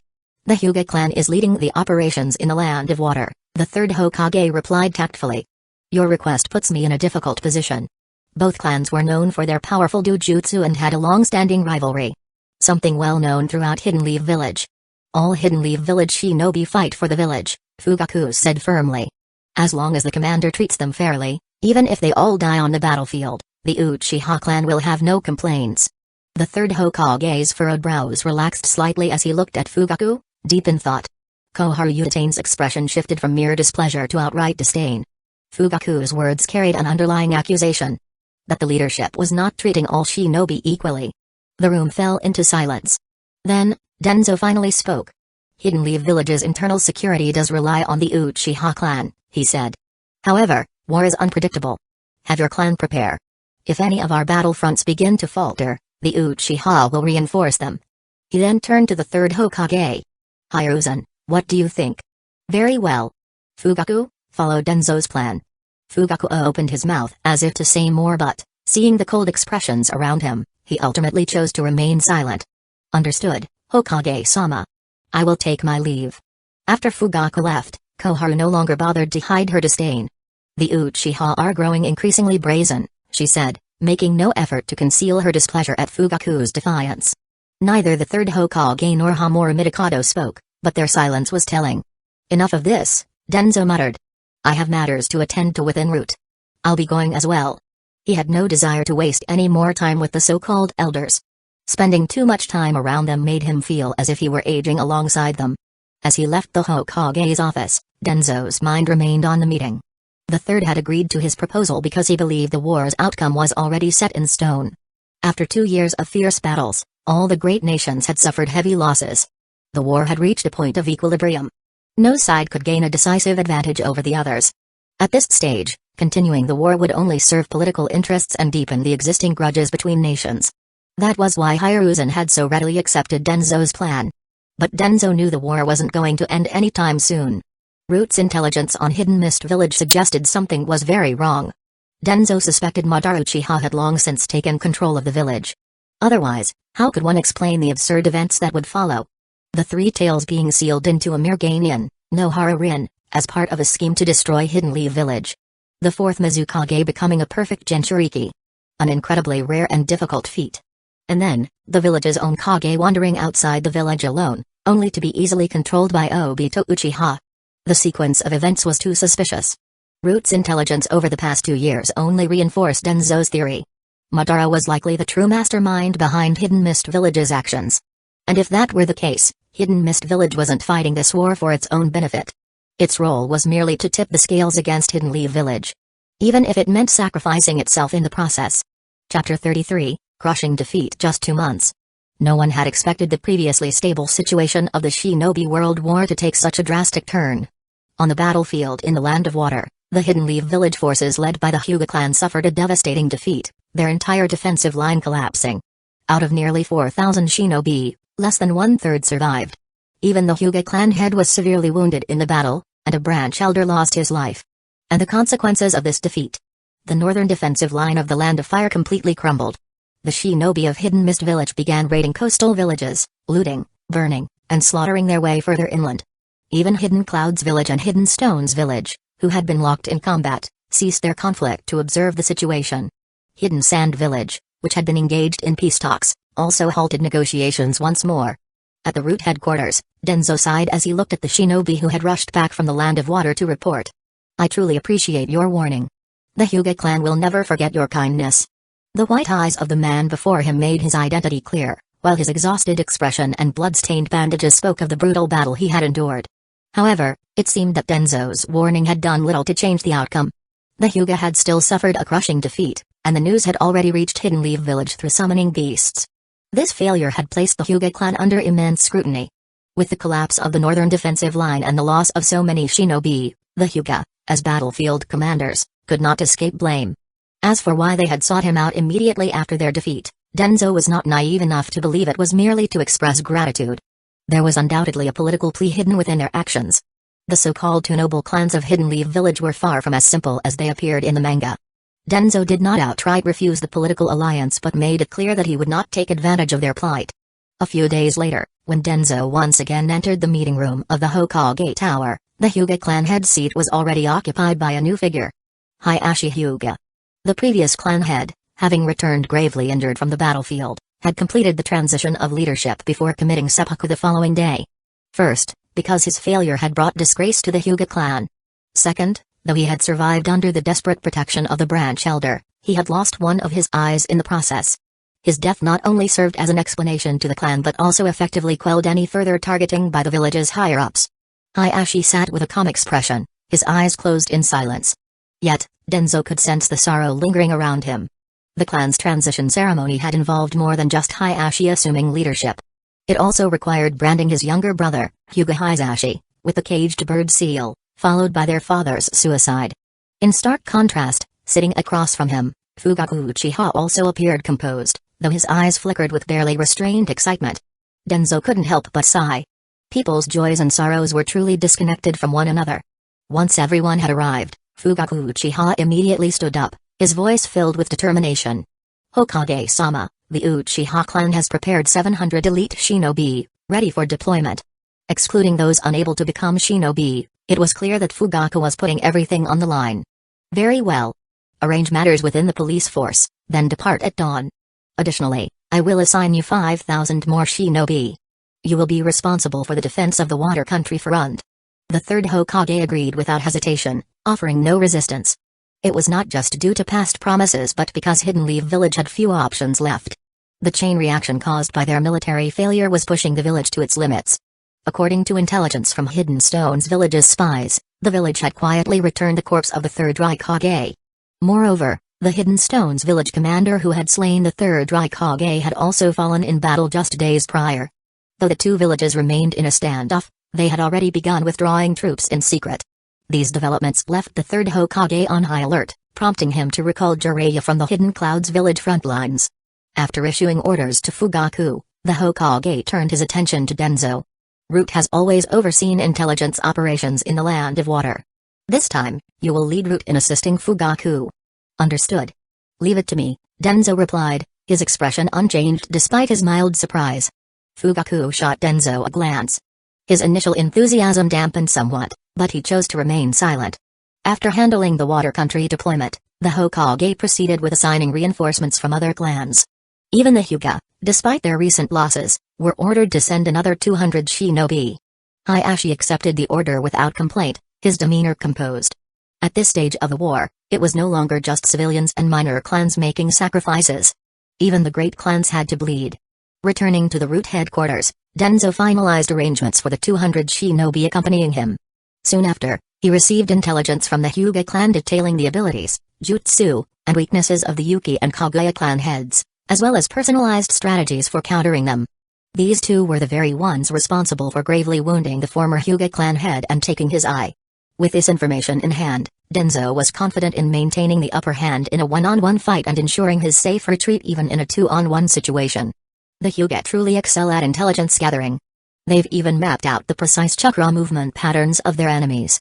Still, it seems they harbor some resentment toward Sarutobi's leadership. The intelligence they had submitted to the Hokage's office was far more basic in comparison. In truth, the Hyuga could not be entirely blamed for this defeat. With the advantage of the Byakugan, they had spotted and resisted Hidden Mist Village's ambush effectively. But no one had anticipated Hidden Mist Village's sheer recklessness. The 7 ninja swordsmen of the Mist, 2 clan heads with KK Genkai at Kage-level strength, and over 100 Jonin. What was assumed to be mere opportunistic raiding turned out to be an overwhelming onslaught. Any clan in their place would have been caught off guard. Yet, in order to maintain the authority of Hidden Leaf Village's leadership, the blame had to fall on the Hyuga. And in the process, their influence would be weakened. Killing 2 birds with 1 stone.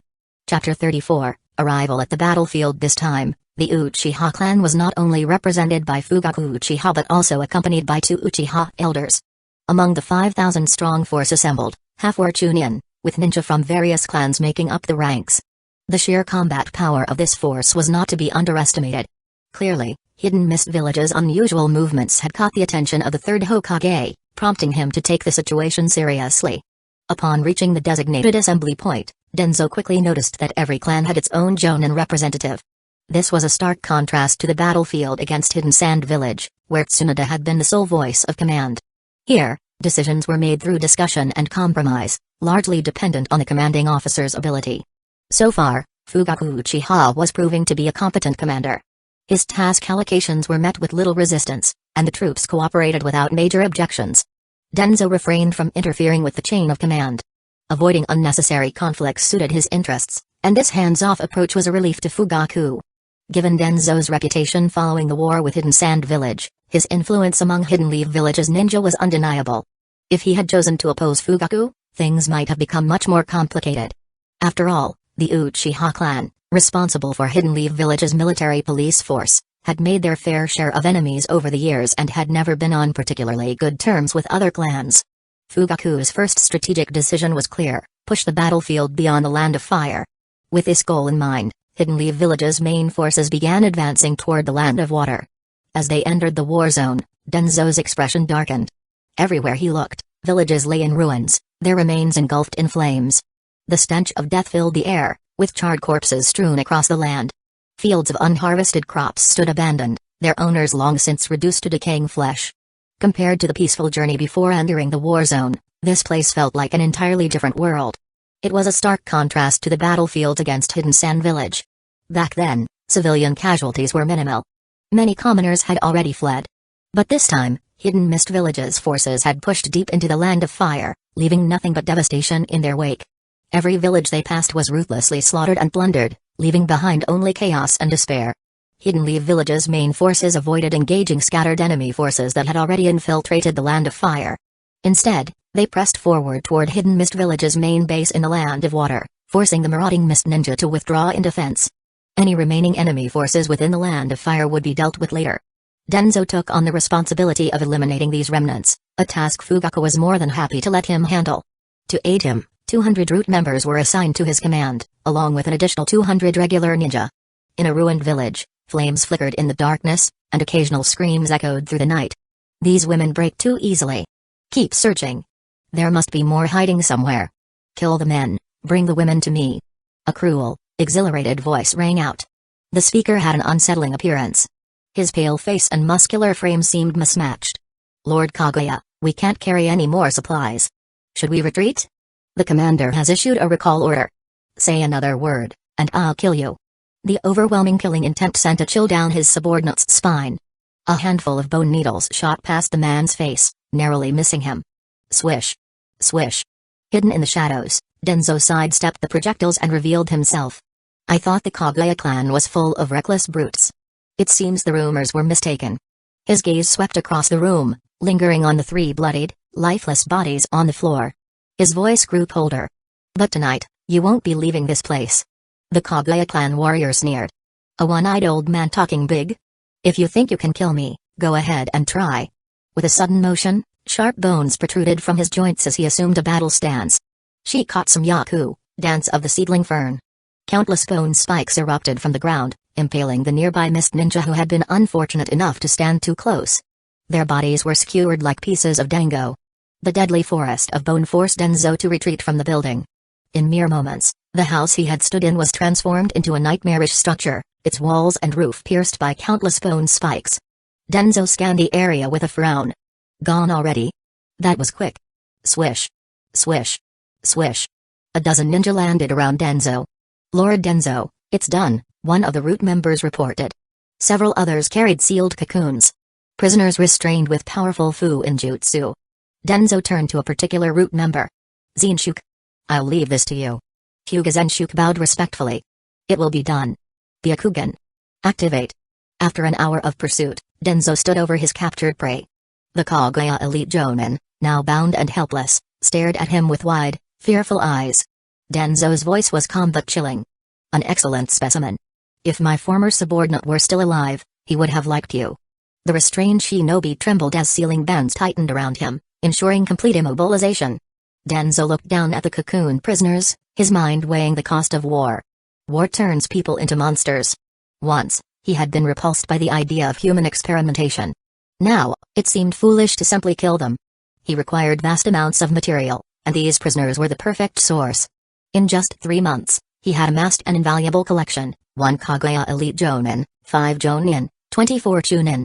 Including one with the ice-style KK Genkai. The war's rear lines had been thoroughly cleared. The few remaining stragglers dared not reveal themselves, forced into hiding like rats in the shadows. At the same time, Fugaku's command had proven effective.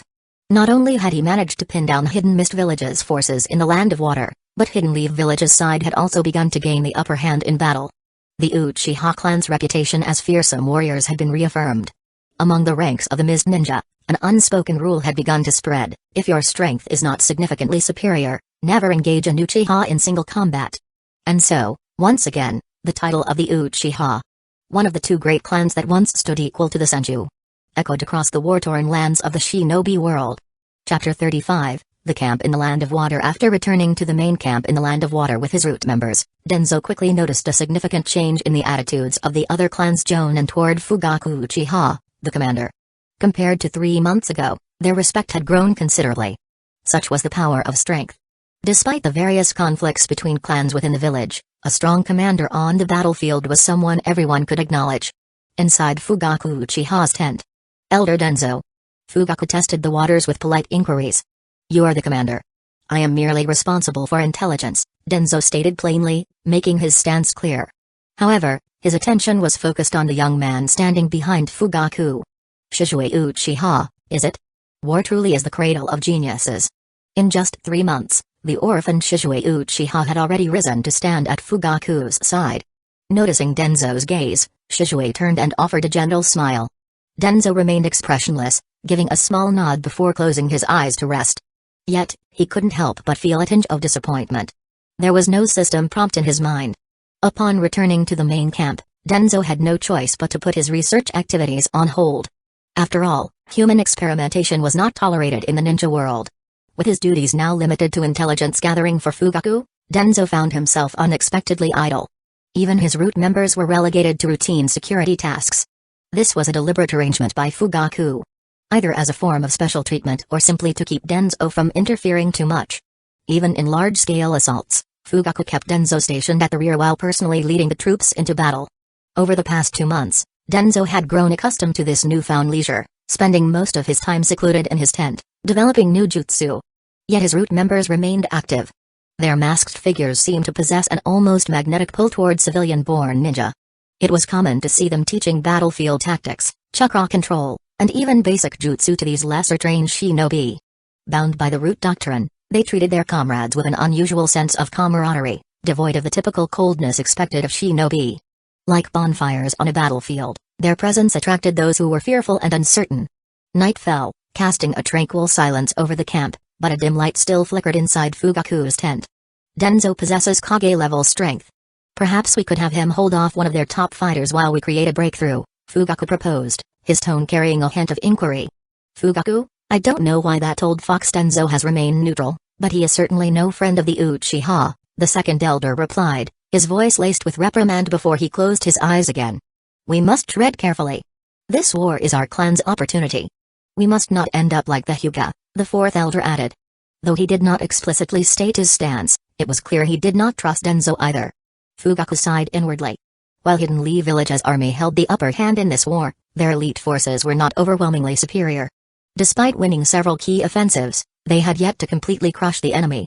As he furrowed his brows in thought, Shizue suddenly spoke up. If we keep dragging this out, our forces will suffer heavy losses. When we return to the village, perhaps we could split our forces and have Elder Danzo. That's enough, Shizue. Fugaku cut him off. Understood, clan head. I spoke out of turn, Shizue immediately apologized, bowing respectfully. The elders, who had initially frowned, slowly relaxed, paying no further attention to Shizue. Once the meeting concluded, Fugaku had his men escort the elders back. Glancing at Shizue, who had remained silent since his reprimand, Fugaku could not help but admire the young man. Not only was Shizue immensely talented as a shinobi, but he also possessed keen insight into the dynamics between the village and the clan. You realize your words might have displeased the elders? But if this drags on, Hidden Cloud's village and Hidden Stone's village will be watching for any opening. If we cannot end this war quickly. You're absolutely right. Fugaku nodded in agreement with Shizue's analysis. However, his expression shifted slightly as he continued, his gaze sharpening. But this is also an opportunity. An opportunity for the Uchiha to secure a place in Hidden Leaf Village as upper echelons. Only by leading the village to victory can our clan carve out its rightful position. Do you understand? But, seeing the conflicted look on Shishui's face, Fugaku sighed inwardly. Shishui, you are a shinobi of Hidden Leaf Village, but you are also the pride of the Uchiha. Do you understand? Fugaku agreed with Shishui's ideals.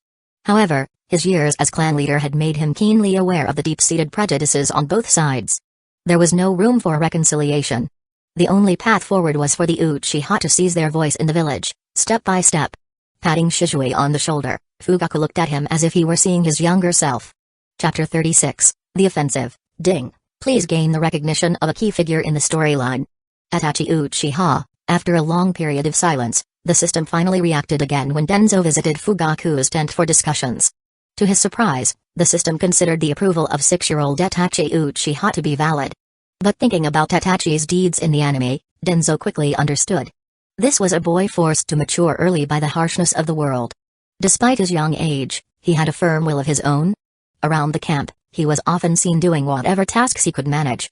With his adorable appearance and impeccable manners, he was well liked by most people. What pleased Danzo even more was that Itachi seemed to resonate with Roots' ideology and had even formed good relationships with several of its members. What kind of reward would I receive if I earned his recognition? Though curious, Danzo deliberately avoided too much contact with Itachi to prevent raising his suspicion. Or worse, arousing Fugaku's concerns. After all, the Uchiha clan was not particularly friendly toward him. Just then, new orders from the village interrupted Danzo's peaceful days of ninjutsu development. The village had instructed Fugaku Uchiha to accelerate the war efforts against Hidden Mist Village. Hiruzen also sent a letter, requesting Danzo's cooperation. I'll have to trouble you with this matter. Fugaku Uchiha's excited expression made Danzo wonder. What kind of promise had Hiruzen given him? He looked like he had been injected with adrenaline. It was likely nothing more than the usual political compromises. Leave it to me. Danzo replied calmly, though his mind had already wandered elsewhere. Hidden Clouds Village and Hidden Stones Village had secretly formed an alliance and launched an invasion against the Land of Fire. Tailed beasts from various villages had also been deployed to the battlefield, significantly increasing Hidden Leaf Village's burden. Meanwhile, Root had received an intelligence report. Minato's squad had successfully crushed an Hidden Stones Village vanguard unit at Kanabi Bridge. Obito Uchiha had died in the battle. Minato's reputation soared after this fight. Single-handedly, he had defeated an elite force from Hidden Stones Village, securing a key strategic advantage for Hidden Leaf Village. His Flying Thunder God Jutsu, an S-rank jutsu, was beginning to gain attention across the great villages. The legend of the Yellow Flash had begun. However, Danzo felt that time was pressing. He needed to find a way to increase his strength. Quickly. The battlefield once again, Fugaku Uchiha led the Hidden Leaf Village forces in a full-scale assault. This was already the third or fourth offensive in the past few days. Although Hidden Mist Village had suffered slightly heavier casualties, it wasn't enough to force them into retreat. At dawn, Hidden Leaf Village's forces gathered once more. Danzo, this time, it's up to you. Aim for a single decisive strike. There was a trace of frustration in the speaker's tone. It was Kade Uchiha, the third elder of the Uchiha clan. 5 years older than Danzo. Over the past few days, the two had grown somewhat familiar with each other. Danzo had yet to take action, spending his time studying Kade's battles against the leader of the Yuki clan, searching for weaknesses to exploit in a swift, lethal strike. Rest assured. Danzo replied indifferently. He could clearly sense the distrust in Kade's eyes. There was even a faint trace of hostility, though the elder wouldn't act recklessly under the current circumstances. Despite knowing Kade wouldn't make a move, Danzo still remained wary of him. The battle erupted again. The fighting took place in a dense forest spanning 30 kilometers south of the Land of Waves. The shinobi of both sides engaged in fierce skirmishes, cutting through enemies in their path. The battlefield was chaotic, with elite warriors seeking out their longtime rivals. You're too old for this battlefield. If I were your age, I'd retire and spend my time playing with my grandchildren. The leader of the Yuki clan spoke with an air of sincerity, making Kade Uchiha's expression darken. Hiding in the shadows, Danzo smirked inwardly. Kade had not only been losing in battle over the past few days. He had also been completely defeated in verbal exchanges. Shut up. You're not much younger than I am. Fire style, Great Fireball Jutsu. A wall of ice instantly formed in front of the Yuki clan leader, effortlessly blocking the massive fireball. That's true, which is why I focus on indoor cultivation. Speaking of which, you probably won't believe me, but I had a daughter just last year. if not for this war. Dodging sharp icicles, Cade closed the distance once again. Is that so? It seems your daughter will soon lose her father. Fire style, Dragon Flame release Song Jutsu.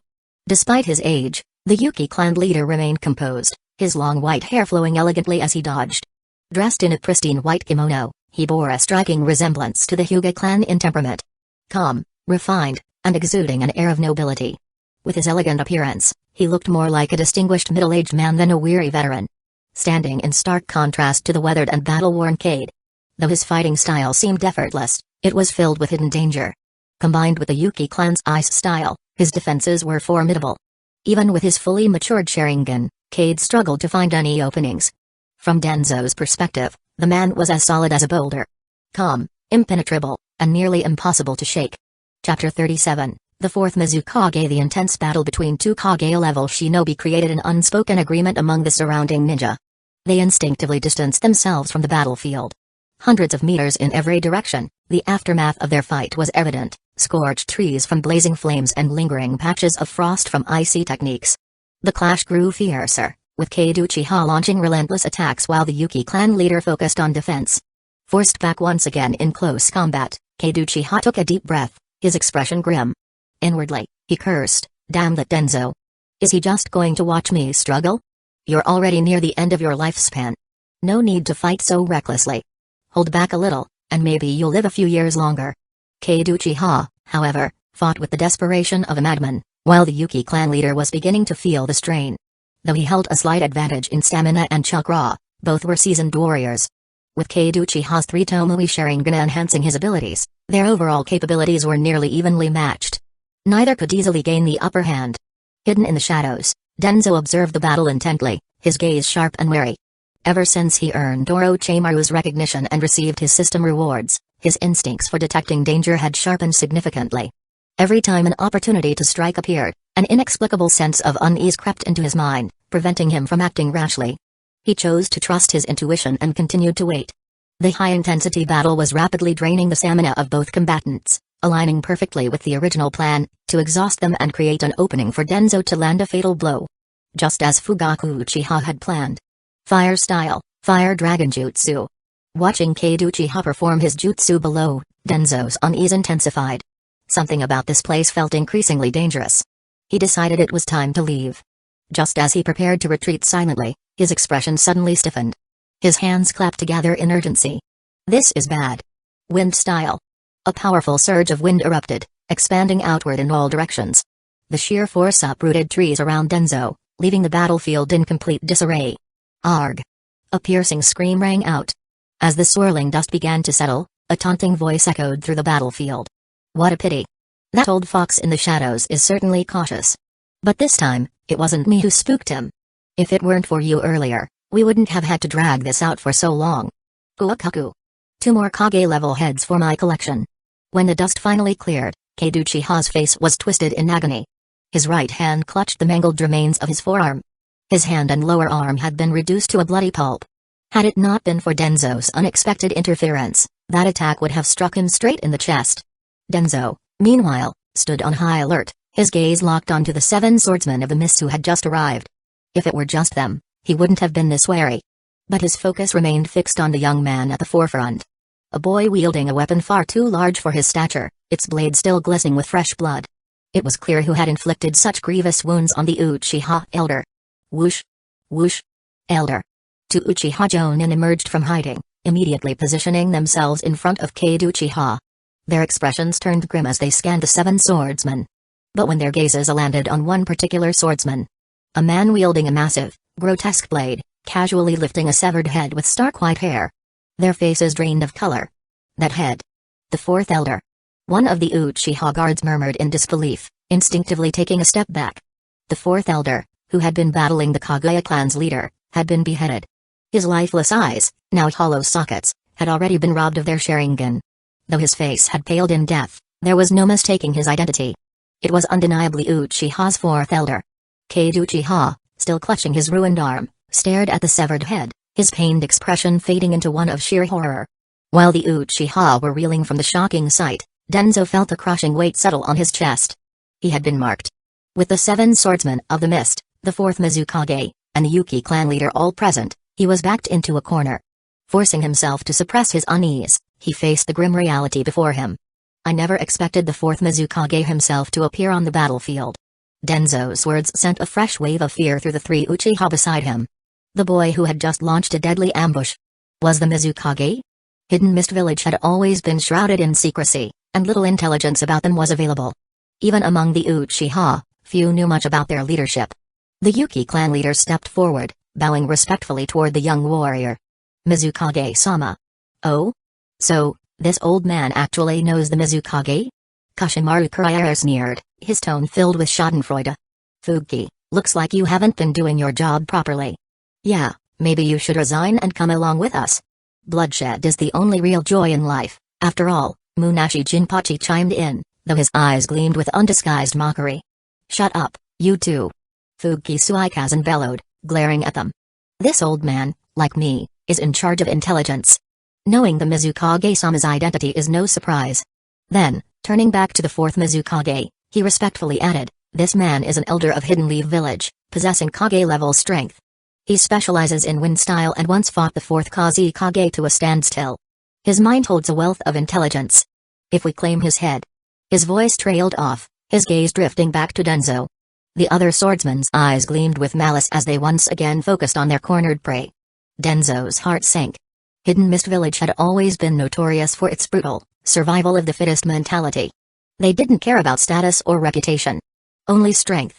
And now. He had no choice but to gamble. Elder, retreat immediately.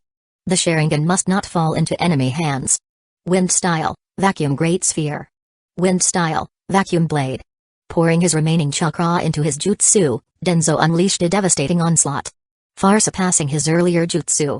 Razor-sharp wind blades tore through everything before him. He was ready to die if it meant ensuring their escape. Kade Uchiha didn't know what had changed, but he didn't hesitate. Under the protection of two Uchiha Jonin, three figures vanished into the distance, retreating at full speed. Chapter 38, The Seven Ninja Swordsmen of the Mist amidst the dust and debris kicked up by the wind-style technique. PFFT. That old man's crazy.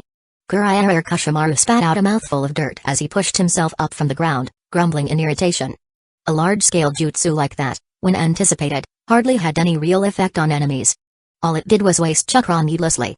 It was likely meant to cover their retreat, the leader of the Yuki clan remarked as he stepped out from the ice, a trace of admiration in his gaze. How boring. Then let's make them pay twice over for their escape. Kushimaru's tone was filled with disdain, and his eyes gleamed with cruelty. But who's going after those three rats? Mizukage-sama, they're all old foes. Let me handle this one, the Yuki clan leader stepped forward and requested permission.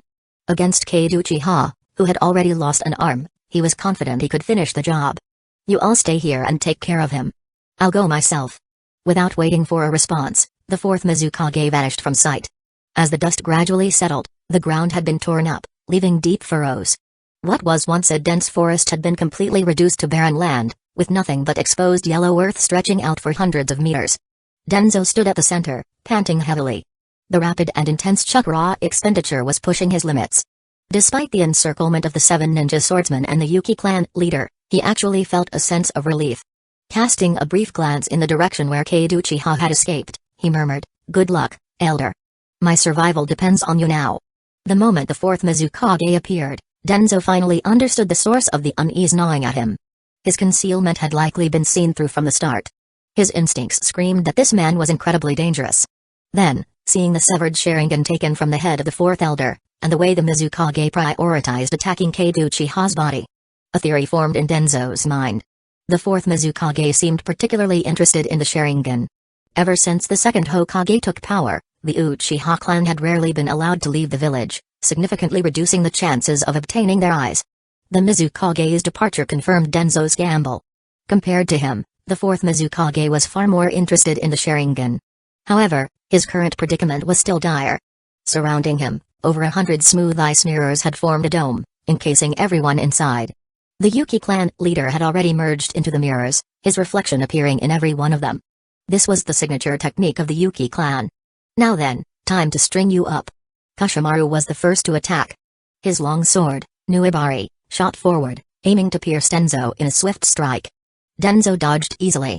Jinanake Benno leaped high into the air, swinging his Kabatawari, Helmet splitter. Explosive tags rained down like shuriken. Boom. Boom. Boom. Ha.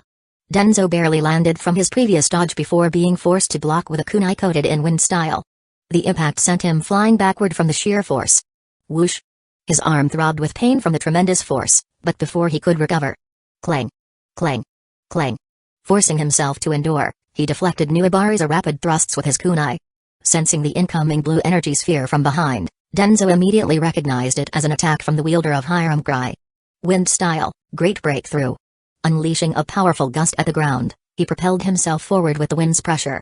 Not only did he evade the incoming attack, but he also closed the distance to the ice crystal mirrors, gathering chakra in his hand to form a Rasengan. Danzo had no intention of engaging in a prolonged battle here. He couldn't afford to be trapped. The ice mirrors grew closer. Ice style, needles. A dense barrage of razor-sharp ice needles forced Danzo to halt. Even a moment's delay allowed the next wave of attacks to close in. Rasengan. Danzo had no choice but to unleash his gathered Rasengan in response. Pushed away once more from the edge of the ice crystal mirrors, he frowned. Though they were only at the level of elite Jonin, the precision and lethality of their sword techniques were terrifying. And with the Yuki clan leader providing support, the battle was slipping further from his control. These bastards are tough. I can't drag this out any longer. Danzo pulled away the bandages over his eye, revealing a 3-Tomoe Sharingan. He has a Sharingan too. Everyone, be careful, the Yuki clan leader warned from within the mirrors, his tone serious. The group immediately heightened their vigilance. The brief exchanges earlier had already made it clear. This old man was no easy opponent. Even if I die, I'll take one of you with me. Danzo's voice was low and chilling. With that, he launched into a ruthless offensive. His desperate, all-out assault combined with impeccable taijutsu momentarily suppressed Juzobiwa, Amiri Ringo, and Jinanake Bino. 3 of the most combat-savvy swordsmen. Even while dodging Nuibari's needle-like strikes, he continued to press forward. This old bastard's gone mad. Stay sharp. Juzo retreated after parrying a vicious strike, clutching a wound on his chest that was beginning to bleed. For a brief moment, he felt real fear. Fuki Suikazen rushed in, brandishing Seimada. The sword's ability to absorb chakra made Danzo hesitate. As the 3 swordsmen pressed him back. From behind, Kushimaru's crazed laughter rang out. Ha ha ha ha. Nuibari style, ground spider stitch. The swordsman instinctively leaped away. Countless iron wires, hidden beneath the earth, snapped upward, coiling tightly around Danzo. Laugh all you want. You're coming with me. Instead of retreating, Danzo surged forward through the narrowing gaps of the tightening steel threads, closing in on Kushimaru. With a flash of his vacuum blade, Kushimaru's laughter abruptly stopped. He cursed his teammates for not stalling Danzo just a bit longer. But there was no time to think. He blocked with Nuibari, but in doing so, the steel wires ensnared both of them together. The wires didn't continue constricting, merely holding them in place. If they tightened further, both would be sliced to ribbons. Lightning style, lightning fang. Ringo Amiri plunged her twin blades into the ground. Visible currents of electricity surged along the metal wires. Sparks erupted as lightning coursed through their bound bodies, making their hair stand on end. Ha ha. Die. Kushimaru gritted out, his face contorting from the electric jolts, yet filled with twisted glee. From the side, Fuki and Jinpachi Munashi charged in, dragging their massive swords. Danzo smirked. Oh? Looks like you never studied physics properly. He gripped the 2 ends of Nuibari embedded in the ground, his Sharingan gleaming coldly. Chapter 39, An unexpected strike as Suikazen Fuki charged in at high speed, leaping high to slash at Danzo. Longsword. Ninja art. Earth spider web. On the battlefield, wires resembling a spider's web, charged with electricity, suddenly lashed toward Ringo Amiri and the others behind him. Kuraiara Kushimaru. Are you insane? The 4 in the back quickly leapt away to evade the deadly trap. Meanwhile, the 2 airborne attackers' charged strikes had already reached their target. Boom. The force of their blows sent dust flying everywhere, and 2 figures were launched like baseballs struck out of the park. Ha ha ha. I hit him. The swordsman was visibly pleased. With such force, even if he wasn't dead, he had to be crippled. Suikazen Fuki, who had attacked alongside him, wore a troubled expression and hesitantly said, I think I might have hit Kuraiara Kushimaru instead. He quickly added, he jumped into it himself. Damn it. Hearing Fuki's exclamation, everyone followed his gaze toward the figure that had been sent flying. Big Ball Rasengan. A sudden development, combined with the already formed Big Ball Rasengan, forced the Yuki clan leader within the ice mirrors to temporarily retreat. The moment the big ball Rasengan made contact, the ice crystal mirrors shattered, and Danzo was sent hurtling away like an arrow released from a bow. Just as everyone regretted Denzo's escape, a shadow shot out from the ground at an alarming speed, intersecting with Danzo in midair. A spray of blood mist filled the air. When Danzo landed, he immediately bolted in another direction at an even faster pace.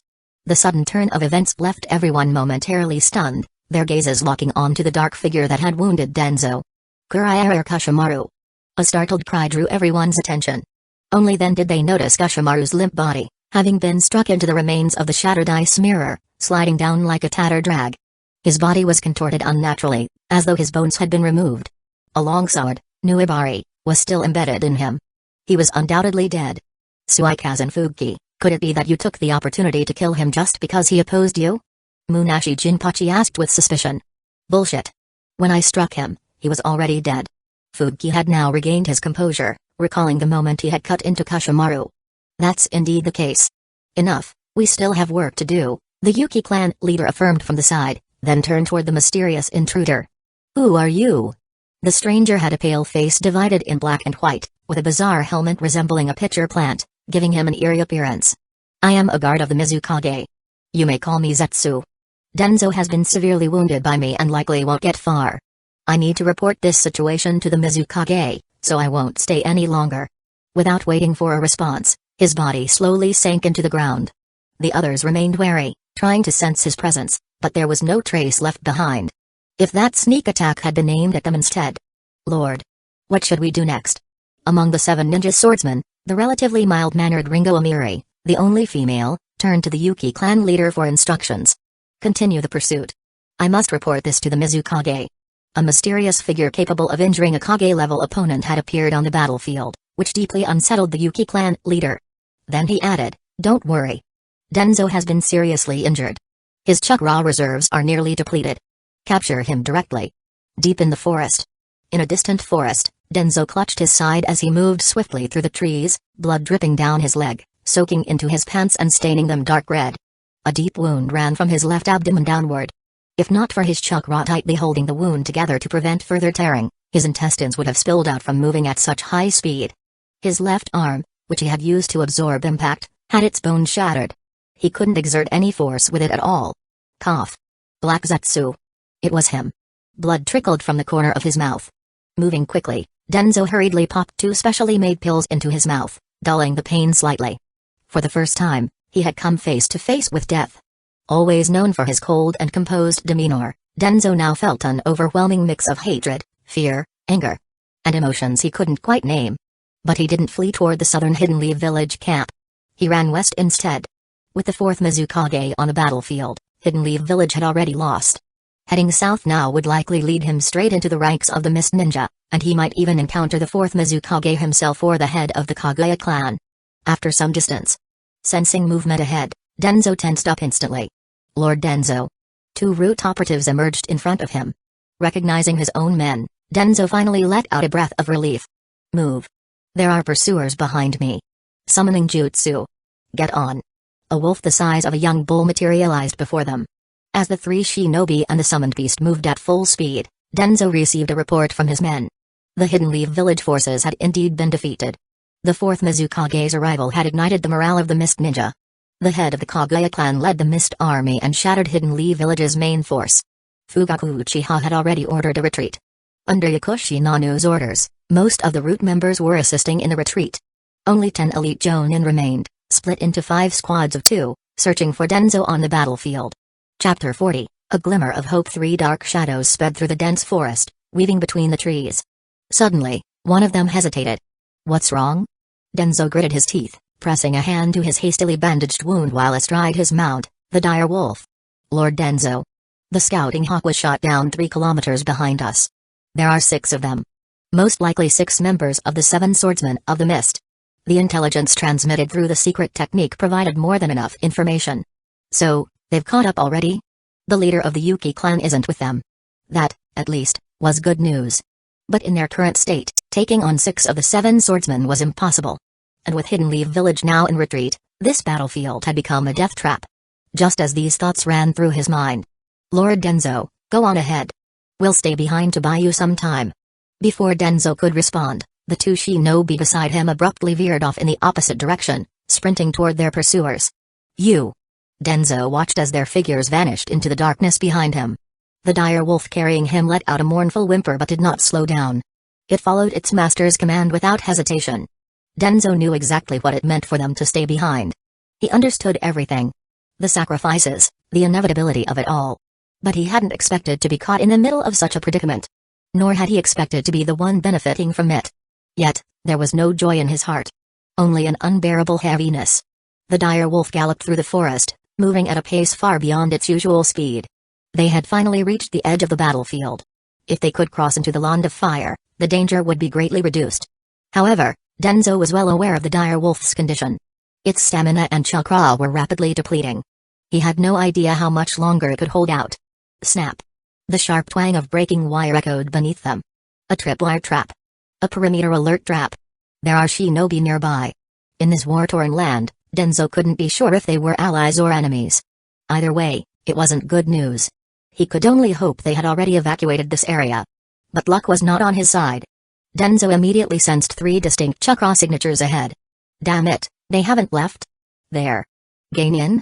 As the dire wolf burst through the undergrowth, 3 hidden leaf village Geinin came into view, tensed and ready. Their eyes locked onto Danzo as he emerged. Noticing his attire, marked with the insignia of the Land of Fire, they visibly relaxed. Though their wariness remained. Run west. Now. There are enemies behind me. Danzo shouted, unwilling to slow his momentum. Whoosh!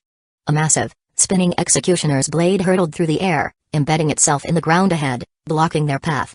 The dire wolf, already near exhaustion, stumbled and nearly collapsed. Damn, old man, you sure ran far. Biwajazo, sitting atop the executioner's blade, remarked impatiently. His gaze flickered toward the 3 Geinin. Well, well. An unexpected bonus. You've chased me a long way. Are you not worried that your chest wound will reopen and you'll bleed out on this battlefield? Danzo steadied his breath, suppressing the pain as he dismounted, placing a reassuring hand on his panting wolf's head. Despair crept into his heart. He patted the wolf. Go back, buddy. Poof. As the dire wolf vanished in a puff of smoke, a thought flashed through Denzo's mind. Would his death bring sadness to Yakushi Nano, Tsunade, and the others? I won't die until I've severed your limbs and let your blood run dry. Biwajazo seethed, fingers brushing the scar on his chest. The 7 swordsmen of the mist. One of the Geinin stammered, his voice laced with fear. Oh? Even Hidden Leaf Village's Geinin recognize us? In that case, as a reward, I'll drain your blood dry before I kill you. Munashi Jinpachi's words dripped with cruelty, his voice filling the air with an oppressive menace. Are they really that famous? A voice, slightly dazed and tinged with innocence, unexpectedly broke the tension. Even Danzo was momentarily taken aback, abandoning his chakra sensing to glance at the Geinin properly for the first time. Green jumpsuit. Thick eyebrows. Bowl-cut hair. Land of Water battlefield. 7 swordsmen of the mist. This. Was there still hope? A glimmer of light in the darkness. Danzo composed himself, then spoke in an unhurried tone, correction. It's the 6 swordsmen of the mist now. One of your own killed the 7th. I wonder what the 4th Mizukage will think of that? A flicker of unease crossed their faces. They all knew the 4th Mizukage's ruthlessness. Enough talk. He's stalling for time. Kill him. Ringo Amiri crossed her twin lightning blades, sending a surge of electricity toward Danzo. He dodged swiftly, thinking to himself. Don't villains usually talk more? In the anime, they don't attack this fast. Seeing them all draw their swords, preparing to strike, Danzo couldn't help but muse. Is it because I'm also a villain? You're really not cute at all. No wonder you die early. Danzo quipped at Ringo Amiri before swiftly swallowing a pill. At least I'll outlive you. Lightning style, lightning fang. Ringo retorted, unleashing a devastating surge of lightning in all directions. Is that so? I always thought 7 swordsmen of the mist sounded clunky. 3 or 4 might be better. Danzo smirked as chakra visibly surged from his body, and he launched himself at Biwajazo. He took a secret pill. Be careful. Just stall him. One of the swordsmen shouted. These pills weren't a secret in the shinobi world. Soldier pills were a common example. But the stronger the effect, the greater the side effects. Some could even be fatal. Damn it. Biwajazo cursed, regretting his earlier taunts as Danzo charged straight for him. As for the 3 Geinin, they stood frozen like quails, watching the battle unfold at inhuman speed. At this point, no one even cared about them anymore. Chapter 41, The true Danzo, a fresh wound cut deep into his chest, exposing the bone beneath. Cough. Cough. His consciousness was slipping, and his control over his body was deteriorating. As the battle dragged on, his injuries worsened, blood loss increasing despite the specialized root medication he had taken. With his arm severely damaged, his ability to perform jutsu was significantly hindered, leaving his combat strength far below its peak. Keep stalling him. He won't last much longer. Damn it. The mist swordman ninja surrounding him had also noticed his declining state. Juzo's excitement grew as he relayed this information to his comrades, but his momentary distraction earned him a fierce counterattack from Danzo, forcing him into a defensive stance. With a dull thud, Danzo was sent flying by Samada's strike, skidding across the ground and leaving a long trench in his wake. Cough. Cough. Is it over? That old man. Fuki Suikazen clutched his chest where a vacuum blade had torn through him, the deep wound making his face pale with blood loss.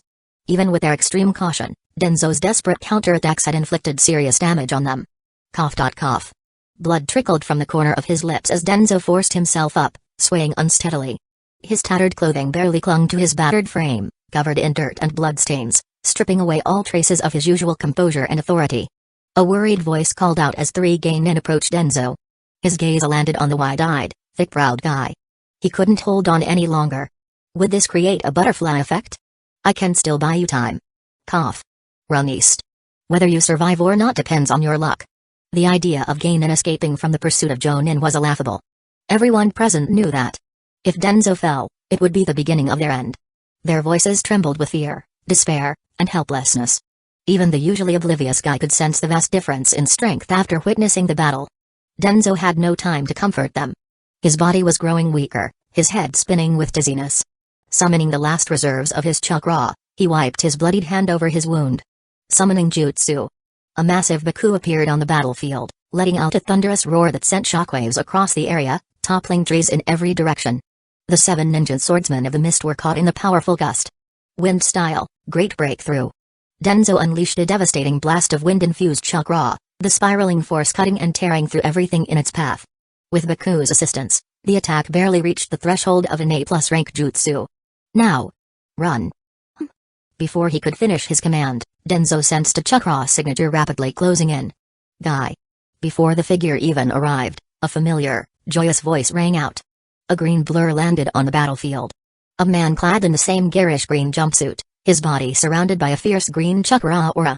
Mike Dewey had arrived, his 7th gate fully opened, the sheer pressure of his chakra distorting the air around him. With a loud puff, the exhausted Baku vanished from the battlefield. You came. Danzo, unable to hold on any longer, collapsed onto one knee. Father. What are you doing here? They're the 7 ninja swordsmen of the mist. You have to run. Mike Guy's initial joy quickly turned to horror. Guy. Do you remember self-restraint? Mike Dewey grinned, flashing his signature brilliant smile. But Guy seemed to realize what was about to happen. He bit his lip, his tears and snot uncontrollably streaming down his face. How touching. But don't worry. I'll make sure you die together. First, I'll cut off that old bastard's limbs, then I'll take my time with you. The remaining mist swordsmen, though battered and bloodied, smirked as they laid eyes on the fallen Danzo. Seeing his chakra completely depleted, they finally relaxed. Danzo, barely able to kneel, felt an overwhelming wave of exhaustion before he completely collapsed. Guy, watch closely. This is youth. Now. 8th gate. Gate of death, open. One step. In the haze of fading consciousness, Danzo heard a fierce battle cry and the deafening roar of air being torn apart. Half a month later, Hidden Leaf Village's northern war camp inside a central tent, Danzo stared at his reflection in the mirror. His face was gaunt and wrinkled, his right arm tightly bandaged and slung around his neck. The Sharingan beneath his right eye was also hidden under layers of bandages. Looking at himself, he didn't even know how to react. This was Danzo, in every sense of the word. He could feel it. His once vibrant organs now exuded a sluggish, aged sensation. This time, I really lost. A set of approaching footsteps interrupted his thoughts. Danzo-sama, you need to rest. Yakushi Nano entered the tent, her expression filled with concern as she rushed to his side, ready to assist him. I've been stuck in here for a week. I just want to get some fresh air. But as she leaned in closer, Danzo found himself feeling uncomfortable. Having Nano care for him so closely for half a month, especially the week since he regained consciousness, was nothing short of humiliating. Years of carefully cultivated authority had crumbled in an instant. I knew you wouldn't stay put. Look what I brought for you. She beamed, pulling out a cane from behind her. Danzo's eye twitched. This was truly Danzo in his final form. You don't like it? She asked, her tone soft yet questioning. Don't treat me like one of your orphans. Danzo's voice carried its usual stern authority, though deep down, he felt helpless. Taking the cane, he slowly stepped out of the tent. Yes, Danzo-sama. She followed closely behind, a rare glint of playfulness in her gaze. Chapter 42, Might Guy. This defeat was more than just a costly loss. It forced them to abandon the main encampment in the Land of Water. Fortunately, the situation for the Mist Ninja wasn't much better. In terms of high-level combat power, aside from the 7 swordsmen of the Mist, whose fate remained unknown, even the clan head of the Kaguya clan had fallen on the battlefield. According to Root's intelligence, after Hidden Leaf Village's main forces were breached, Fugaku Uchiha led his personal guard into battle. At the cost of 5 Uchiha Jonin, he personally slew the Kaguya clan head. This was one of the key reasons Hidden Leaf Village's forces hadn't suffered a total collapse. Even so, the Hidden Leaf Village ninja army had lost more than half its troops, and its remaining high-end combat power was scarce. 10 days ago, they had already sent word to Hidden Leaf Village requesting reinforcements. As Danzo walked through the camp, he could see the grief, hatred, and fear in the eyes of many ninja. Negative emotions hung over them like a heavy fog. Among them, Root members stood out like priests or political officers, their presence at odds with the rest of the army. Their unwavering belief gave them a resolute will. Something that continued to exceed even Danzo's expectations. His presence drew attention, and as he moved forward, murmurs of respect followed him. Lord Danzo. A voice interrupted his steps. Shizue Uchiha had suddenly appeared before him. The clan head requests your presence. Danzo paused, then replied. But I have someone else to meet first. If it's not urgent, you may come along. Yes. Shizue nodded and moved to stand beside Yakushi Nano, maintaining perfect composure. This is the place, Nano said as they arrived. It was a tent for genin. Each tent held 20 beds, arranged in a military barracks style. Before they even entered, they could hear the sounds of an argument inside. A perpetual genin's father? So what if he died? He was just another nobody. He even claimed his father defeated the 7 swordsmen of the Mist. Ha ha ha. The tent erupted with cruel laughter. Shut up. A voice, filled with shame and anger, tried to push back but was drowned out by the jeers. Guy. A single voice cut through the noise, neither loud nor forceful, yet it resonated through the tent like a command.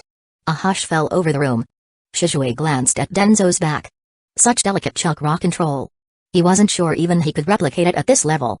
The silence stretched. Danzo-sama? Might Guy looked toward the entrance in surprise. Step outside. Yes, Danzo-sama. As Guy followed Danzo out of the tent, the murmurs behind them reignited. Did Danzo-sama just speak to Might Guy? I told you it was true. We carried him back ourselves. A small group walked toward a quieter area of the camp. Guy followed in silence, his face heavy with emotion. The death of his father, combined with the distrust of his peers, weighed heavily on his heart. Danzo finally stopped and turned to face him. Guy, this is youth. The man before him had thick eyebrows and a determined gaze. An almost comical figure at first glance. Who would have thought that, in the future, this very person would nearly kick the entire world into oblivion? No matter how much others laugh at or fail to understand you, you must keep moving forward. The words, tinged with a certain dramatic intensity, made Guy's eyes widen. In his mind, he saw his father smiling, giving a thumbs up, teeth gleaming in encouragement. Yes. My father did the same. Guy nodded firmly, his eyes shining with resolve. Danzo smiled faintly. It seemed this young man didn't need his comfort. His father had already given him all the strength he needed. Instinctively, Danzo reached out and ruffled the boy's bowl-cut hair. Discipline yourself well. One day, I hope you will become as great a ninja as your father. He gave Guy a few simple instructions, telling him that if he ever encountered trouble, he could come to him directly. As for the 8 gates, Danzo instructed that once Guy had fully organized his father's notes, he should submit them to the 3rd Hokage. The reasoning was simple. Having such a technique was akin to carrying a treasure that invited disaster. To support Guy's training, Danzo also ordered Nano to ensure he received an ample supply of training resources. It was one of the few things he could do for the boy. Once Guy had left, Shizue finally spoke. Is there truly such a technique that can grant a genin the power of a Kage-level ninja in an instant? Danzo nodded. Yes. It is incredibly powerful. But the cost is immense. Seeing Shizue's contemplative look, Danzo seemed to read his thoughts and added, it's not just about sacrificing one's life. Most people don't even have the qualifications to pay that price. The concept of unlocking the body's 8 gates had been theorized as early as the time of the second Hokage. By opening them, one could achieve an entirely new level of power. When Danzo first arrived in this world, he had studied the idea as well. But after understanding its core principles, he had chosen to abandon it. The difficulty of mastering it was no less than learning over a dozen forbidden jutsu. Moreover, it required extraordinary talent in taijutsu and unwavering determination. Traits possessed by only a handful of individuals.